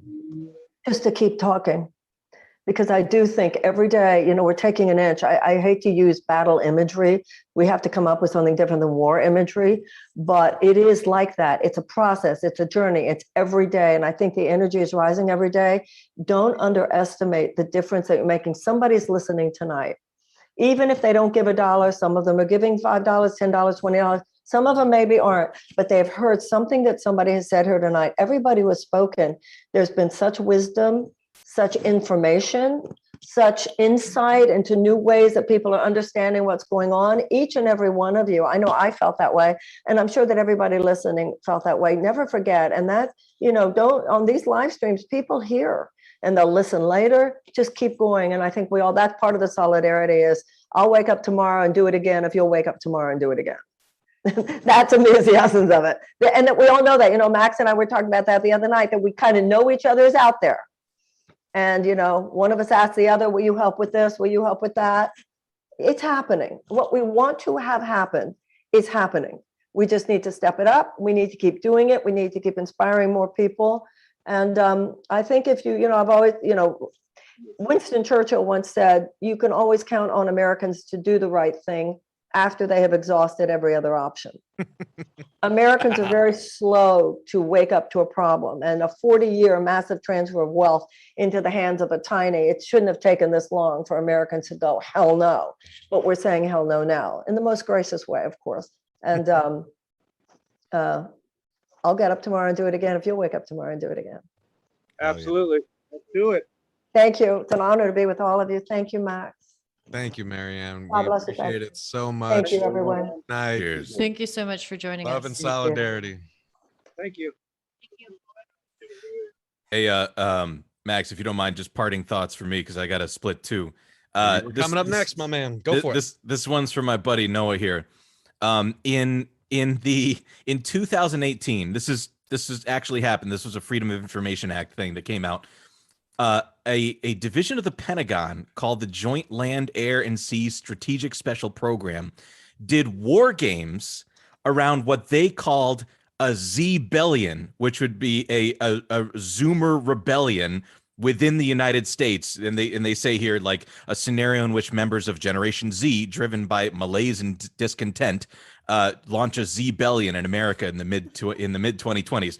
100% real. This actually happened within the Department of Defense, that they were getting ready for the power that Zoomers and young people have. So just parting thoughts to say, man, that like you've got a hell of a lot more power than anybody else thinks that you might do. Thank you. You've Yeah, also buddy. got an entire chat behind you, Noah, you and Mark. So everyone's saying, hang on, go Noah. Yeah. So we Zoomers love you. rise up. Yeah. Noah for president, I think is what we're saying. I believe, Noah, you're actually announcing your presidential campaign tonight. Is that correct? Yep. That's change we can believe in. I'm all on the Absolutely. Noah train. I love it. Fantastic. Yeah, and just to, Dwight mentioned this earlier, but I wanted to say that I feel the same way to all of you, but Noah, like seeing you stand there on a Friday night with your dad, it kind of like made me tear up a bit, right? It made me think about how much it means, for kids to be there with their parents, because it's so easy for us to kind of feel like it's just whatever they're doing, it's none of our concern, right? We're worried about school, we're worried about sports and stuff like that. But my God, man, I mean, like just seeing you guys out there together, 2 generations of fighters fighting for what's right, showing us what love really looks like. I guess I just wanted to thank you guys and say again, we're going to do everything we can to raise as much money as we can so y'all can have a nice holiday. And we can't thank you enough for talking to us and for holding the line this long. But like Mel said, everyone watching are already super fans of you guys, and we're all with you, even if we can't be there in person. Thank you. Excellent. Thank you. Appreciate it. Appreciate Thanks, it, guys. everybody. Solidarity. Be well, guys. Noah, please consider me for campaign manager. I'm very good. Thanks All for right. coming on, Dwight. My pleasure. Anytime. Take care, everybody. Solidarity. All right. Solidarity, brother. You were awesome, man. Thank you. Be well. All right. So we've got 2 more folks coming on here at the top of the hour. I also want to make a quick note. We are now at $5,600 raised. Wow. Amazing. Yeah. Thank you guys. Outstanding. We raised That's $1,000 awesome. in Thank you. a half an hour. So it's good work. This is Oh, yeah. extremely important. And Keep it coming, y'all. Keep it coming. keep sharing the fundraiser. If you can't donate yourself, share it. Piss off your family by spamming it in the group chat. I've been putting out tweets pretty regularly as well, so you're welcome to boost those if you are on Twitter. But looks like we've just got David Griscom coming in.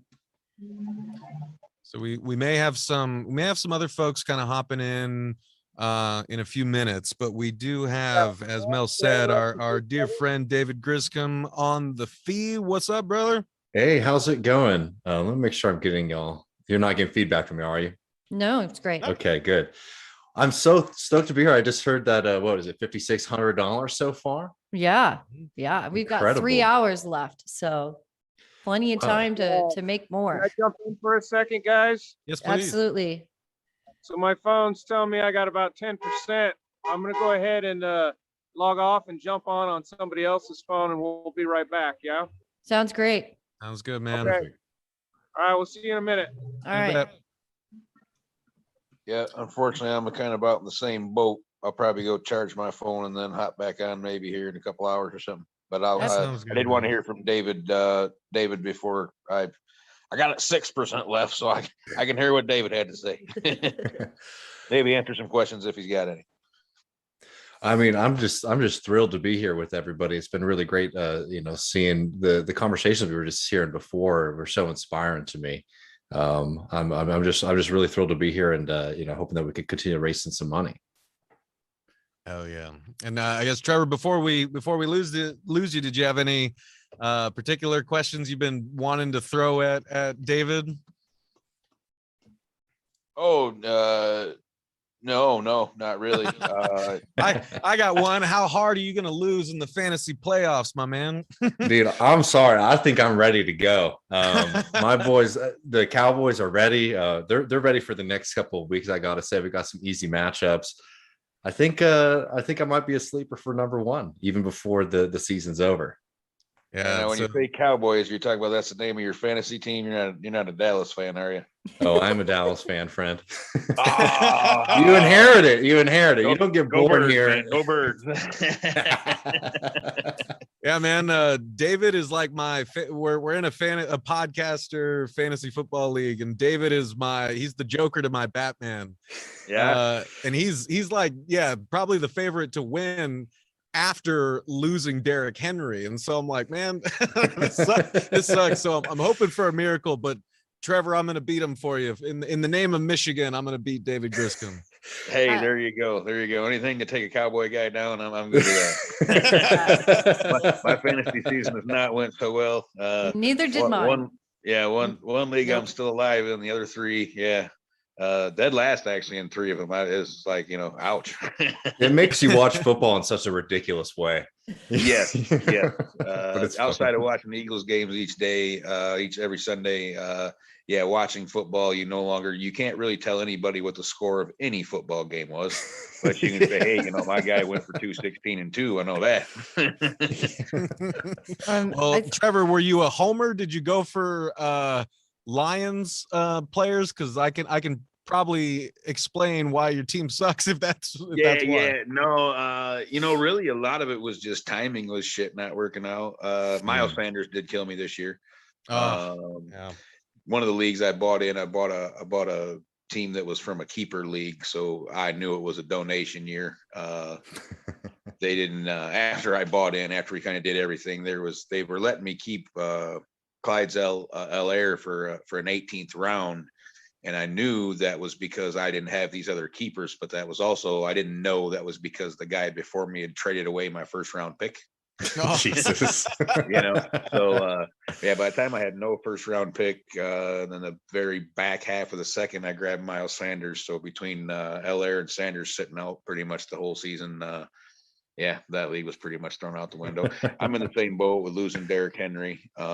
But in that league, that's also devastating. a keeper league that I got. So, so you're a winner then. Like you'll win in the long run. Yeah. So, but we got a little sidetracked there.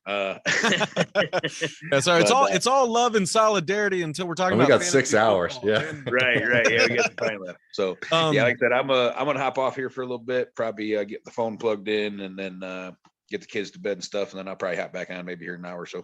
Sounds good, brother. Thank you so Wonderful much. hearing from you. All right. Yep. And thank you for very much for everything you're doing. Appreciate it. No problem. Anytime. And again, we'll be reminding folks we got 3 more hours on this live stream. We just passed the halfway mark, and we are approaching $6,000 raised for the 4 union locals representing workers at the Kellogg's plants that have been on strike since October 5th. That's workers in Battle Creek, Michigan, Omaha, Nebraska, Lancaster, Pennsylvania, and Memphis, Tennessee. As y'all know, we are putting on this 6-hour live stream to raise funds for these striking workers and their families. You probably just saw that we had, some of those family members on the feed just a few minutes ago. And we may actually have Dan coming back in, hopefully. Okay. So we got Dan on someone else's phone coming back in from the picket line there in Omaha. We've got phenomenal friends like David Griscom. We just had the amazing Marianne Williamson. We just had our boy Dwight from Eat the Rich come on, lending their amazing voices to this important cause. So I'm actually going to step away for a bathroom break for 5 minutes, but I wanted to plug the fundraiser again. It's pinned in the live chat or in the description for the live stream right now. We've been posting it on social media. So please help us spread it around. Donate what you can. Let's get as much money as we can for these striking workers and their families. I think our boy David Stories tell me that we're a little over $100 away from 6,000 in the first 3 hours. So let's keep going with that. And I'll be back. I'm going to run to the restroom, but I'll be right back.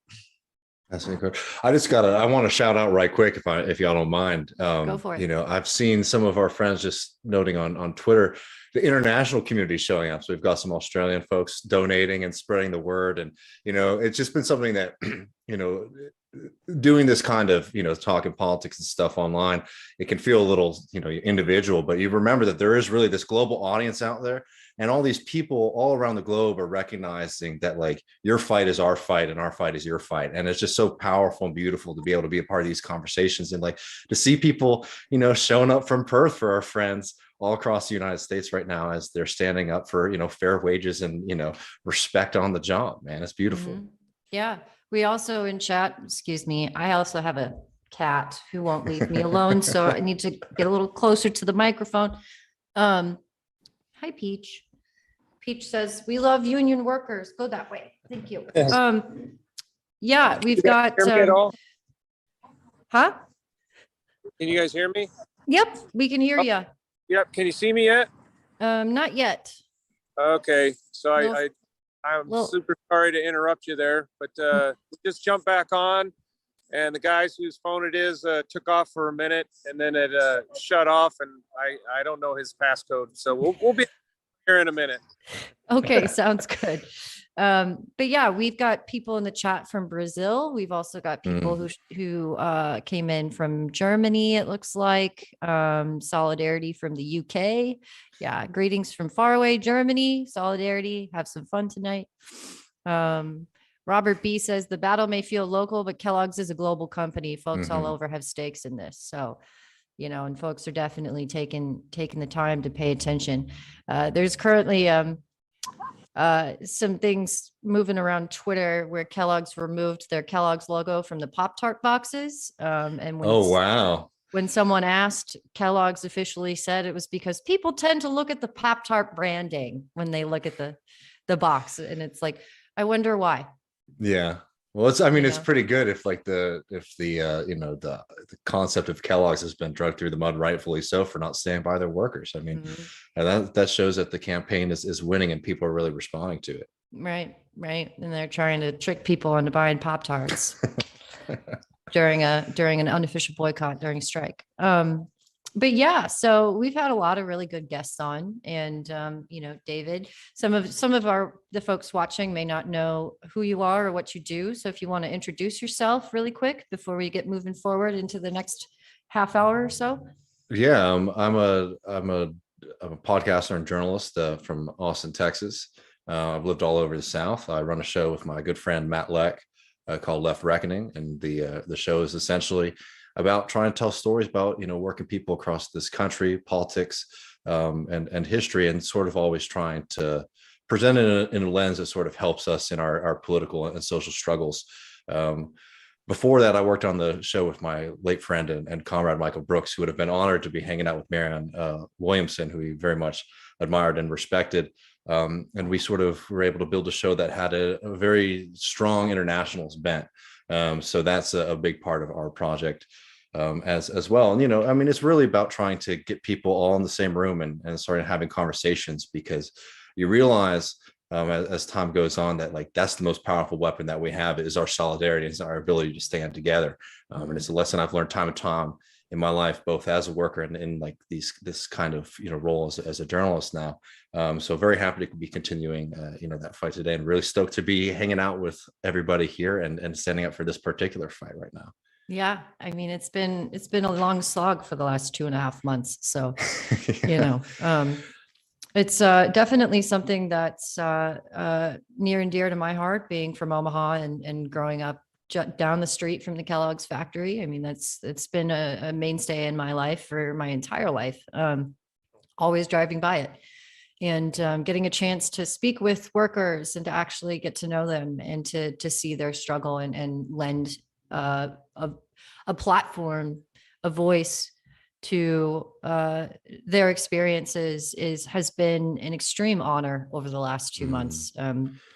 Truly some of the most important coverage I think I've engaged in as a journalist as well. So, and this is just a really powerful time. I mean, I caught the tail end of y'all's conversation before I jumped on, and, you know, people were talking about optimism and sort of like moving past, you know, what people call like doomerism, you know, where you sort of like fall into like a slide of depression because like things are rough. People are standing out right now in the cold because things are bad.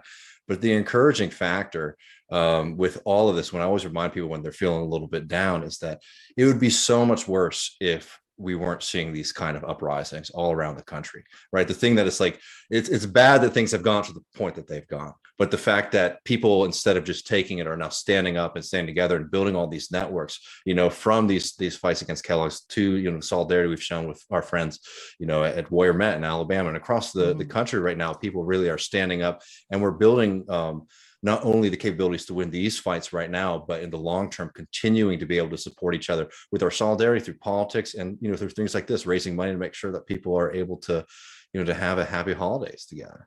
And speaking of, we just broke $6,000. So we Jesus, officially hell yeah, raised y'all. $6,000 in the first half or That's so of this beautiful. live stream fundraiser, which is going to go a long way toward, putting dinner on the family's tables as they head into the rest of the holiday season. I agree, though. I think that there's this tendency, and it's something that I've sort of fallen into myself in the last couple of years of feeling as though we are up against so much that where do you even start, right? And we had such a rupture last May, the sort of, for lack of a better term, perfect shitstorm of factors that created the conditions that caused, what we saw last year. And I think in many ways, the sort of the nascent labor movement, as it's moving forward, this strike wave in the last couple of months, is a continuation of that energy. And it's really cool and inspiring to see folks, and we talked about this last hour as well, this David and Goliath situation where you've got, a group of 1,400 workers at 4 plants who are just like throwing both middle fingers up and saying, we are not going to budge. We're going to fight for this, because not only because it's important for us and for our coworkers, but because we know that people see this. And we know that we are informing future generations of labor activism, right?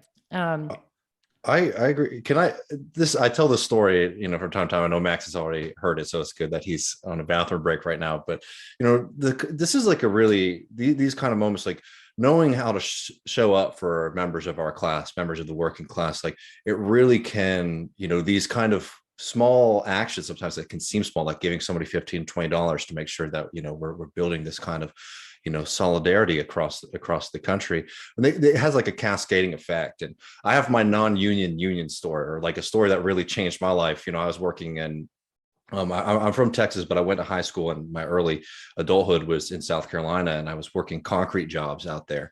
And it was non-union. It is a very anti-union state. But it was, I learned a lesson very clearly that really changed my life about what happens when working people stand together. I was working on a concrete site. We were basically laying foundation for a house. And I was like a young guy who essentially was hired because we had a boss who was a real son of a bitch. Sorry for not allowing to say those kind of things on here, but and he was a bad employer, and he was trying to get somebody like me who would work for a lot less than the other more experienced concrete workers.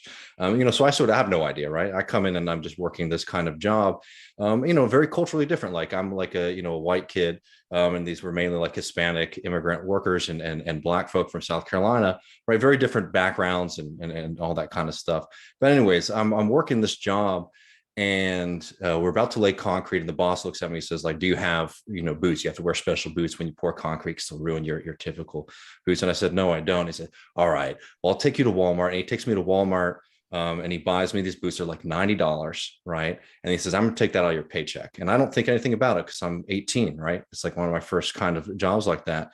And I come back to the site, and the other guys look at me and they said, did he make you pay for those boots? And I said, well, no, but he said he'll take them out of my paycheck. And they looked at me and they said, well, that's not right, is it? And I said, well, I don't know. And he said, well, does he make you pay for the concrete? Does he make you pay for the shovel? Does he make you pay for all these other things that we do? And I said, no. And they all walked up to him and they said, if you, make this kid pay for these boots, we're not going to work today. Like, we are not going to pour this concrete. And they stood up for me, just like some little snot-nosed kid who like probably shouldn't have been there in the first place. But it really changed my life because, I realized that despite all of these differences between all of us, all these differences that society is trying to put in front of us, we shared one thing, is that we were all working people, trying to make a living. And that and even more importantly, is like when we stand up together, we can win, and make, make things a lot better for all of us. And that for me was like, not just like a moment of like, oh, that was a nice thing that some folks did to me. I mean, it really changed my life, and realized like, if we have each other's backs, like there's nothing that we can't do. Right. Exactly. I wholeheartedly agree. I mean, I came into understanding the importance of unions because I've never been in a union shop. I worked in retail and the service industry for close to 12 years before I was able to get my bachelor's degree and now my master's degree.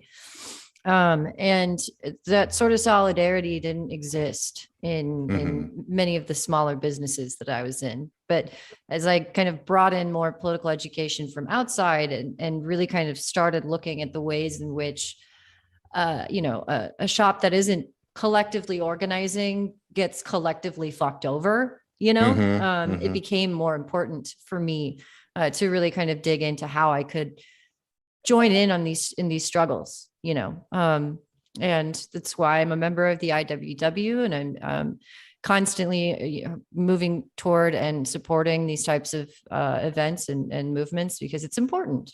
If that were me in the future, I would hope that someone would do that for me too. Absolutely. Yeah. Max, we've got Caroline in the waiting room if you want to introduce her.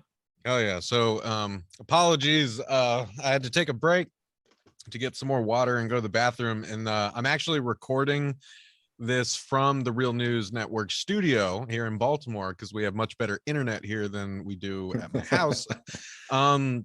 But I think someone forgot that I was in here, so they set the alarm. And so I walked outside and then the alarm started blaring. I was like, oh no. Oh no. Now my ears are ringing, but I'm back and we have another amazing guest we wanted to welcome onto the live stream. For folks watching, we have our boy David Griscom here from Left Reckoning, a phenomenal show that everyone should watch and support. We've also got Dan Osborne, president of the BCTGM Local 50G down there in Omaha. You guys can see there on Dan's feed that he is there on the picket line in Omaha. We've had some great folks from the picket line hop in and share some words for us on the live stream. And we are now honored to be joined by Caroline Smith, who is one of the Columbia University graduate student workers who's been on strike, since early November. Caroline, thank you so much for joining us. Thank you all so much for having me. It's such a pleasure to be here among such great company. And yeah, with solidarity with all you folks in Omaha and across the country. Hi. That's Dan. Caroline, meet Dan. Hey. Dan, meet Caroline. Pleasure to Pleasure to meet you. I guess for folks who are watching, obviously we are raising money for striking Kellogg's workers and their families. Folks have been holding the line since October 5th down there in Omaha, also in Battle Creek, Michigan, Memphis, Tennessee, and Lancaster, Pennsylvania. And, as we've been talking about on this stream, it's so important for all of us to show solidarity with these brave workers and their families, to do what we can to support them. And we've also been talking a lot about how important it is for working people to stand together across all the boxes that people try to put us in to divide us up and say, like only those workers matter and these workers don't, or only people in this state matter, only people in that people live in a red state, we don't care about them, and all that crap. And so it's been so great, to see. We had Hayden Wright from the UMWA Auxiliary down there in Alabama, talking about the Warrior Met coal strike that's been going on since April. And Caroline, I guess I wanted to ask you, for folks who are watching, if you could kind of tell us a little bit about what's been going on over there at Columbia University. Yeah, absolutely. So we're actually in our 7th week of our strike. We are in the midst of negotiations with Columbia's management team. And it's tough. And I mean, it's tough for everybody involved. But I think we're so heartened. To see so many different folks across the country standing up for their dignity as human beings. I think this for me is truly, it comes down to an issue of dignity and justice, no matter what kind of work you do. So we're in a 7th week of our strike. We've had our stipends withheld, we've had our biweekly wages withheld, but we've had tremendous support from the community through our hardship fund. And it's been interesting too. We've started to change tactics a little bit. So as the semester is coming to an end, it's harder to do the pickets on campus. I think it was last week, we shut down campus with a picket around all the gates of Columbia. It was incredible. People were holding hands. We had folks coming out from unions across the city. And then this week, our strategy was to take our protest down to the Board of Trustees. So we were down on Madison Avenue, protesting in front of Bain Capital, where co-chair Jonathan Levine works, as well as Lisa Carnoy of Alex Partners. Just really trying to hit those pressure points, because I think it's so easy to kind of dismiss our issues. But I mean, it's not just economic issues, but it's about like things like arbitration and protection from harassment. And Columbia can afford it, and they need to afford it. It's just we can't say, oh, this is negotiable. It's just they want us to give in, but we cannot. We have to protect all of our workers. So that's why I think we have so much fight and so much heart right now, even though the semester is drawing to a close. So we're in a really, really amazing moment right now, but it's still hard. Yeah, no, I mean, that's been kind of one of the themes of the night, right? Is it takes a lot out of you to go on strike. It takes a lot of bravery. It takes a lot of strength, but obviously it's incredibly taxing emotionally. Like as folks can see from Dan's feed, we got multiple generations of folks kind of holding the line here because, as we said, it's, when one member of the family goes on strike, the whole family goes on strike, right? Noah was talking about, Kellogg's pushing my dad into forced overtime means he can't come to my games, right? And so he's out there standing on the line with his dad. It's just an incredible thing to see.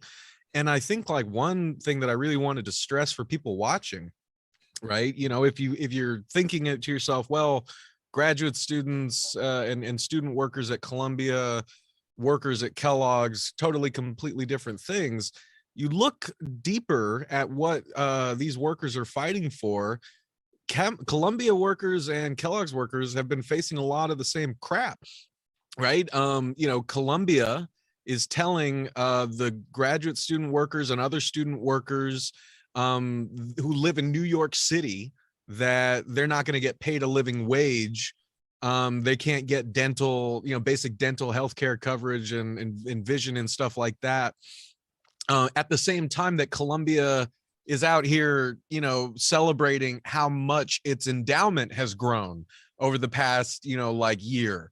At the same time, Kellogg's is over here telling, workers, no, you're not going to get the retirement benefits that you deserve. You're not going to get the cost of living adjustment that makes sense. We're not going to get rid of two-tier employment, right? At the same time that Kellogg's is seeing record demand for its product, right?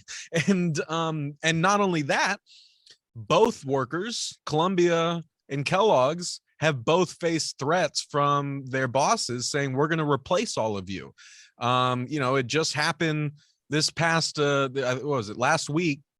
Kellogg said, oh, we're going to replace all the 1,400 workers who are on strike. And thank God everyone rallied together and said, screw that, and so you had people spamming the job application site. You had workers not backing down and holding the line.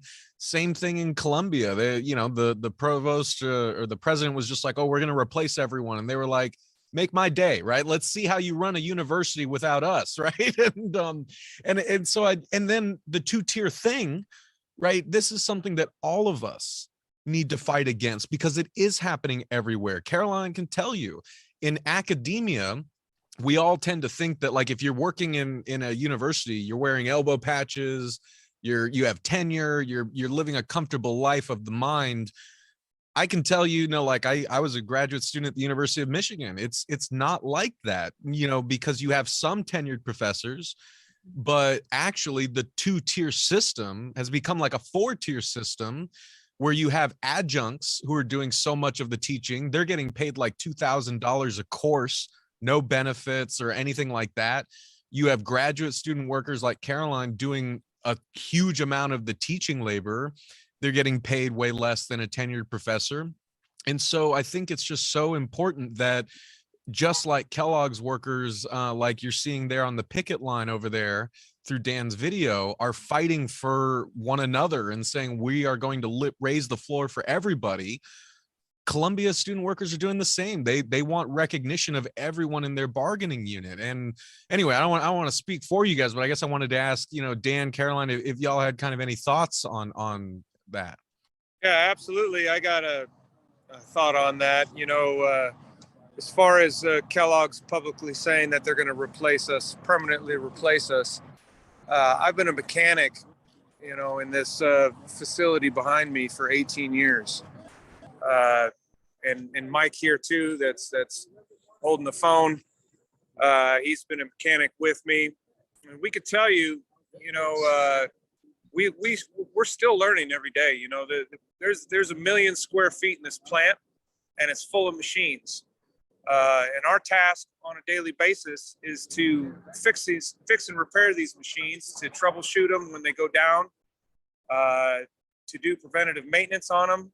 And, like I said, 18 years I've been doing it, and I learn every day.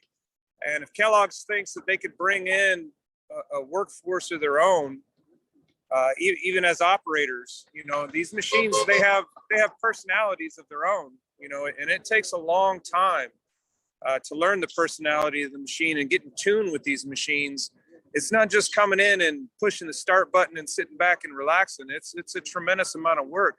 And it should be mentioned also that it's hazardous work. There's rotating equipment.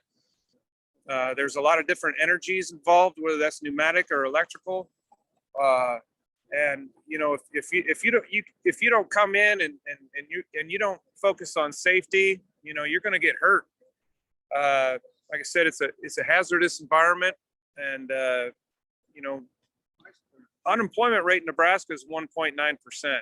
So who they're actually trying to get to permanently replace us, I have no scouring the country to try to get our permanent replacements. And I can tell you for a fact that we know that there's a company called Amcon. They're out of Georgia. The CEO's name is Aaron Phillips, and they are hiring undocumented workers to replace us. I have information that proves that, and I'm currently working with an agent from Homeland Security and ICE, to prove this fact. I keep running into roadblocks, working with the government is kind of slow going. A lot of them don't want to get involved in a labor dispute, but that's who we believe is they're hiring to come in and permanently replace us. So, I'm telling you guys first, I'm going to get that out in the media soon. We're working on that, but that's huge. It's unfortunate that it's come to that, and I don't want to, these are people who are trying to, raise families as well, these undocumented workers. And my fight is certainly not with them. My fight is, with the companies like Amcon who are hiring these people and exploiting their labor. The CEO of Amcon Kellogg's is paying him $1 million a day. Wow. He's supplying all the mechanics and electricians and operators at all 4 facilities, for this strike busting company.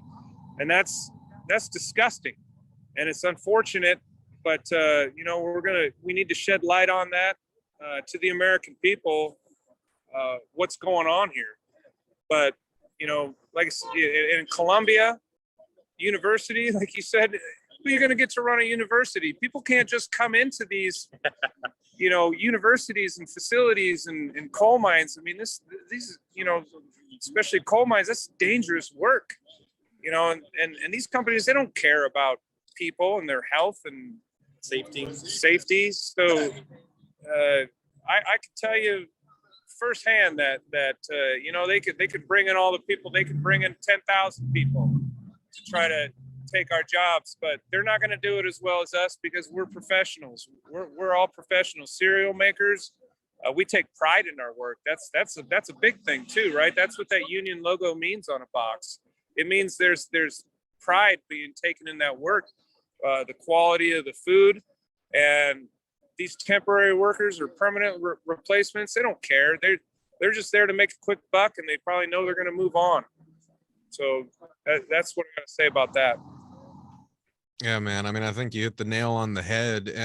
Because we even saw this. You remember back in the summer, David, I think we may have talked about this on your show, right? But what we've been seeing on top of the strikes, like at Columbia, Kellogg's, Warrior Met, St. Vincent Hospital, right? We've also been seeing record numbers of workers in the United States quitting their jobs, right? And so employers have been freaking out.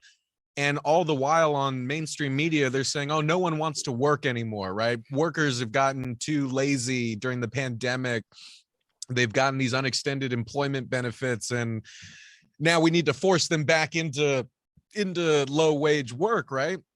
And, before they tried that, there were a number of businesses that were just like, okay, we're not going to pay people what they deserve. What we're going to do instead is we're going to try to plug the hole with, we're going to find more desperate people to plug that hole, whether that includes undocumented workers or a lot of companies started using prison labor, or, people who were formerly incarcerated and had a lot of trouble finding jobs.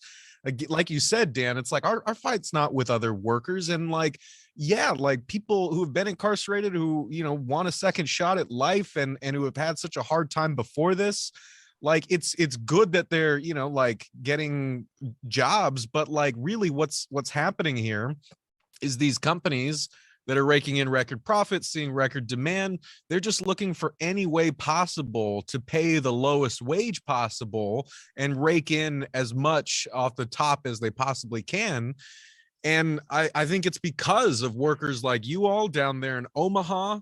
It's because of workers like you all over at Columbia University that they are actually being forced to say, okay, well, maybe we'll raise our wages a bit, right? Like, okay, maybe, yeah, you can't just replace all of that expertise that comes with working 18 years as a mechanic at a complex, facility.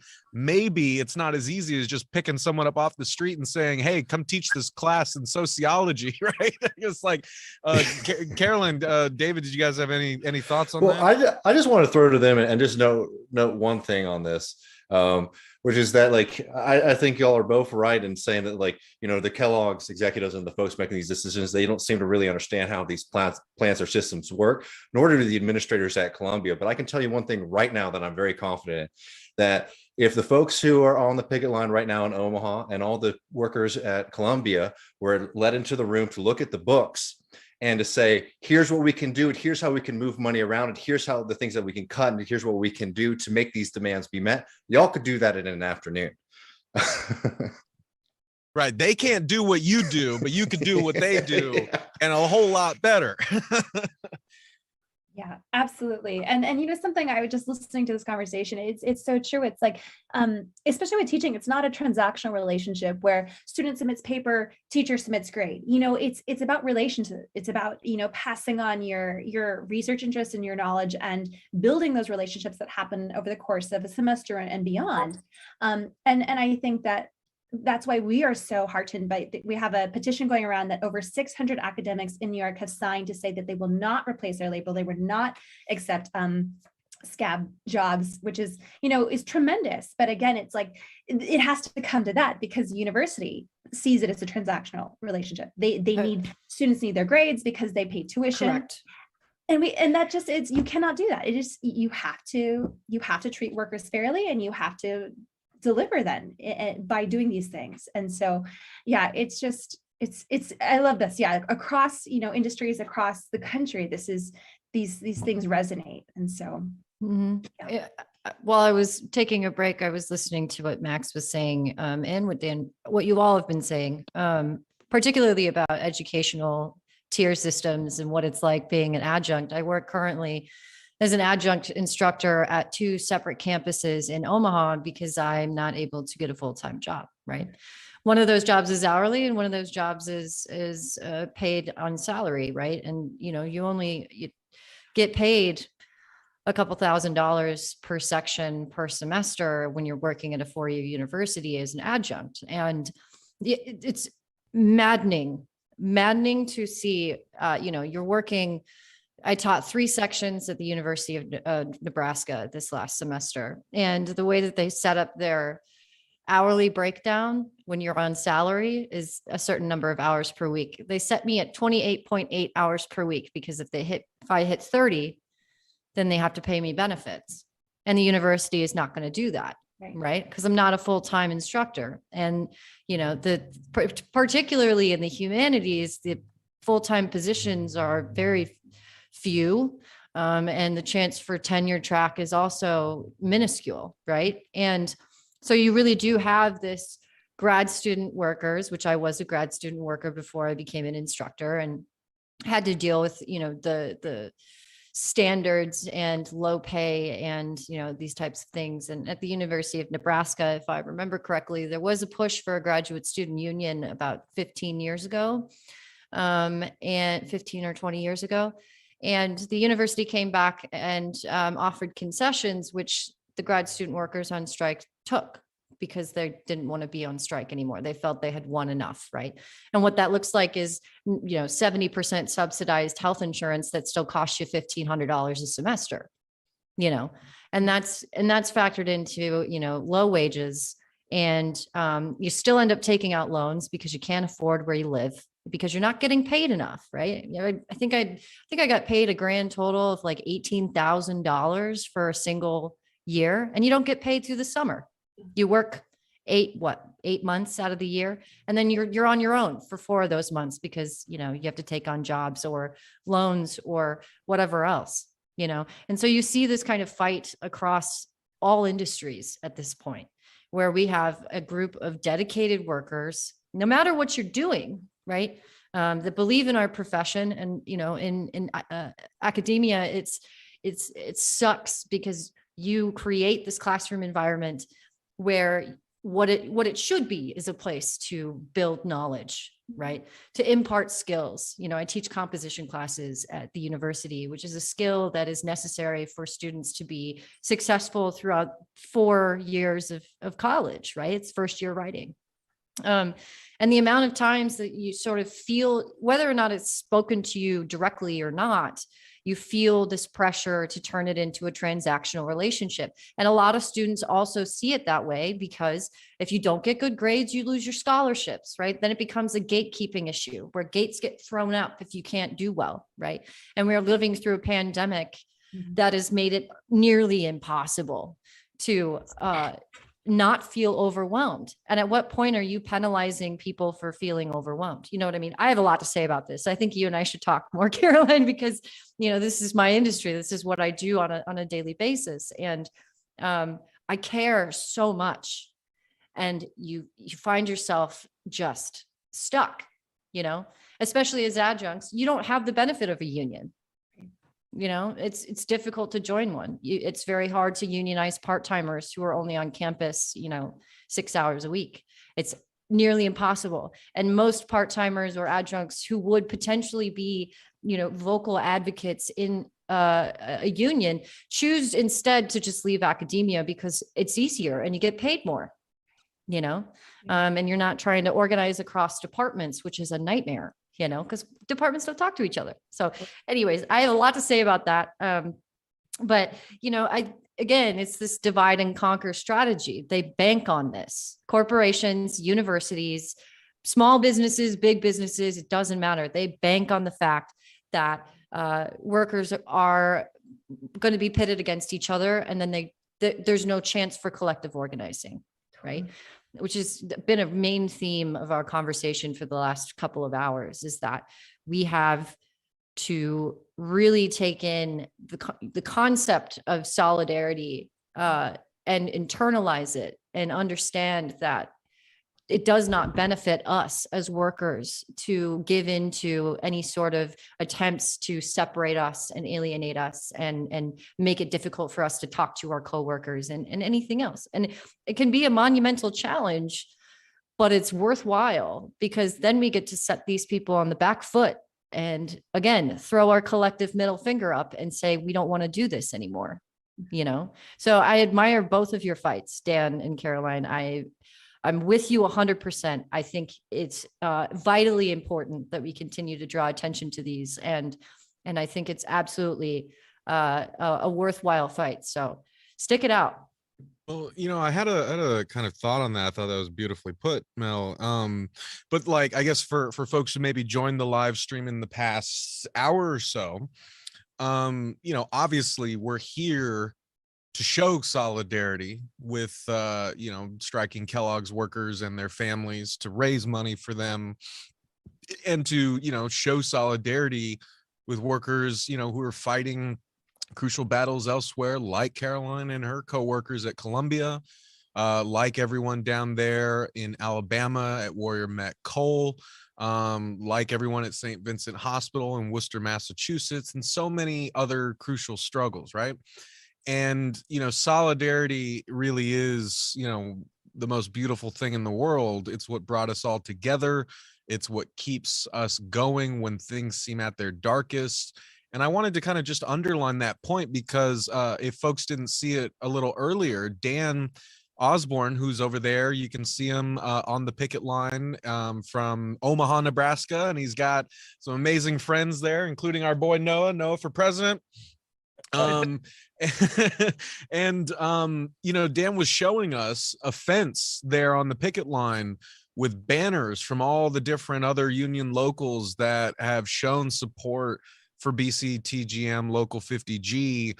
And Caroline, I know, like you said last week, you guys shut the whole campus down, and there was an amazing show of folks from around the city. I was wondering if you guys could talk a little bit about that, about the support that you've gotten from your kind of surrounding communities and elsewhere. Like, what has that support meant to you all?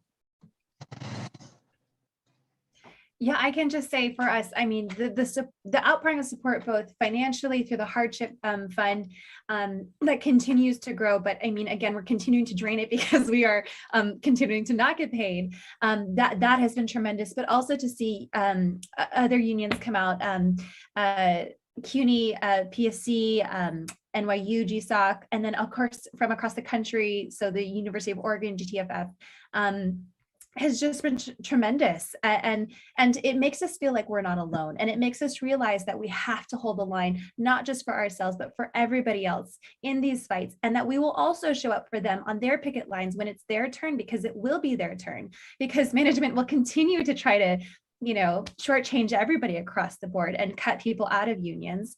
And so it's just been a tremendous reminder that we're not alone in our fight. And it's so important to show, both that physical and like the mental solidarity, but also contributing where we can financially with whatever means we have. So we're just so grateful to everyone who's shown support, both through the Hardship Fund and on the picket line.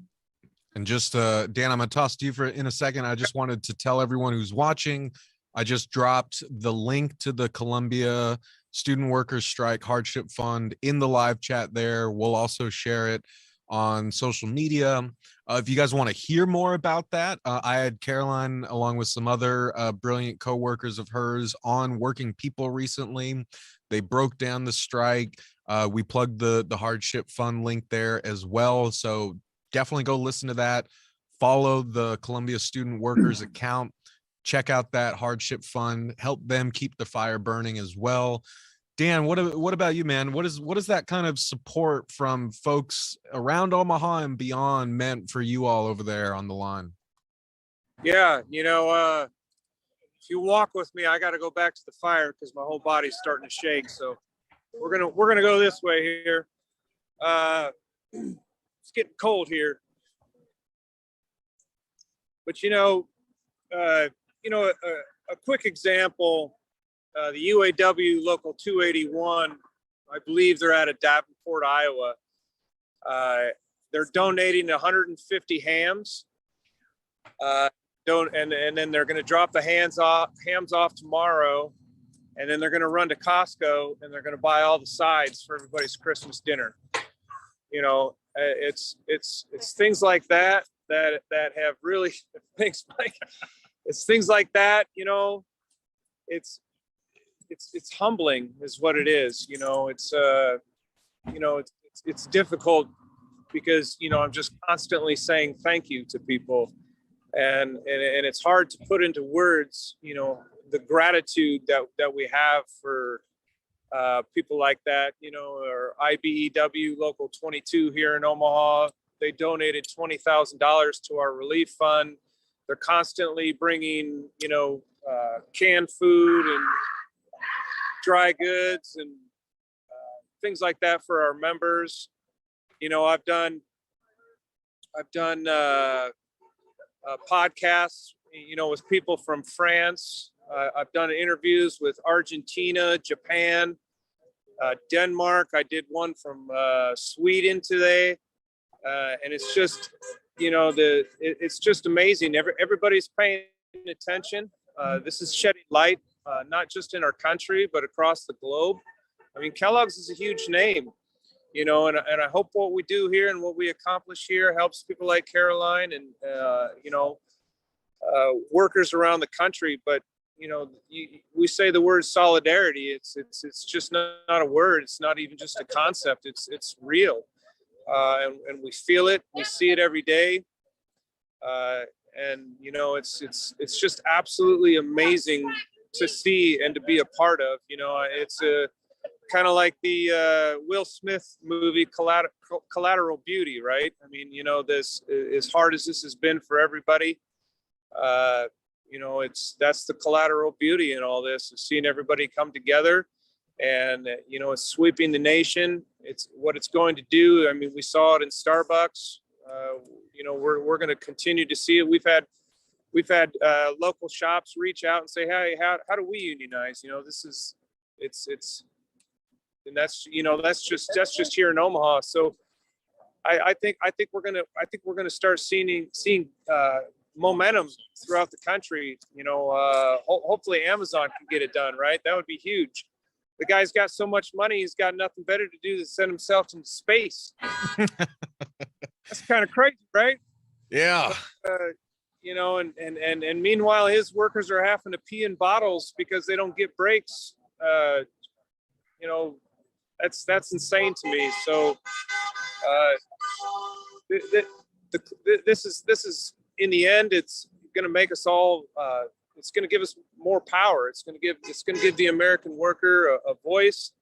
And like I said, just the outpour from the community and the nation it's mind blowing, is what it is. And I have a hard time finding the words for it, but it is definitely humbling. Absolutely. Well, and speaking of, go ahead. Oh, I was going to say, speaking of solidarity, we have another guest coming on, Kim Kohlhaas, who is the president of the Wisconsin AFT, is about ready to join us.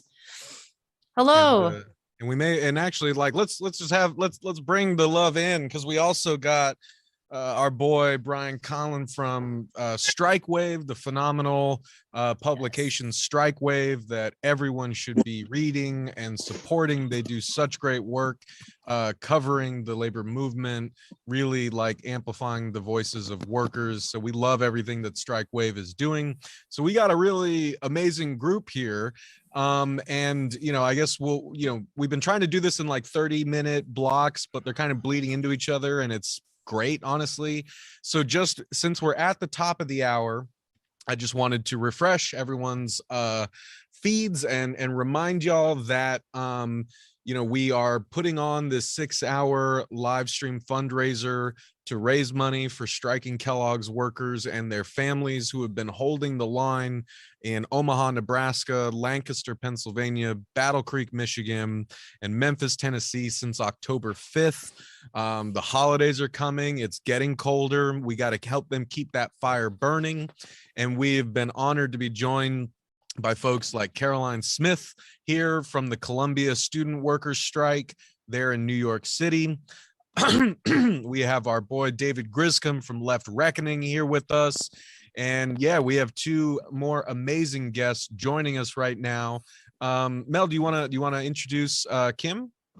Sure. Give me just a moment here. David, if you're ready to head out, any final parting thoughts before you wander off into the ether?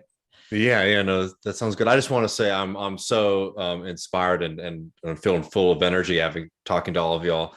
We really can do this if we continue sticking together. I mean, all across this country, We were saying it was a little while ago. It's like things are rough. We're feeling that they're rough, but it'd be a hell of a lot worse if people weren't standing up and fighting right now. And it's beautiful to see that. And hopefully that we can continue to, to build movements, not just in this country, but around the globe. So thank you all. Hope to see you again soon. Thanks for coming on. Thanks Dave. for coming on, Dave. Everyone go watch Left Reckoning. A tally update. We have raised officially $6,543. Woo! Um, Keep yes. it coming. And actually, sorry to do this, Mel, but Caroline, I guess so we don't keep you too long. I know that you actually have to hop off in a second too. Did you have any kind of final words you wanted to share with the Kellogg's folks, with viewers? Please plug the Hardship Fund one more time. Absolutely. We just, from New York, we just want to say we're totally with you in Kellogg's, and we're just so heartened by your fight. And keep it up, hold the line, don't give up. We're all in this together, and we've got your back. So thank you also for everyone your support too. Please donate to the Hardship Fund if you can. We'll definitely be donating to the Kellogg's Hardship Fund as well. So thank you so much. Thanks for coming on. Solidarity. Thank you, Caroline. Thank you. Thank you.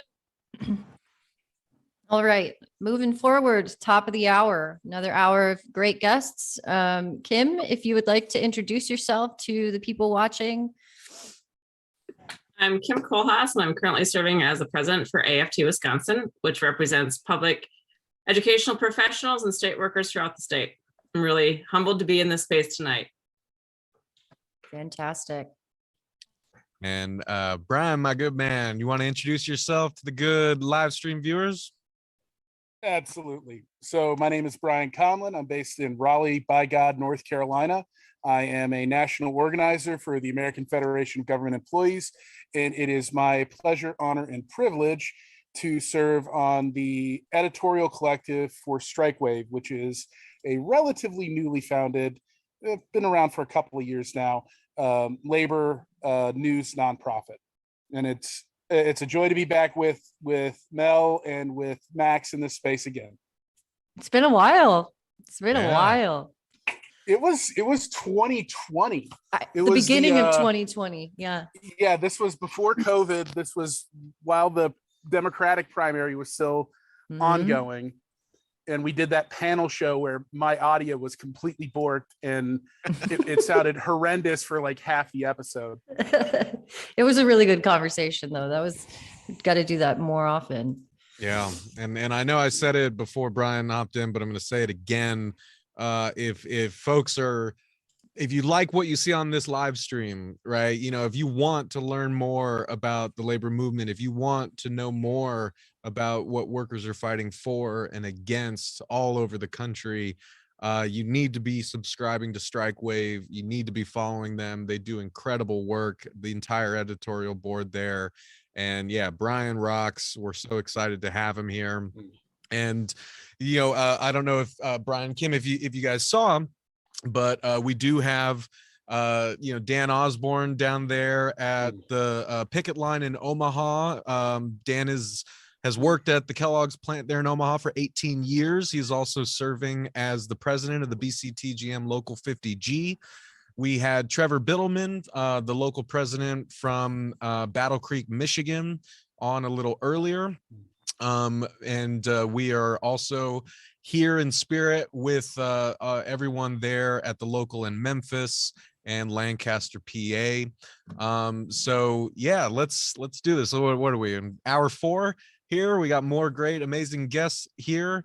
Kim, I would love to know for folks to know a bit more about your work and what the struggle looks like there in Wisconsin, because this is something that I personally have a very kind of deep vested interest in. I'm recording on my end of the live stream from the studio of the Real News Network here in Baltimore, and I had the honor of getting to go to Wisconsin in the summer as part of a collaboration within these times to sort of report on a couple of really crucial struggles there in Wisconsin. And one of them is the fight of educators around the state to rebuild after 10 years after the passing of Act 10. A few years after that, Wisconsin became a right to work state. So I was wondering if you could just, tell listeners a bit about you, your work, and what the sort of worker struggle looks like over there in Wisconsin. Great, thank you. I actually have been listening most of the night. Tonight I was making Christmas cookies, and in full disclosure, it was not for the adults and humans in my world, but for the four-legged furry animals. So I was making dog biscuits and cat biscuits for all of the animals that are in my lives and in the neighborhood. Oh, that's But it was so cool. a great way to spend my evening listening to these stories. They were amazing. And and that's what I really appreciate about the labor movement is it is about individuals who come together. We all have stories, we all have families, we all have real impacts by what happens in our workplace that we bring home to our families. And so this has been a really great space.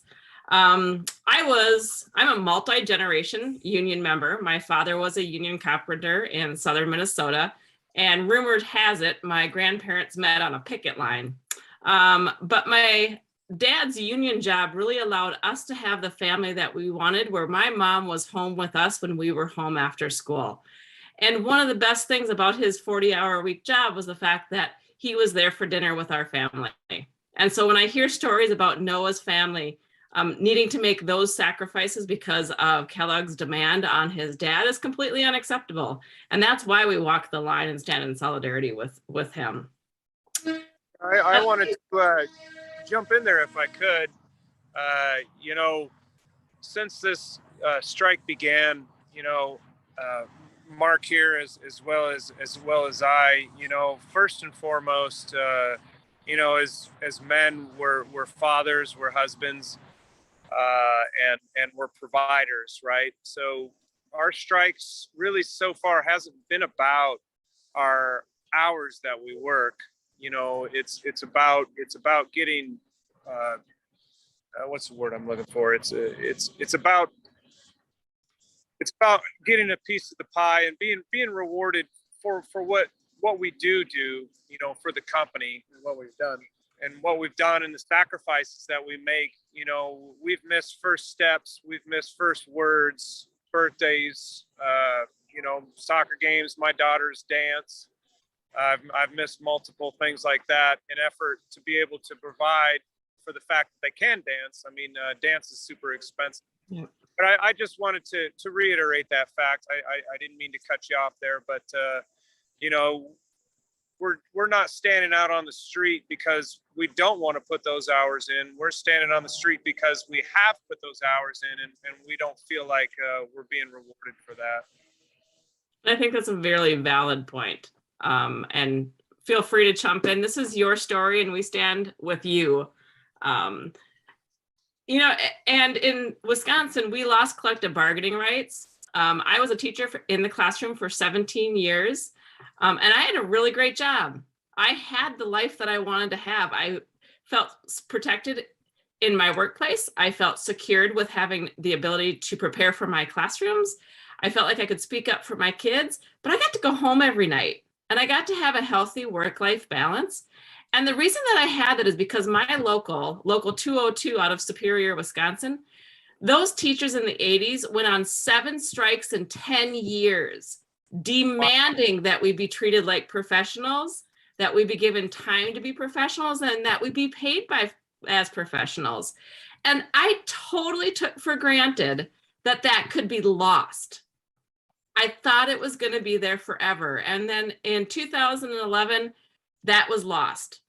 And even though what happened in Wisconsin was one big moment where we had 100,000 people protesting and we had people all over the world coming to stand with us in solidarity, this has been happening in the United States for a really long time. And we've been kind of complacent to it until we get to the point where we can't stand it any longer.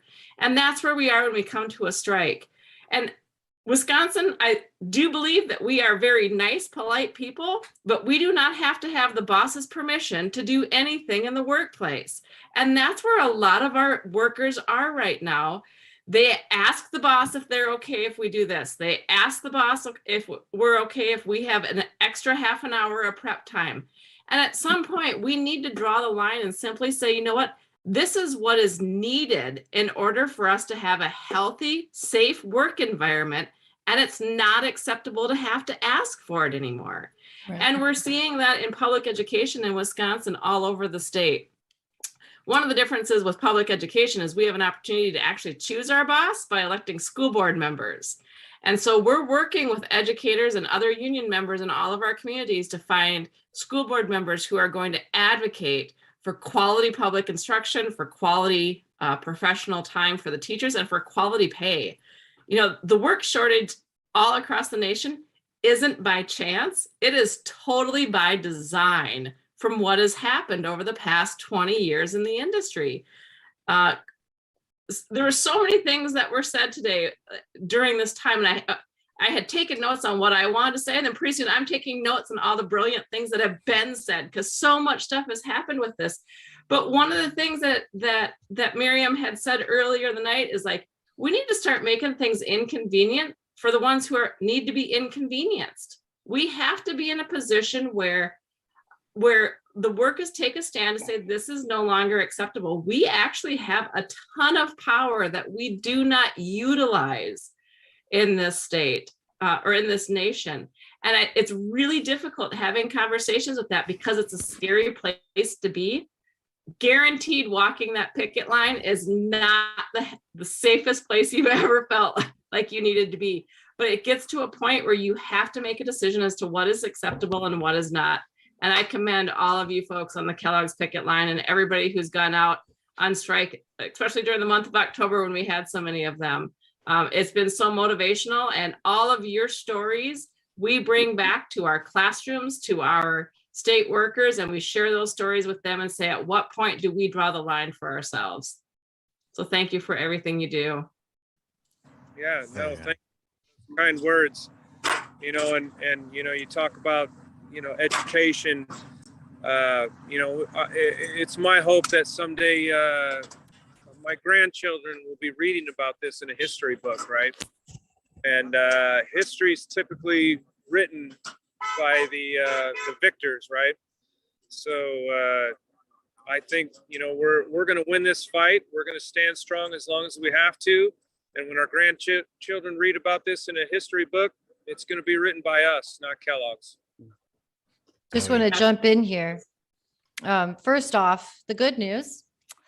We have passed $7,000 in donations. We are now at $7,333 in donations. Just in the last 10 minutes, we've raised Thanks to everybody who's donated. something like $400. So yeah, good. Oh, yeah. Thank you all so much. Keep it coming.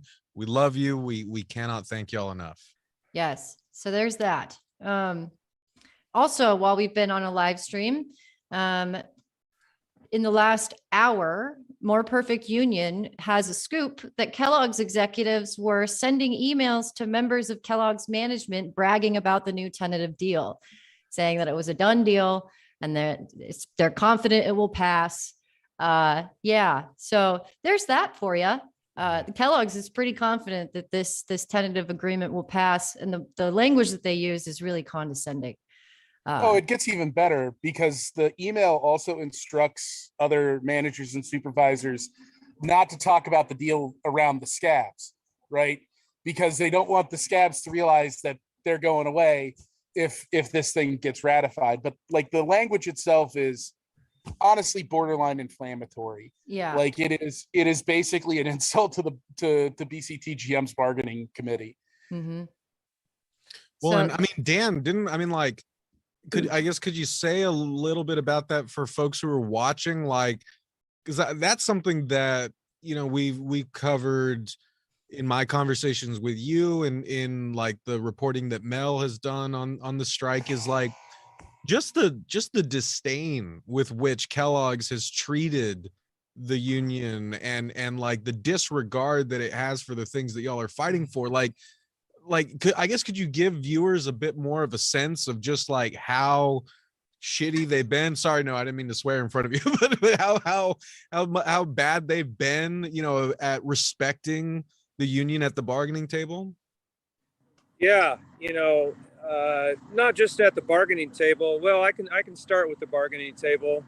Larry Elliott is one of the Kellogg's negotiators. I'm not sure of his title.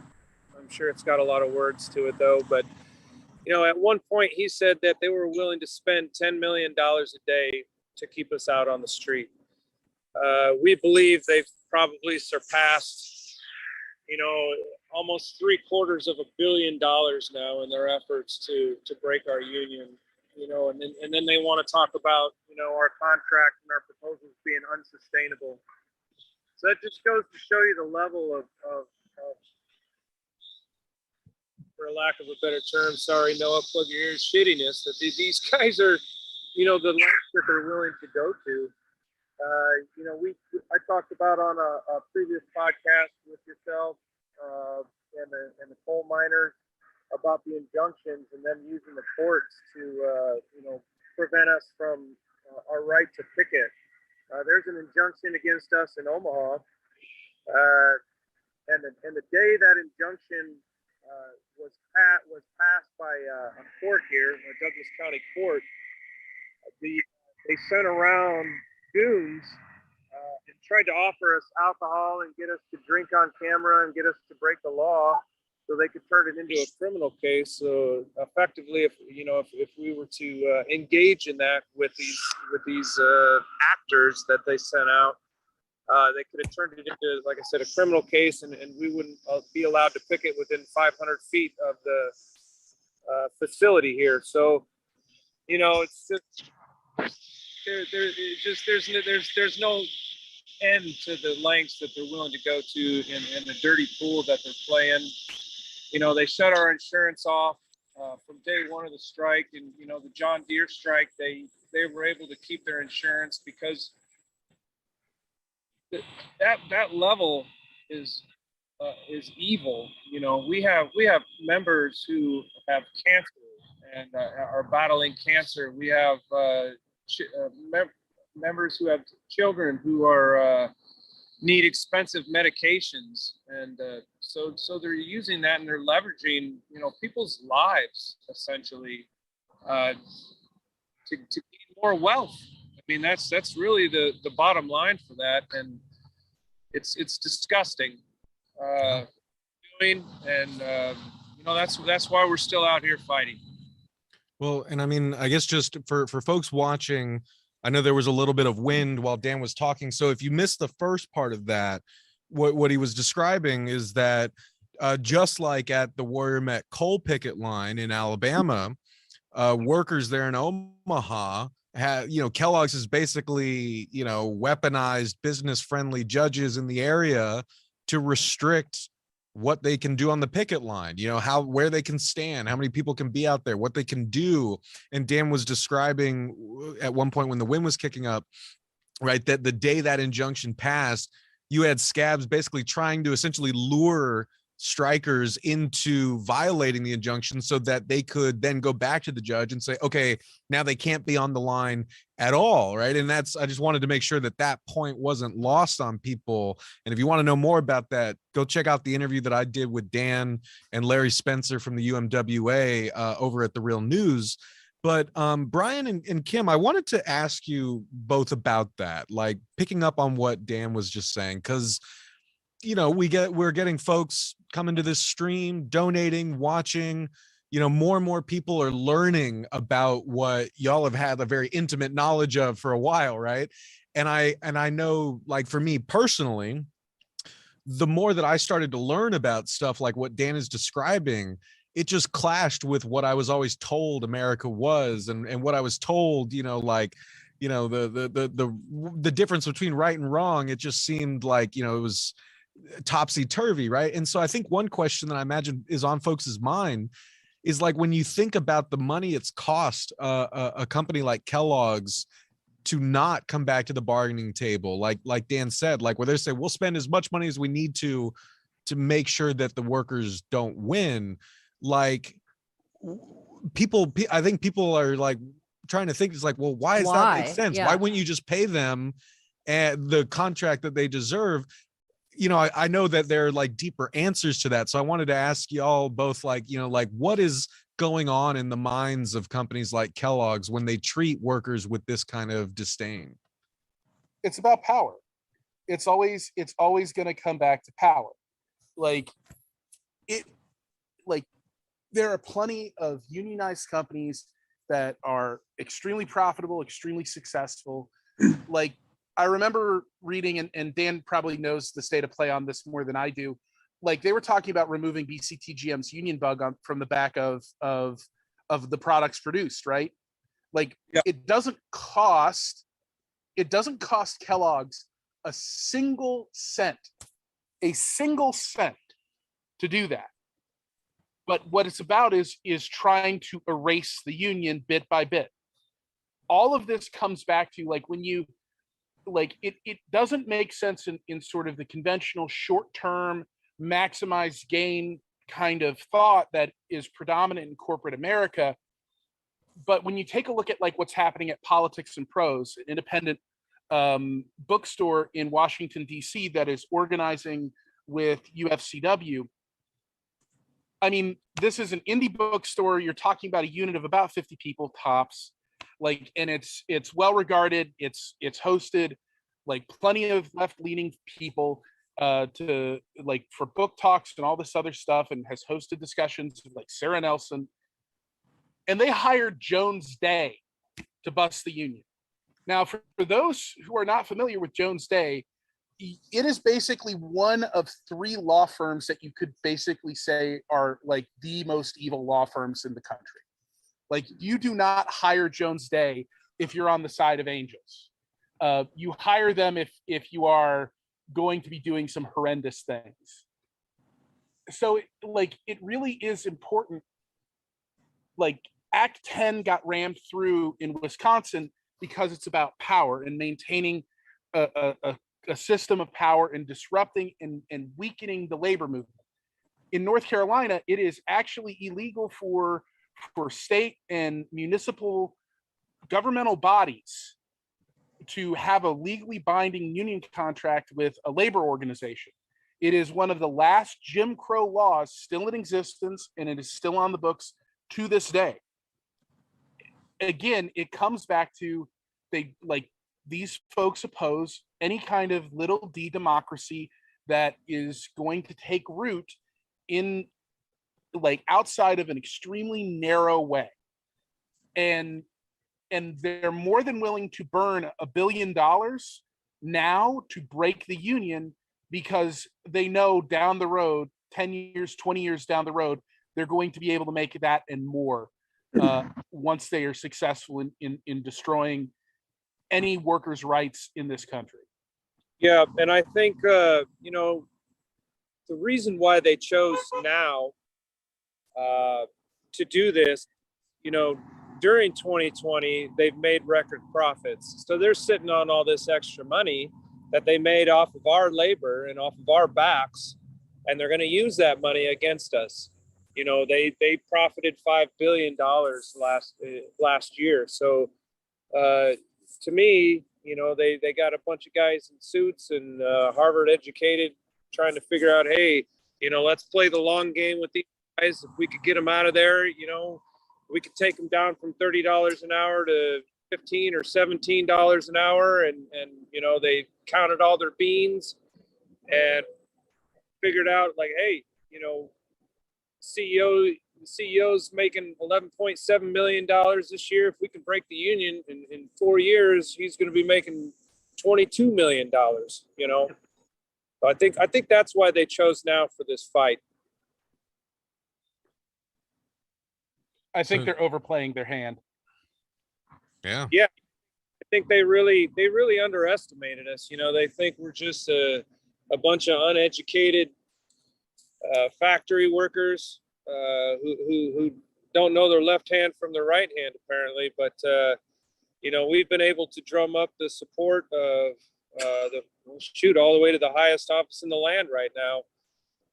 Bernie Sanders, here, the Nebraska governor. I've had Republican congressmen come to the line in support of us. So, they've truly underestimated us, and they've truly underestimated all the other labor unions around the country who supported us.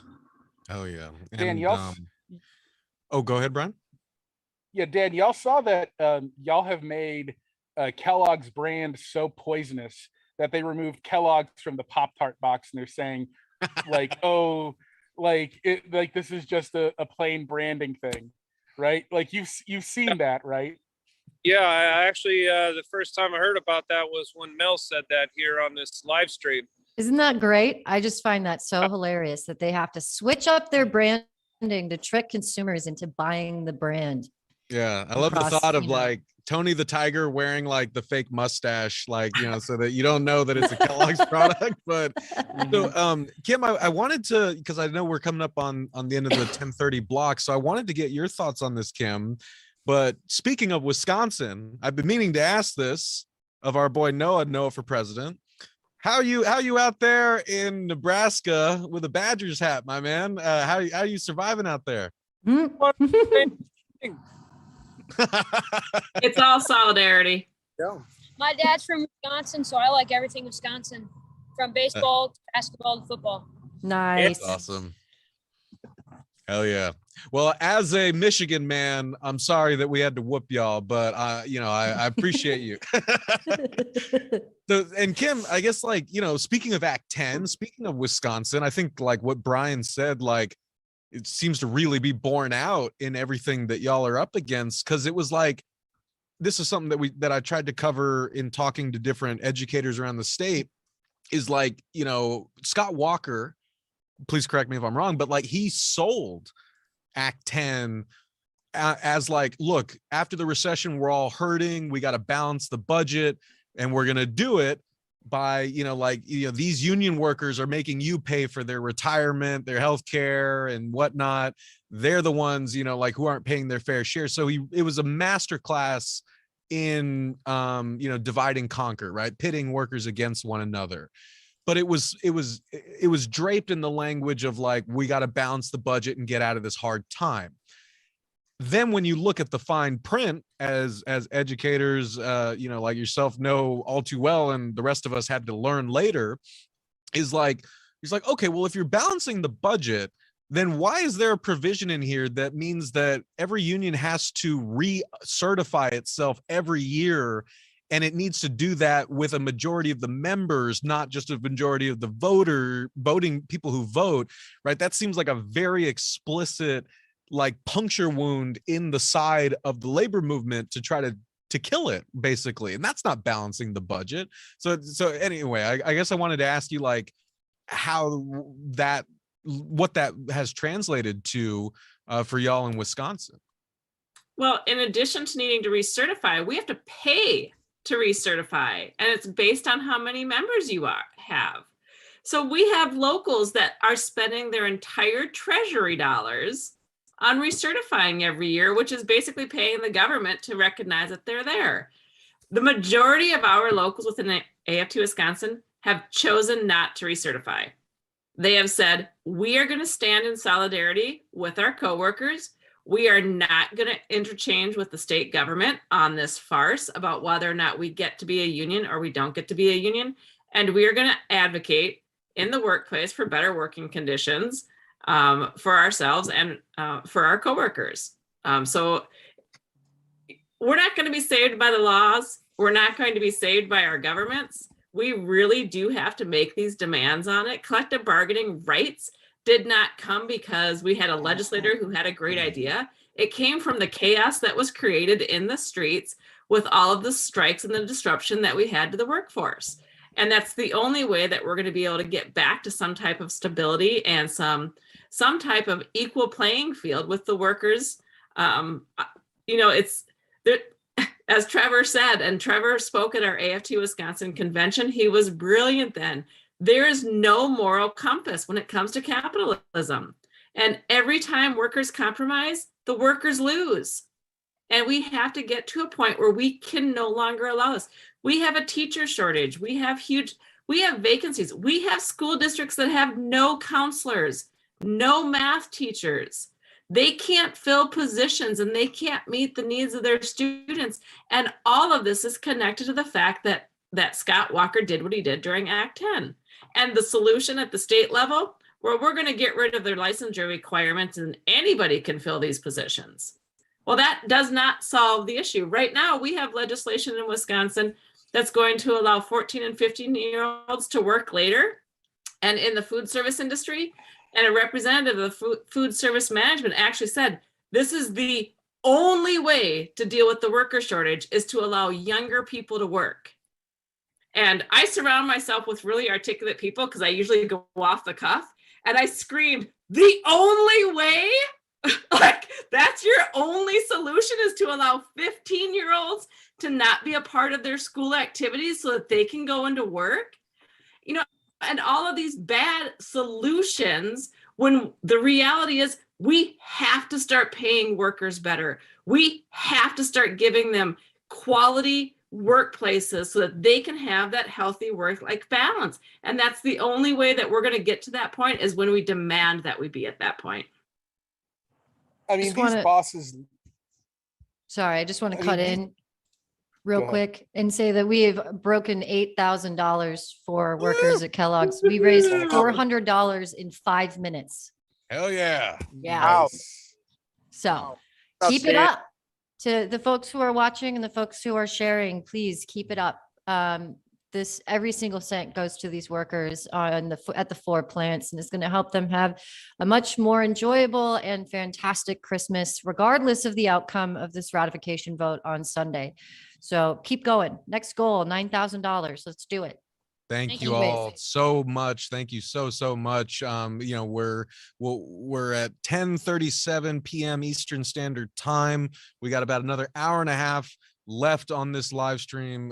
We've been joined by so many incredible folks like Brian and Kim, like Noah for president, Mark, Dan, everyone over there at the Omaha picket line, Marianne Williamson, Dwight from Eat the Rich podcast, Alex Winter. I mean, every one of you who's watching, everyone who has shared this live stream, the fundraiser, every little bit helps. This is the power of solidarity. We cannot thank y'all enough.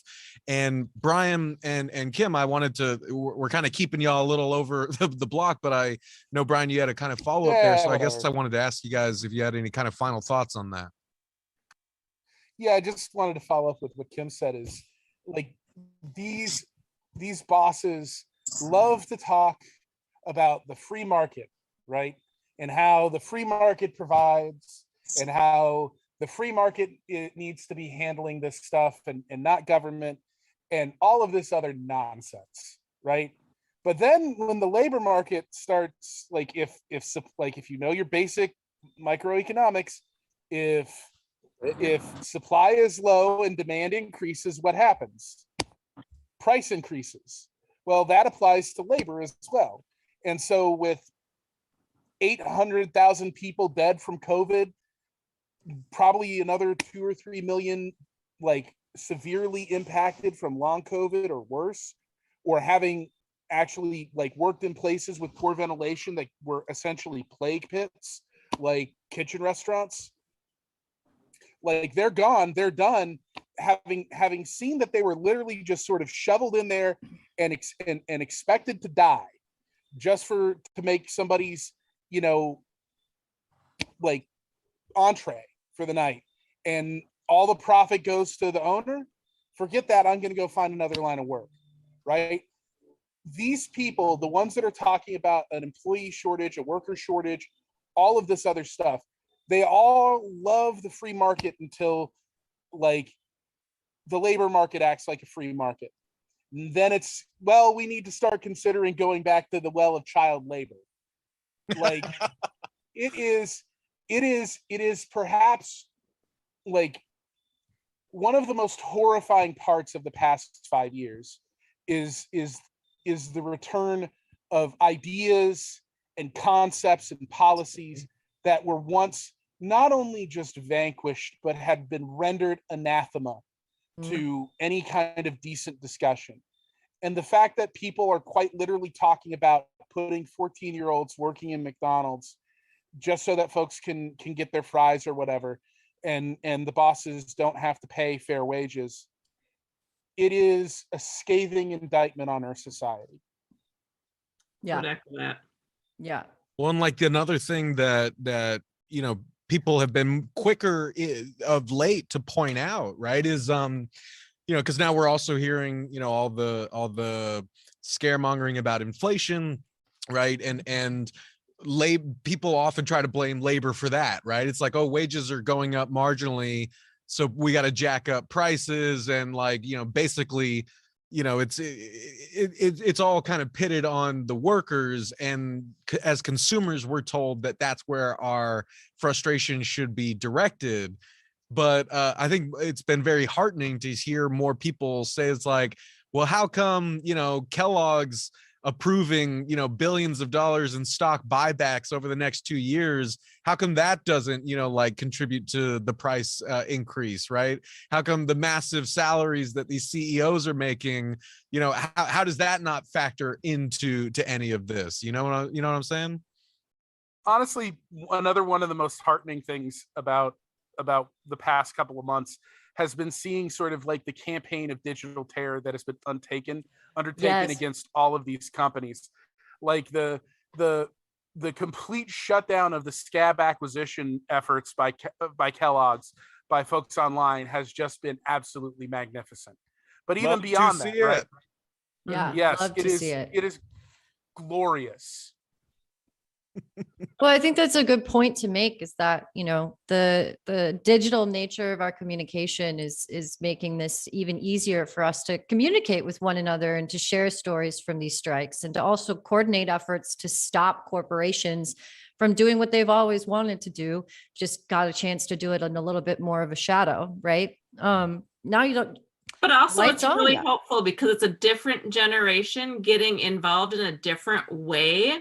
That's beautiful. one of the things about not having collective bargaining rights, is there's no rules. You get to be creative, you get to be fun. And we've got this whole generation of new workers out there who are going to do it differently. And it's going to pay off for the workers in the long run. Yeah, I agree. I think these young I folks. would just sound a cautious note about that, just because you don't have collective bargaining rights. It does give you a lot more flexibility. Some of the folks who basically taught me what I know about organizing are the Farm Labor Organizing Committee. Mm-hmm. And farm laborers do not have NLRA rights. They do not have any rights at all whatsoever. And while that frees them up to do things like secondary boycotts and sympathy strikes and all this other stuff, it also means they have no structure, and they can be really brought down. Like, it is, I would bet money that most of them would trade a proper bargaining law and structure over the extra rights, because yeah. And I didn't mean to cut you off, Mel. I'm sorry. But don't say you can't do anything because you don't have the rights. Exactly. Yes. Yeah. I mean, that's been one of the things I've learned from, folks like everyone on this call, from folks like Brian, Kim, Dan, and we also have our beloved friend, Jacob Morrison from the Valley Labor Report. Jacob, come on in. The water's fine, my man. It's late Friday night. Everyone say hi to Jacob. Hey, Jacob. Yeah, that's right. Glad to be here. Just got a text from David saying I'm looking awful haggardy tonight, so I don't know what it is. Well, it's what? It's 10:45, so David must be on beer number 4 at this point. In the beer number 4. That he would be doing really good if it's only number 4. So no, David is probably tucked into his. I tucked into a little bit of a gift that David gave me when me and Douglas Williams from Strike Wave went down to Alabama for the big benefit concert back in the late spring. So I'm guessing, if I had to guess, David has tucked into something a little stiffer. Yeah, especially since it's a Friday night. I would say so. Yeah, glad to. It is a little bit past my bedtime, but I'll do it for the workers and for Max. When I was planning our fundraising stream, which was not to brag, but 48 hours. I don't know this. It was longer than that, wasn't it? Wasn't it like? Oh my God, I don't think I could do that. I'm feeling a little googly eyed, and we've been doing this for 4 hours.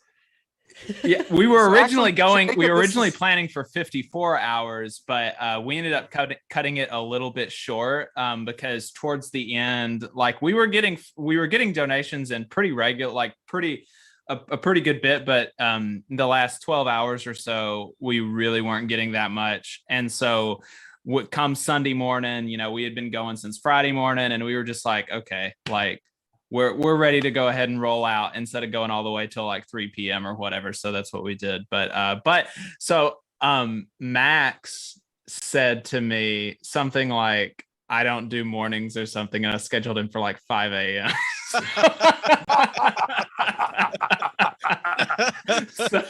so this is payback, I guess, having me on past my bedtime. No, I think I yeah, I told Jacob something. I was like, I'm doing this for the miners, but you can go to hell. How dare you? But yeah, I mean, I guess for folks watching, you know, this is really worth mentioning, right? Because as we mentioned at the top, we would not be able to put on this live stream if it wasn't for the amazing David Story behind the scenes, bringing people on. He is running all the tech. He worked with us. He's volunteering his time. This man is a busy man already. And he's doing this because he believes in the cause. So you can't see him, but none of this would be happening without him. And we thank David and love him for that.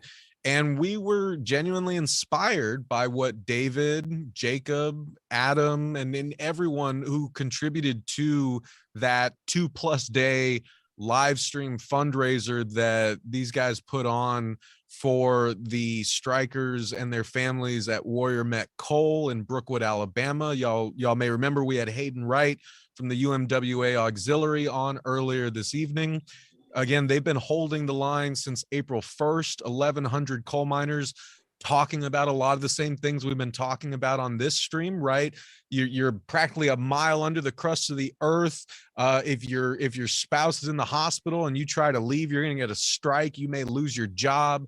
All the while, your kids never get to see you. You know, like it's again, so much of what we're hearing in different sectors is just that workers are being treated as just, you know, bare bodies to be thrown at a production system, and our lives, our families, our time away from work, they don't give a shit about that. Sorry, again, I'm swearing in front of our boy Noah for president, but the point being is that, you know, Jacob, Adam, if he's David, gonna be growing up in a union, he's gonna have to get used to it. So I that's think fair enough. Yeah.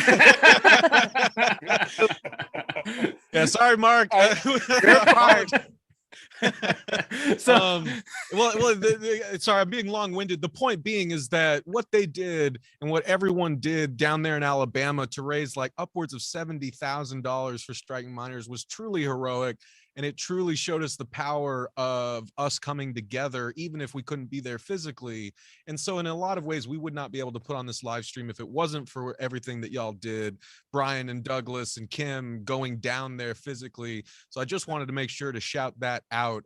Anyway, Jacob, sorry, you were in the middle of saying something. Oh, no, I definitely agree with that. You know, all that about David. He's really been key to what we've been able to do, to the extent that we've been able to do anything with the show. You know, he really kind of laid the groundwork for all of our all the tech stuff that we do, you know, to the extent that we do tech stuff again. And then the fundraising stream in May couldn't have happened without David. He was absolutely instrumental in that. And yeah, he's like one of my favorite people. He's a really good unionist, very dedicated, and you know, lots of pearls of wisdom. And David's in the chat telling us to get off of it. But yeah, we definitely appreciate that. Appreciate his work. And I'm really thankful for the killer facial hair. He has a glorious beard. He does. And I have very much beard envy, because you can't tell, but I haven't shaved in like 3 or 4 or 5 days. And this is what I'm in the same boat as you, Jacob. This is I've been on break for like 2 weeks. This is the extent. This is it. This is all I got. I don't get facial hair. My face just looks dirty. Yeah, It's that's about the boat that I'm in. So, but yeah, I'm really Jacob excited. Noah has a bigger beard than you right now. He probably does. He probably does. Honestly. Wow. Max, that was below the belt. I'm sorry. I'm Team Noah all the way, baby. Oh yeah. But I'm super happy to be able to jump on and support our brothers and sisters on the picket line, striking Kellogg's. I'm only like 3 or 4 hours away from the Memphis picket line, and I still haven't been able to make it out. I am now off of work for Christmas, all the way through Christmas. So, Lord willing, if I'm able to get some time, and I should be able to get some time, and if they end up voting down the tentative agreement, I'll definitely be heading out to the Memphis picket line next week before Christmas. So y'all that are out there, be looking for me.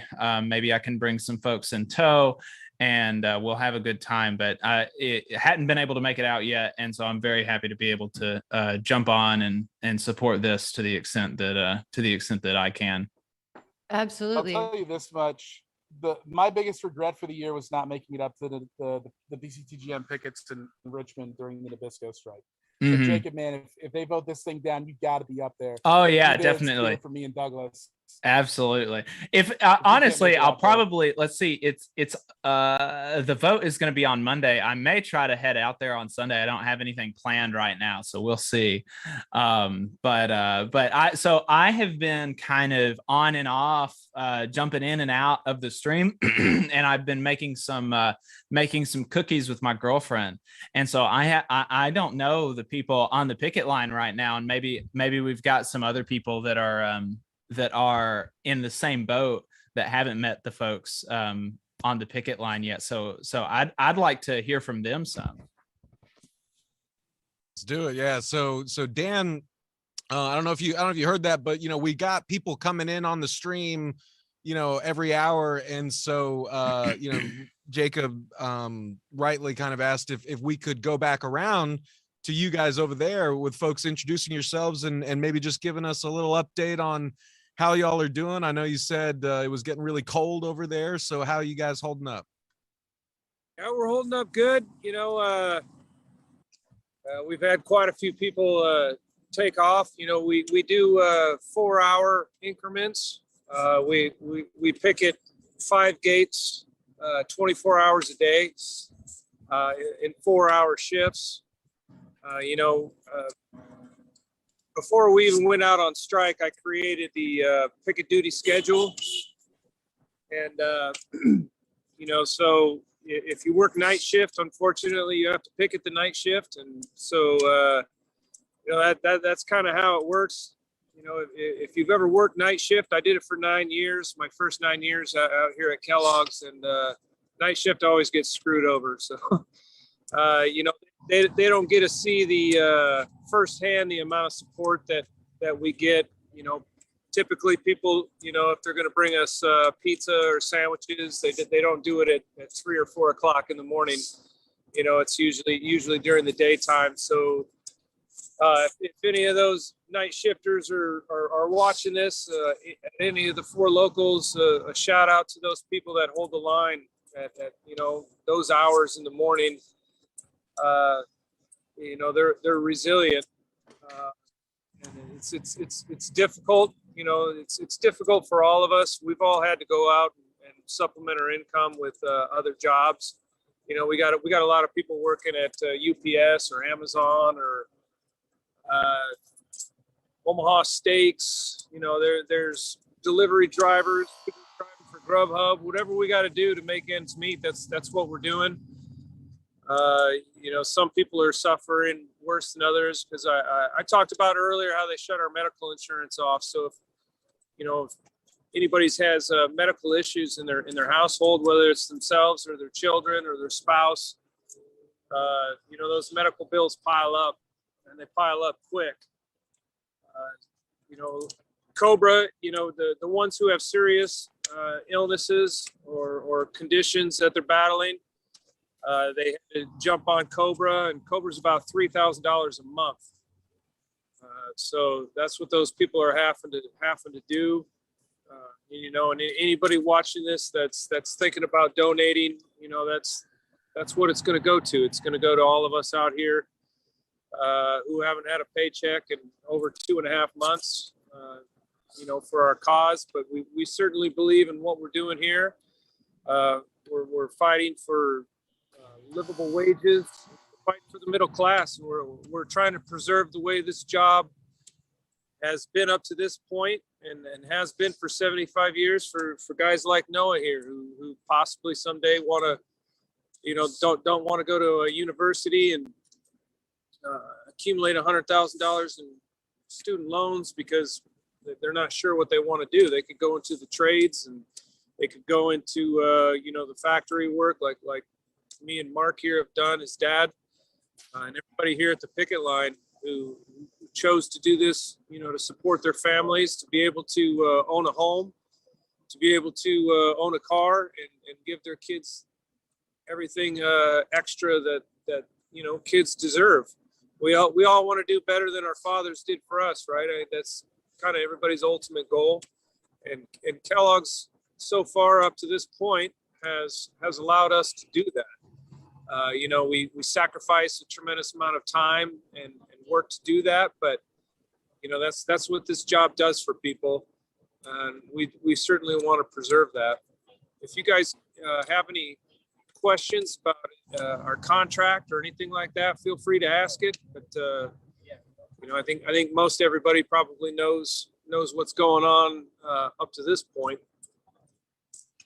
Yeah, man. I mean, you know, again, just cannot stress enough to folks, we got an hour left in this live stream. Let's make every minute count so that we can raise those funds for folks to get, you know, the healthcare that they need, so folks can make up some of what, you know, has been lost over the past 2 months. You're seeing right there on the picket line, you know, the real flesh and blood human beings who have been holding the line since October 5th, and we've got to show up for them. So thank you to everyone who has donated, to everyone who's watching.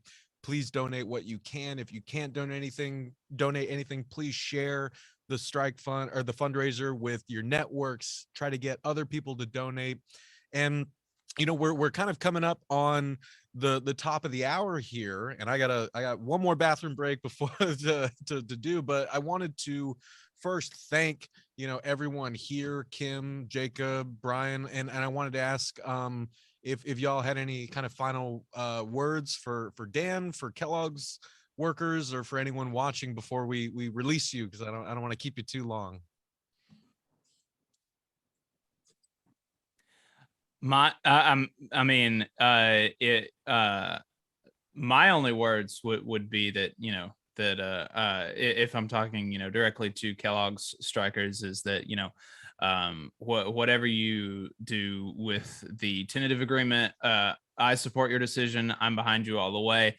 And I know that so many people that are on participating in and watching this stream are as well, as are people behind striking workers all across the country, from the miners in Alabama to the nurses in Massachusetts and to y'all all over the country.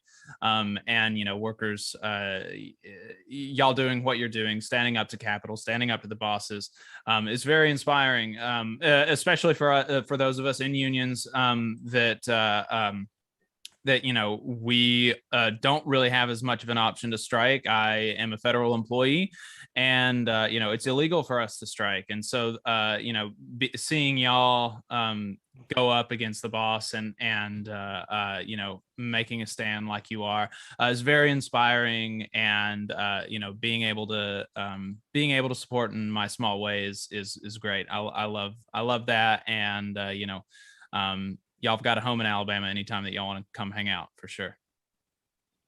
Yeah, thank you for that. Absolutely. Yeah, not only is it illegal for federal employees to strike, it's illegal for them to even talk about striking. Yeah, that's another fun little facet of Title V. I don't really have much else to say aside from war to the bosses, peace to the workers. I absolutely hope you kick Kellogg's teeth right down their throats. Yeah. Solidarity with all of you. You made your goals very clear and that was easy for the world to get behind you, and completely stand in solidarity with you. Best of luck on the decisions you make. Yeah, thank you. And Kim, before you go, I guess I wanted to ask, as we've been asking the rest of our guests, what can folks watching do to support y'all over there in Wisconsin? Where should they look before we let you go? You know what? Just keep hearing the story. And I highly recommend folks run for local office. No matter where you are in this country, running for local office is absolutely key to making sure that our communities are in the position that we believe they should be in. As a final exciting update, we flew past $9,000 and we are now at $9,335 raised with an hour left. Woo! Congratulations. Let's fucking go. $1,000 in 30 minutes. So yeah, Sorry, Noah. flew past. Yeah, sorry, Noah. Yeah, that was. Yeah, I'm not gonna say that was all me, but I mean, I've been on in the last 30 minutes, so that is the X factor. Well, again, Kim, Brian, thank you so much for donating your time this Friday evening, lending your amazing, powerful voices to this struggle. We appreciate it so much. Everyone, check out Strike Wave. Everyone, support your local educators, support the struggle wherever you can. Like Kim said, run for office, make change yourself. That's what workers Run on for the union line at office, Kellogg's.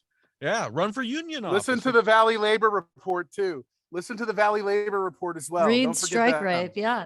Read Strike Wave. It's been so getting there. cool. I'm getting there. Subscribe to Strike Wave. Listen to the Valley Labor Report. Listen to Morning Riot. TheStrikeWave.com. There you go. Cool. Yeah, you Thank you so absolutely much Check for out joining Working us. People. It's terrible. It's awful. No one should listen to Working People. It's god awful. Don't do it. Terrible decision. Brian just doesn't want you to hear that panel where his audio was shit. That's fair enough. Like this is all retaliation for Max making cracks about me and Jacob's facial hair. But Jacob, at least we can rest easy because we have much nicer hair than Max does. That's So, true. we'll leave it at that. Yeah, How dare you, I sir? mean, How dare you?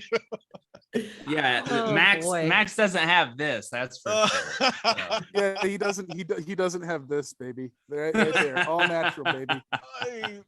My heart. All right, David, let's kick these guys off. Bye, y'all. Thanks, guys. Appreciate the Thank you space. so Thank much. you, Kim. Thank you, Brian. We love you guys. And I think we've got some more folks to welcome on to the stream here. David, let's go ahead and let the next batch of folks in.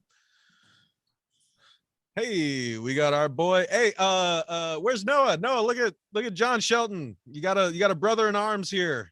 That's right. That's right. Well, I put this on, Max, because earlier you were, shit. Oh, sorry. We're not supposed. Can we curse or not? But you were kind of shit talking academics, saying that we're all wearing tweed patches and everything. So I felt like I was going to really kind of, I don't know, man. I'm wearing this sweater to teach. That's what I wear.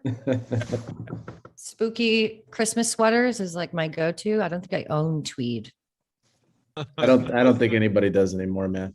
We just teach in sweatpants. It's fine. Yeah. Oh, it's so great to have you guys on. I was saying before that no, we think of academics as like cushy jobs where everyone's got elbow patches, but we had Caroline from the Columbia student workers strike in New York, and having Caroline talk to folks there in the Omaha picket line on strike at Kellogg's since October 5th, hearing them talk to each other about how the fight against two-tier employment is happening at Kellogg's, it's happening in higher education, it's happening everywhere, and so it was really beautiful to see workers in such different industries really able to kind of connect over these sorts of issues that working people are facing in industries around the country. Few people know that better than our two new guests to the stream, who we could not be more excited to welcome here.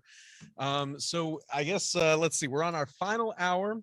I just wanted to say one more time up top, We have been raising money for striking Kellogg's workers and their families.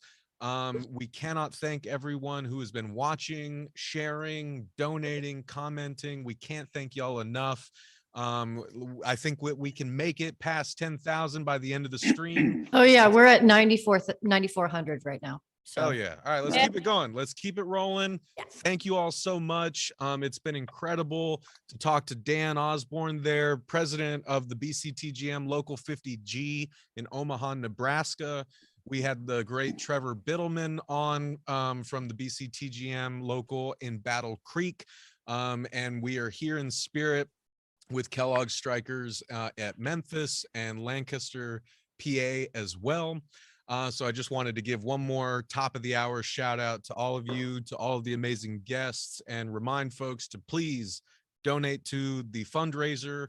100% of what we raise is going to be equally divided up and sent to the 4 strike funds. So thank you, thank you, thank you. Let's keep going, and let's introduce our audience to our amazing new guests. Let's see. So Mr. Stash, I presume, could you please introduce yourself to the live stream watchers? Sure. My name is Randy Bryce. I'm a union iron worker from Wisconsin. Been involved with workers' issues.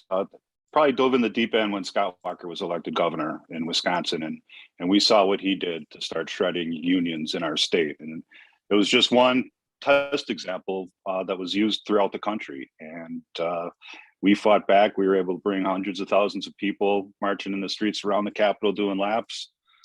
But still, we were up against all kinds of dark money coming into the state. And, he was able to use divide and conquer too successfully. And it's great to see now in the country that different types of unions are starting to come together.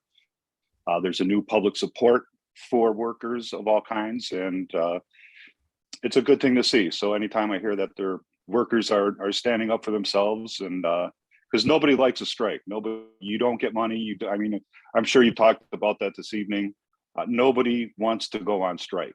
It's a last resort, but it's something that workers, when they find their power, it's something that needs to be done. So I'm very happy and honored to be asked to be a part of this. Well, we cannot thank you enough for doing it. It really is an honor to have you on the stream. We're just kind of talking to Kim Kohlhaas from Wisconsin there about what workers in Wisconsin have been dealing with 10 years after Scott Walker rammed through Act 10, which was really just a nuclear bomb dropped on the labor movement, gutting of public sector workers. I mean, it was just really, really awful, as y'all heard Randy say. He referred to it as dropping the bomb. He literally referred to it as dropping the bomb.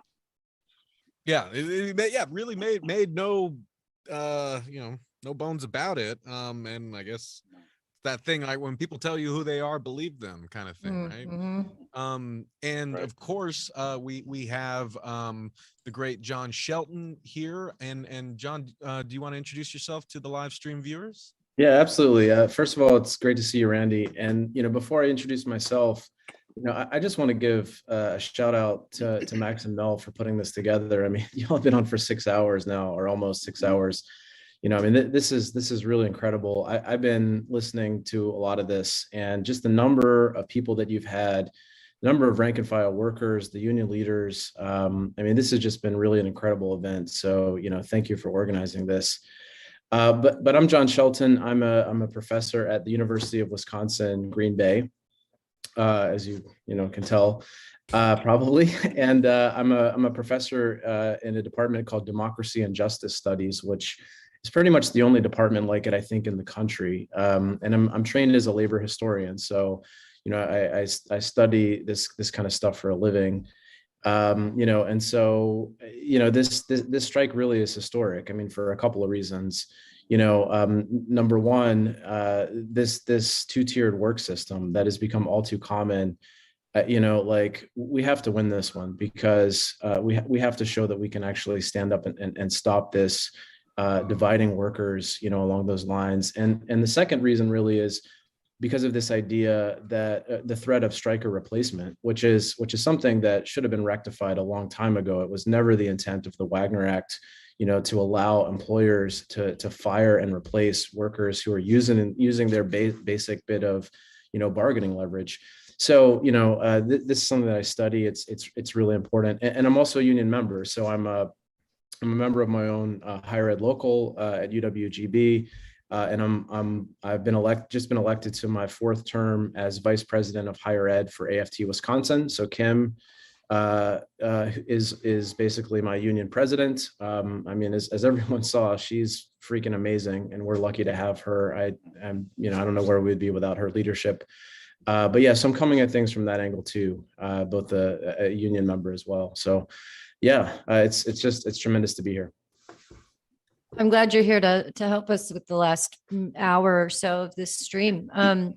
We also had another person join. I know that Trevor from Battle Creek kind of handed out the Zoom link to some folks on the picket line, I think. And I think Mark called in. And if you would like to unmute yourself and introduce yourself, that'd be great. There we go. Can you hear me now? Yep. Yep. My name is Mark Gregory. I'm out on the picket line here in Battle Creek with Local 3G. I've been at Kellogg's for 2.5 years. Hell yeah. Well, welcome to the stream, Mark. Welcome. We can't be there physically, but we're there with y'all in spirit. We're sending nothing but love and solidarity to you and everyone on the line. And we're going to try to raise as much money as we can for you guys and everyone at the other locals. Yeah, we're a little under $400 away from 10,000. So, and we still got That's really great. 50 minutes left. So yeah. That's really great. We really appreciate all the help, and it's really been outpouring for the help that we've been getting. It's very relieving that the support that we've gotten. Good. And I was wondering, Mark, we've been honored and fortunate to have Dan Osborne and the good folks there with Local 50G down in Omaha, kind of giving us updates on the picket line. We wanted to ask, how it's looking over there, how y'all are doing, how you're holding up. And if, I guess for everyone watching, if you could give folks a sense of the vibe over there. Well, I'm like this. Well, it's cold again tonight, but we got a lot of people coming by, and we're really hanging tough. It's strong out here in the picket lines. We had a good rally today. Senator Sanders come out and seen us today, so we've really he's really brought up the morale of the troops. Good. Very good.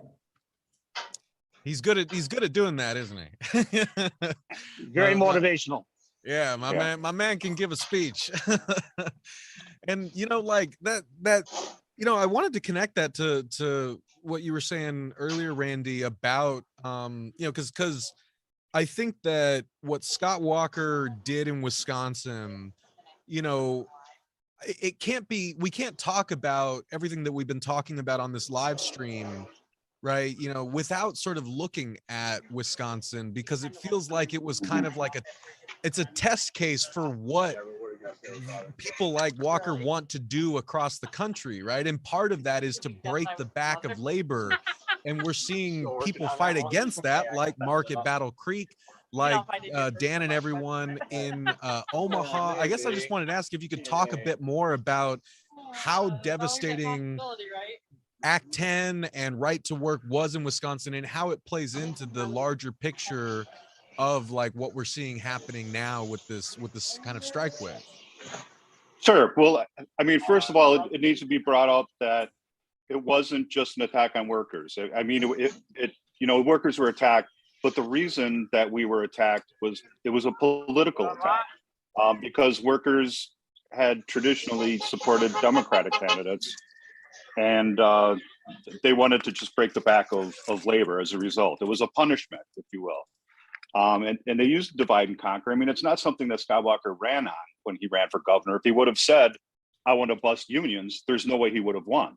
Because even during the recall, he had 30% of union households voted to support him. he lied, lied through his teeth, and he went after public sector workers first. And he still had, I remember calling, there were 2 building trade unions that still were standing up to him. I remember calling one of them and I was like, look, as close as we work together on the job site, it would be great to see you marching with us in support of the public sector unions. It's just a matter of time. It's like once you start that line, you're in line to walk through that door and get your head chopped off. And I was told, well, Randy, if you were politically savvy, you would understand that what we're doing is going to keep right to work from happening in the state. And I talked to him and I said, you know what? If what you're telling me is true, you're going to be my hero. But if not, you have my number and you can call me and we can discuss this further. Well, he never called me back after Right to Work came up. But it was, and Scott Walker got caught on tape talking about, we're going to use this divide and conquer strategy. We're talking to Diane Hendricks, has to be the wealthiest woman in the state of Wisconsin, that owns ABC Supply. And, he went from there. He won the recall by lying again. People asked, what about Right to Work? He said, it's never going to make it to my desk. Well, I could swear he had a smile when he did finally sign it. Not only that, another thing that they did too when they took control was they totally gerrymandered the state of Wisconsin. 53% of all voters statewide voted for a Democratic candidate. In 2018, every single statewide Democrat that ran won their election. So 53% of the people voted for Democrat, but yet out of the 99 seats in the state assembly, 63 of them went to Republicans. And now it was proven, it's hard to prove gerrymandering, but what they were able to do was come up with a formula that talked about throwaway votes, wasted votes. And that was a formula where they could prove that gerrymandering actually took place. Not only that, but because of Freedom of Information Act, they were able to get a hold of the emails that talked about the process that was in place. And they had 5 models to choose from. Every model from like a lean slightly to the right to the extreme version, the extreme right. And they chose 5. They chose the most extreme version that they could choose. Now, not only that, they took I ran for state Senate at that time too, when this was taking place. And the person I ran against, I remember calling him out. They brought in Republican state reps and state senators, let them look at the maps, but first they had to sign a secrecy agreement stating that they would not talk to anybody else about the maps that they saw. So that's just to give you a little background on how elections are taking place in Wisconsin. And now it's 10 years later, where it was like, we need to elect a Republican governor to at least stop the hemorrhaging. What we did, Tony Evers was elected governor. The first thing they did before he was even sworn in was hold a special session to try to strip away as much power as they could from him. Now, going back to Act 10, the way that it was done, it wasn't just a regular piece of legislation. It was added into the budget. So that makes it almost impossible to remove. It's not going to be like a simple bill with that goes through the state reps and the legislature and then makes it to the governor's desk where he can just sign it to outdo it. It's something that's part of the budget. And I'll never forget when Scott Walker was called to testify in front of Congress, and Dennis Kucinich asked him, he cornered him, and you can find this too. Google Scott Walker and Dennis Kucinich, and Scott Walker was swearing it's going to save, it's going to be able to make Wisconsin, it's going to allow us to balance our budget. That's already in the state constitution. Every year we have to have a balanced budget. But Dennis Kucinich took it one step further, and he said, can you tell me how much money attacking the public sector unions is going to save Wisconsin money? How much is it going to save? Walker admitted it's not going to save a penny. Again, it was just a blatant political attack on workers. And the state's been suffering ever since. But we've been able to, fight back. He went further with Right to Work. Not only that, but they took away prevailing wage, which allows for, you take an average wage of, whatever, take a geographic area. So all the jobs that would have like state money tied into it, that has to be paid prevailing wage. That prevents an out-of-town unscrupulous contractor from coming in, doing a shoddy job, collecting their money, and heading for the hills, and have somebody go and do the work to fix it. That was something that was taken out too. They also took away the ability to have project labor agreements on jobs that use state money. Private jobs, you can still do that. Now, project labor agreements are agreements where everybody sits down before the job takes place and you go over who's going to perform what duties. There's also generally a non-strike clause, so that if one of the building trades unions has their negotiation going on and they decide to go on strike, that job will continue on. So there's no work stoppage. Private companies use it. Private projects still use it. And it might not sound like a huge deal, but one of the things that we were able to do using the project labor agreements, I worked on a Northwestern Mutual tower, and we were able to, because we're always trying to bring in, minorities and people because building trades have traditionally been, a lot of white guys, majority white guys. So the ironworkers have been trying to bring in more people of color, and using the project labor agreements, we were able to have a mandate that brought in like 30% minorities that lived in the area that were under or unemployed. So we were able to bring people and employ them and get them the training to be able to have a career. And now, the apprenticeship, we bring people off the street. It's a 4-year program. It's skills that can't be taken from you. You can go work anywhere in North America with your journey person book.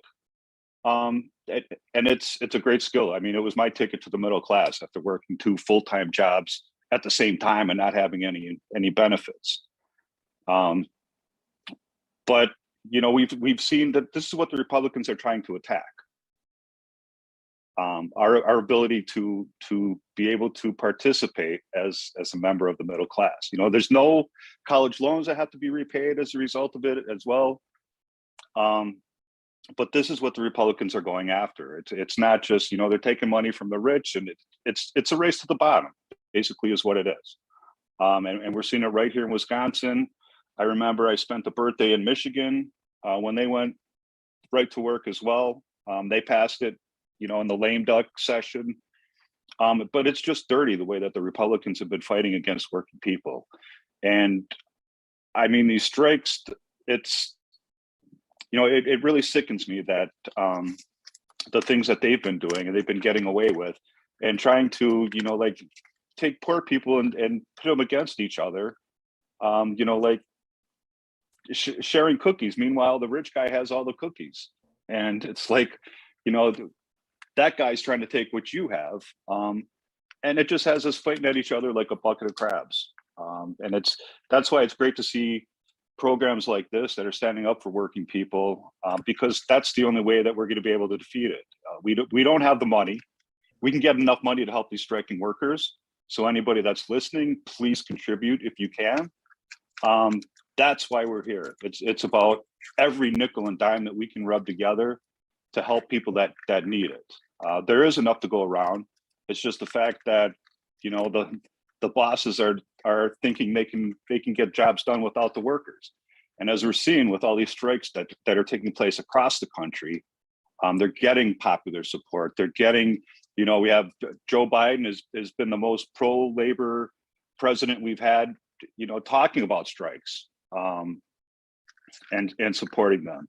Senator Sanders, I had the privilege of being a national surrogate for him, traveling literally across the country, trying to help him get elected. I've spoken with him at length. He doesn't just talk it. I mean, as you saw in Michigan today, he'll travel wherever there's workers are under attack. And that was the reason I spent every free weekend I had trying to help get him elected. But we do. I mean, Secretary Marty Walsh, Department of Labor, a union laborer, the NLRB is, there's hope. There's hope. But that hope isn't going to mean anything unless we do things to stick together for people that are willing to put it all on the line and go on strike. Right. They are the heroes. They're the heroes of this show. 100%.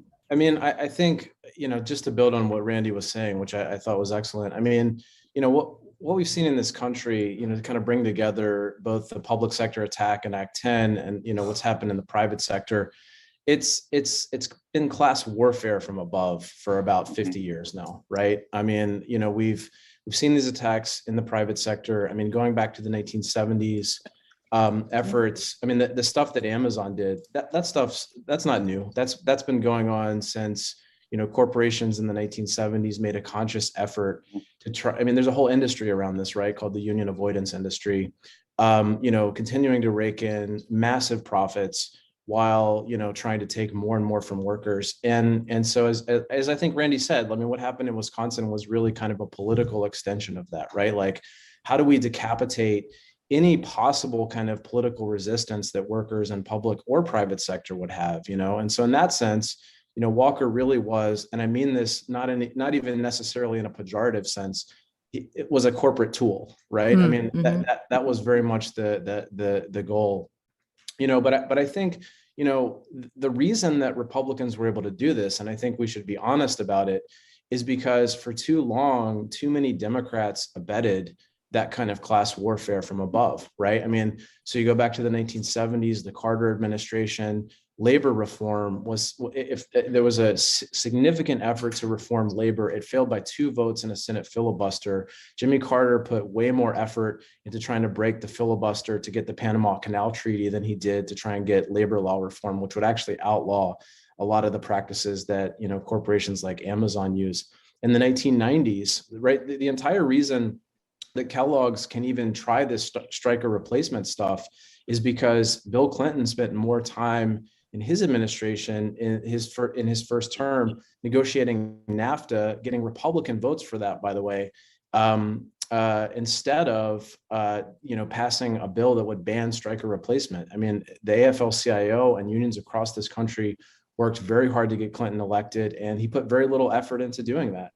And so, there's lots of other, examples I could use.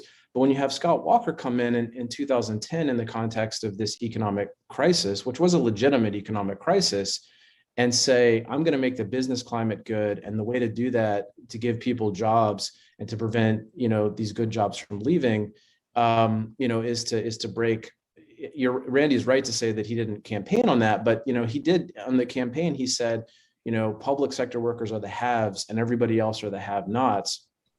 So he did, I think, signal it a little bit, and then comes into office, got a decent amount of support from some working people in the state, right? And part of that is because Democrats were on the hook for negotiating things like NAFTA, which cost people in Wisconsin hundreds of thousands of good jobs, working people in Wisconsin hundreds of thousands of good jobs. So where I'm encouraged, and I think Randy's absolutely right. I mean, we're seeing a lot more pro-worker Democrats these days. I mean, Randy's a great example. The kind of campaign he ran, I think is something that was inspiring to a lot of people in the state. My partner is in this. She's one of those folks in the state legislature now, the very heavily gerrymandered state legislature, and she's got this idea called the Economic Justice Bill of Rights that draws on the promise of economic justice, going all the way back to FDR, actually, and trying to chart that as the course for Democrats in the future. I mean, Bernie Sanders, speaking out today, right? I mean, and I think he and it's not just Sanders, of course, right? It's the whole movement behind him has changed the trajectory of the party. Like, I don't think Biden would necessarily be saying the things that he was saying if it hadn't been for for Sanders and many of the other sort of insurgent politics that's been happening in this country. So that's where I'm encouraged politically, but I think we have a lot to learn from in the past 4 or 5 decades, and how the left has really needs to I think be critical of some mistakes that we've made. I agree. I think it's really important to kind of continue that thread of, Bernie Sanders and other major leaders have really helped keep a spotlight on the resurgence of a labor movement in the last couple of years. And it's going to be interesting to see who kind of takes up that mantle in the future as well.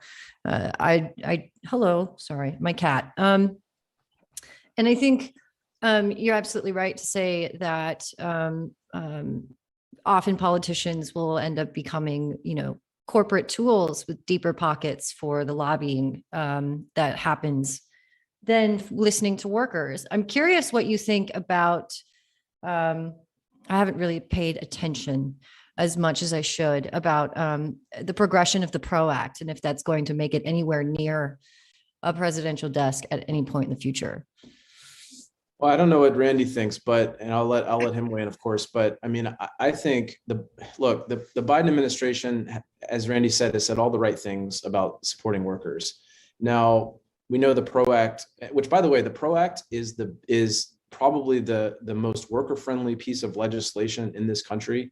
I mean, in terms of unions and building industrial democracy, the most worker-friendly piece of legislation since the Wagner Act. I actually think even beyond the labor reform efforts under Carter, certainly the Employee Free Choice Act, effort under Obama.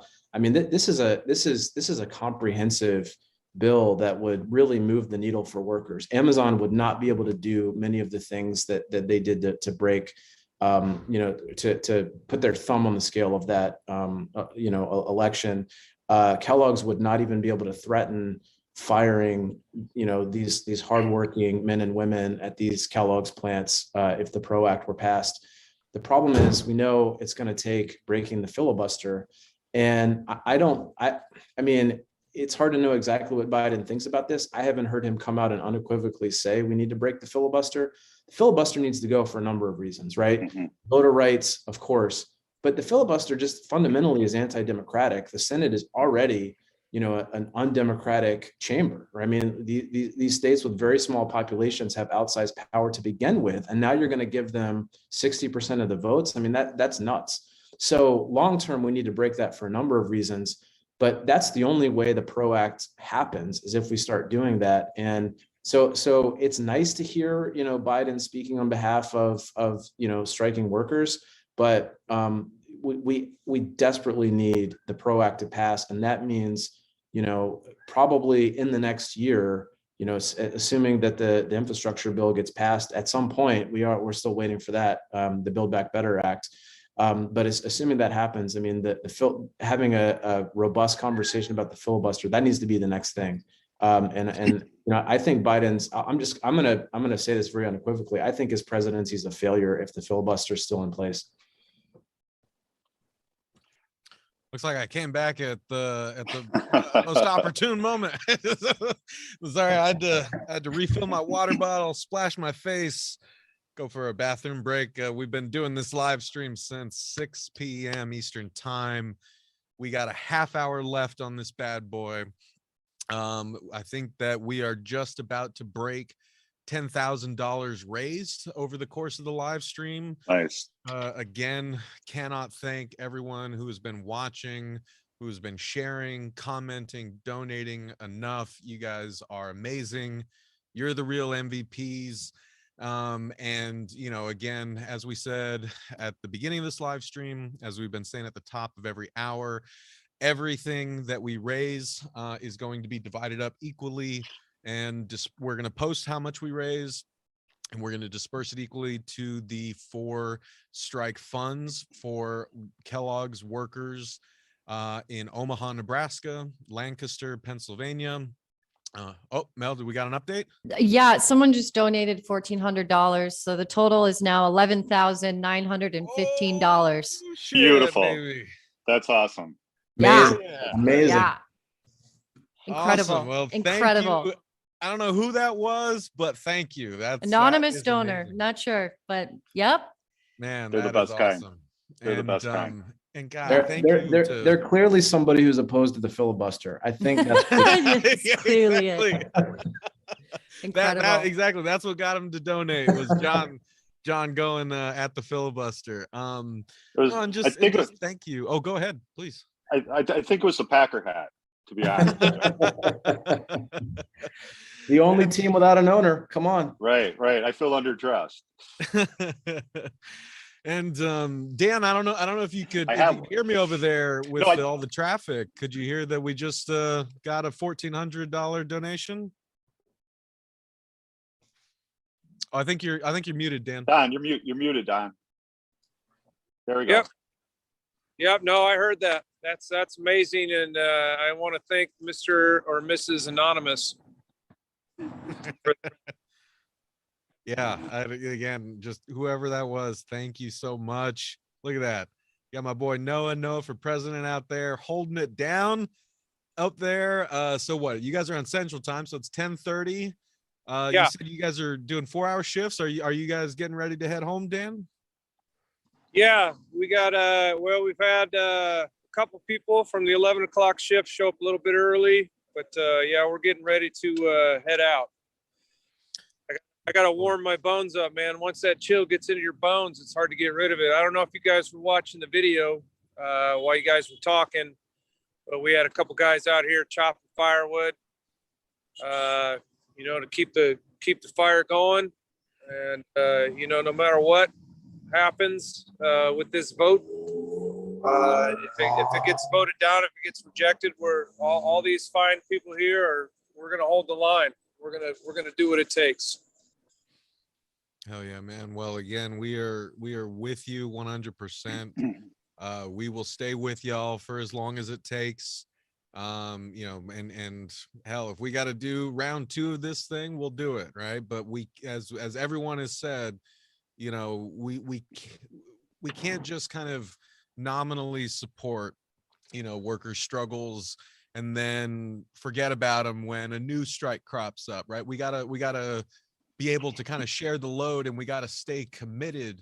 We got to see these struggles through, and we got to make sure that our brothers and sisters on the line win, right? Because that's how we build momentum.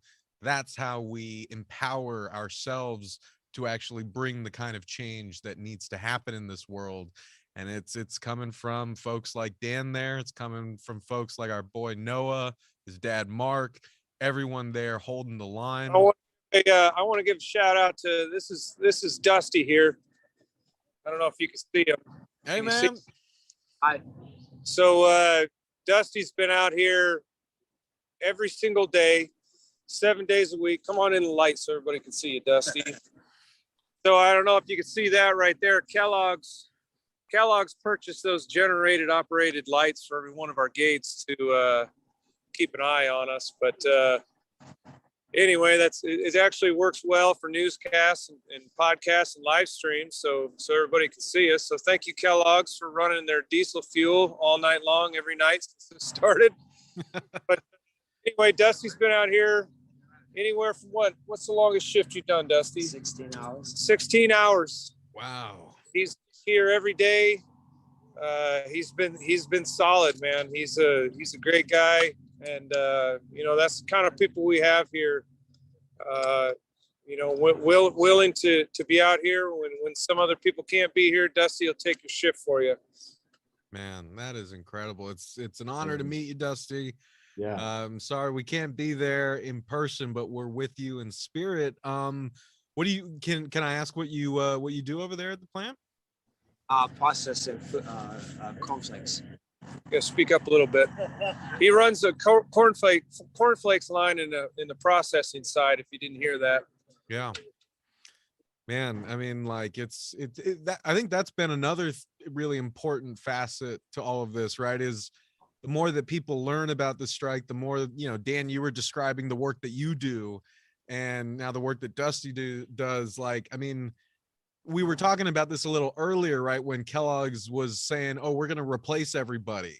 How are you going to replace someone like Dusty? How are you going to replace, you know, someone with that level of commitment and knowledge? Like it's just BS.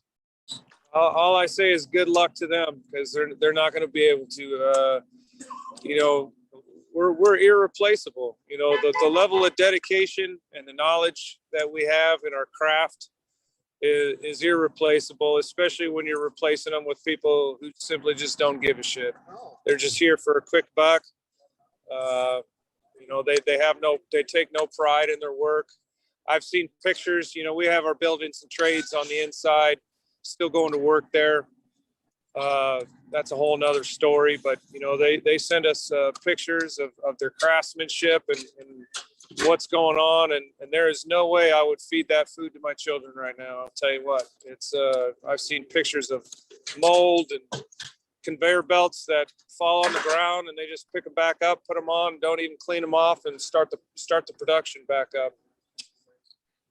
Man, yeah, I mean, you know, we mentioned this earlier on the live stream, but I guess for folks who weren't on at that part, you know, you never cross a picket line in general. On principle, you don't cross a picket line, but you know, I would just say, I'm not you know, projecting onto anyone else, but I would say that I sure as hell don't want to be eating cereal that Scabs made, you know, and I'm not going to put that in my mouth. I'm not going to put it in my kid's mouth. And so anyone watching, you know, if I imagine if you're watching this, you're already not crossing the picket line, you're not buying Kellogg's products, but for your own, you know, safety, I would say at least think twice. Yeah, absolutely. Well, you know, Dan, God, it's been incredible, man. Like being able to see you guys on the line, you know, to see the faces of y'all holding it down there in Omaha. It was incredible to hear Trevor and Mark from Battle Creek. We know that you've had a long day, and that you're cold. You were running meetings this earlier today. Folks were kind of getting up to speed on the new proposed tentative agreement. So I can't ask you to you know, hang on longer because I know you got to get home, but I guess, you know, since we're kind of wrapping things up, I wanted to ask you, Dusty, anyone there on the line, if you guys had any sort of final words that you wanted to share with people watching, with Randy, with John, with me, with Mel, I guess anything else that you guys wanted to say before we let you go and to go get some sleep. Let me ask the guys here. Anybody got any final words? I love you. Okay. Woo! We love you guys. Kobe, what do you say? You want to know what I got to Yeah, say? no, he live stream. Say it. Fuck these motherfuckers. Hell yeah. Oh yeah. Well, we're officially over 12K, so Wow. $12,000 raised in 6 hours. Pretty good. Amazing. Amazing. Absolutely amazing. And thank you, Max, for putting this on. Absolutely. Thank you, Mel, and thank you to everybody who's been on in solidarity with us out here on the line. You know, we're absolutely humbled, and I don't know how to put it into words how to thank everybody for this. Thank you. Solidarity, brother. Solidarity, guys. Solidarity. Yeah, solidarity. Hold it down. Please get some rest. Noah, my man, you know, keep being you, you know.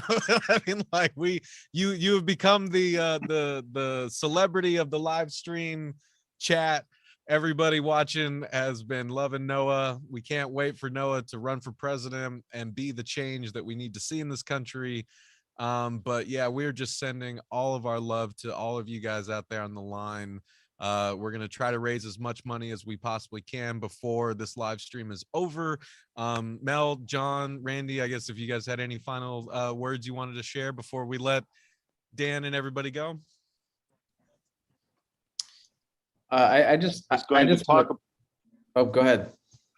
What kind of employer is going to fire people that want to go on strike and replace them right before the holidays? I mean, there's no more Kellogg's products in this house, and this is a great time to make an example of an employer, which is something that we need to do anytime somebody goes on strike and feels a need to put their livelihood on the line in order to demand good working conditions, good and safe working conditions. I mean, we saw what happened at John Deere with all kinds of accidents. That's what happens, you know. You get what you pay for, and union workers are well trained, and it's not just about dollars and cents. It's about being productive, because if you weren't productive and you couldn't justify your wage, you would have been cut a long time ago. Meanwhile, look at the profits. You know, always follow the money. Look at the profits that Kellogg's is raking in. Look at how much your CEO made. They're not hurting. They can afford to pay these workers what they're worth, and they've given their lives to produce for Kellogg's. The very least that Kellogg can do in return is pay them what they're worth. You guys need anything, let me know. I'll be around here as long as you guys are out on that line. Thank you. Thank Yeah, you. and I just want to say, you know, I'm insanely proud to be an American. That might be a popular thing to say these days, but in a lot of quarters. But one of the reasons I'm proud to be an American is because our country is all about when people recognize injustices, fighting to make them better. Right. That's a through line through our history, in spite of whatever, you know, differences we have, whatever, you know, ironies there are, whatever contradictions there are. I mean, destroying slavery, fighting the Depression, winning World War II against fascism, and working people putting in the work. I mean, you guys have been out in the cold this entire time when we've been doing this. I mean, to make your brothers and sisters' lives better and the lives of your children's better, your lives of your children better. That's what the United States is all about. That's what American democracy is all about. And you guys are living it. And I'm so inspired, and just thank you for all the work that you've been doing. I mean, everybody's watching this, and we support you. We have your back. Thank you. Thank you so much for that. Thank you so much for coming and staying out for the last, 4.5 hours, Dan. Every time we talk, it's been illuminating and incredible conversation. And I am truly honored to know you. And I hope that you sleep well and warmly tonight after such a long shift out tonight. So appreciate all the work you've done. Thank you. Thank you. Thank you. Thanks, guys. Sending solidarity and love to all of you. Happy holidays. We are with you as long as it takes. One day longer, one day stronger. Absolutely, brother. Amen, brother. Thanks, y'all. We'll see you. Thank you. Thank you. Yep, it is. So I told everyone I was going to start crying at some point on the stream. I don't know if it's because I'm tired. I don't know if it's because of the solidarity, but it's coming. But we got a few minutes left here. I mean, geez, John and Randy coming in on the graveyard shift, helping to push us across that final stretch. Cannot thank you guys enough, and can't thank you for everything that you do. I wanted to ask if you guys had any kind of final words for the live stream viewers, any sort of messages you wanted to leave folks with before we wrap up. Yeah, if it hasn't come for you yet, it will. If you're a worker, you're going to be under attack. It's about profits. It's a race to the bottom right now. If we don't stop it right here and right now, you might as well just push everything over the cliff, because we're going to be too weak to be able to stand up. But there are going to be people that are looking for a job to pay pennies on the dollar compared to what everybody else is make. That's where we're headed. That's why all these people that are giving up everything, willing to risk everything, to stand up. It's not just for their company they're standing up for. They're standing up for every single worker, which is why every single worker, especially if you're working right now, you're collecting a paycheck, if you can give a couple dollars, it's so important to help these people struggle, especially during this time. I remember a few years ago during the Kohler strike, same thing. It's cold, people are freezing. They tried installing the two-tiered system. That's going on everywhere. Whether you belong to a union or not, unions, I mean, you need some kind of representation. Unions are democracy in the workplace. If you want to have a voice, organize. If you don't have a union, organize. If not, help stand up for someplace that is fighting for you. And that's exactly what these striking Kellogg's workers are doing.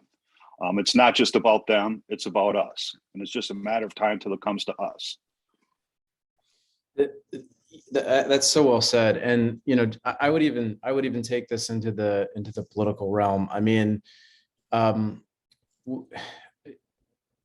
our democracy is in peril, right? I know our democracy has never been perfect. You know, and this is not the thing we're going to debate in the last 5 minutes of this conversation. But, you know, the very concept that everybody gets a vote, that we all get to play a part in the decision-making process. I mean, these things are under duress, and they're under duress because we've allowed, I shouldn't say it that way, because we've had powerful forces exact warfare on us to destroy it, right? And so too many people in this country feel disempowered.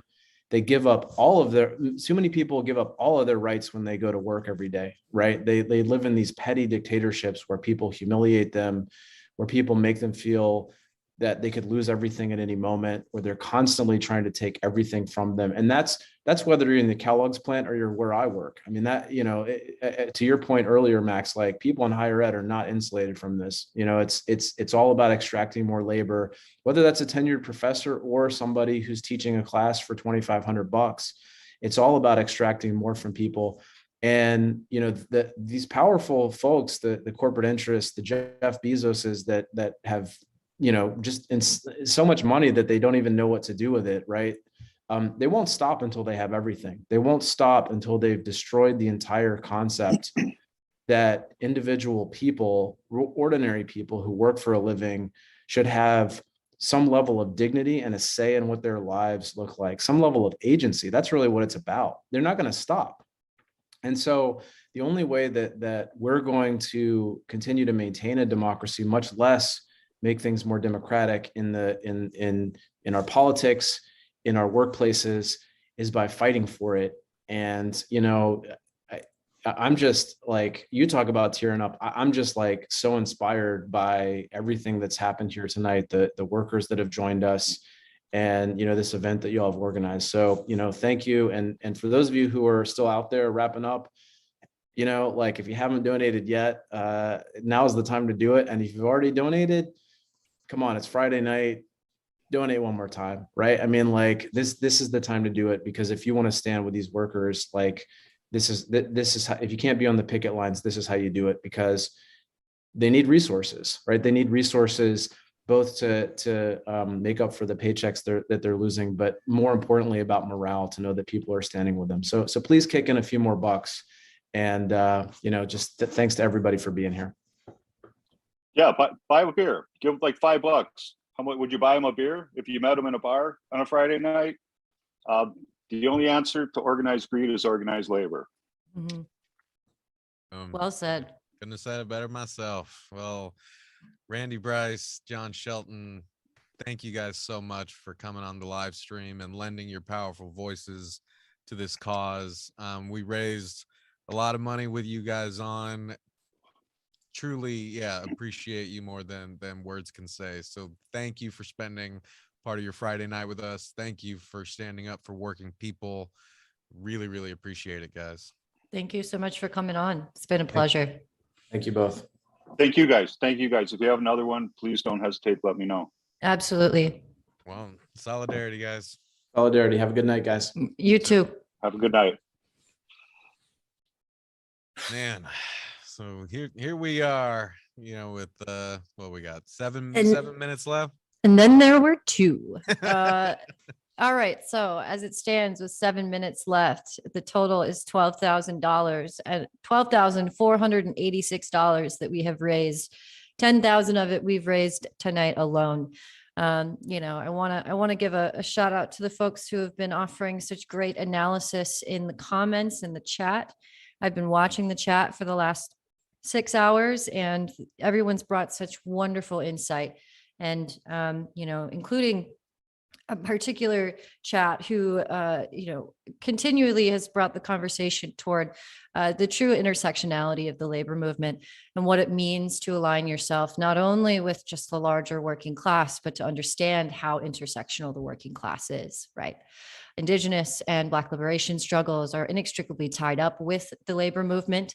And as I've been saying in the stream over the last couple of hours, what we are seeing is a continuation of that energy that was born out of, the eruption of last summer. And I think that I would be remiss if I didn't make at least a brief mention of it. I'm so glad that we got the chance to sit down for the last 6 hours and man, it's been 6 hours. I'm a little googly eyed. We're in the last 5 minutes. Yeah, I caught my tile here on the Zoom, and I was like, oh Jesus, I look like hell. Yeah, I'm a little cross-eyed. But it's been extremely, extremely good to sit down and talk to these folks and to see the good that it's doing for folks on the line. And I'm extremely grateful to Dan for spending so much time out in the cold, because it is cold outside. It's like 30 degrees outside. And letting folks on the line see what we've been talking about and having them join in on the conversation. It's been a beautiful, beautiful experience. And I am so humbled and honestly flabbergasted by the amount of money that we put together. And, you know, every single cent is going to each of the 4 factories that are currently on strike at Kellogg's. You know, they have their ratification vote coming up in a couple of days. And even if they ratify, you know, they've lost 2 months worth of wages. So the fact that we can send off $3,000 to each of the factories relief funds is going to, you know, not solve all of the financial suffering that has come from, you know, courageously standing on strike, but at least kind of ease it a little bit. And we could not have fucking done that without you guys. And, you know, holy shit. I mean, you know, because it's been a wild week as we've been planning this, right? Because we, you know, basically once the last tentative agreement was voted down and Kellogg's announced that they intended to replace workers, you know, that's when Mel and I reached out to Dan and we were like, all right, what do you need? Like, you know, we're going to put this thing on. And it was really, you know, the results of the heroic efforts of everyone that you guys saw tonight and a lot of people that you didn't see, right? I mean, we've had a lot of friends and comrades like help us network, you know, basically people getting other people to come on. John, you know, Shelton, who you just saw, a dear friend of ours, he was just like, hey, let me get Randy on, right? You know, like, and you know, there were folks who couldn't make it tonight but who still helped like share the fundraiser. If folks were following us on Twitter, the great Crystal Ball couldn't make it to the live stream, but she sent in a really lovely message of solidarity that we blasted out and tried to get folks to try to drive folks over here to the stream.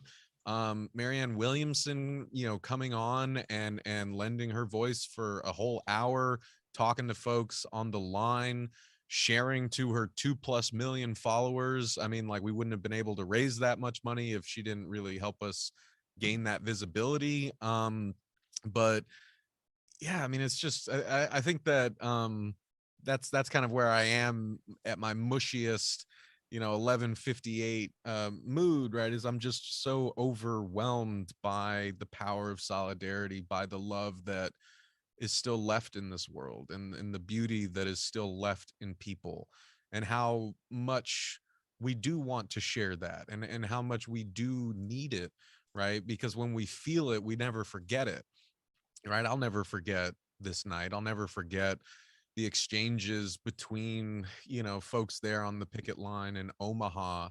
You know, I'll never forget all the little acts of kindness that made this possible, all the things that David Story, I won't embarrass you, David, but all the things that David did to make sure that we could do this thing, right? Brian hopping in and saying, hey, do you need someone? I'm like, yeah, come on, man. You know, like Jacob coming in past his bedtime, Hayden Wright from the UMWA auxiliary in Alabama, you know, calling us from, you know, the strike pantry and showing us like the fruits of all of their work. And they've been on strike for, you know, since April, for Pete's sake. Caroline Smith coming on from the Columbia student workers strike, even after Columbia has also threatened to replace those workers there, right? And seeing, you know, I think that's another thing. You know, I know I'm kind of rambling here, but like, I think, you know, Mel, you and I had said at some point here, right, that you know, this is a media project, right? We as media makers wanted to help how we can using the tools that we have.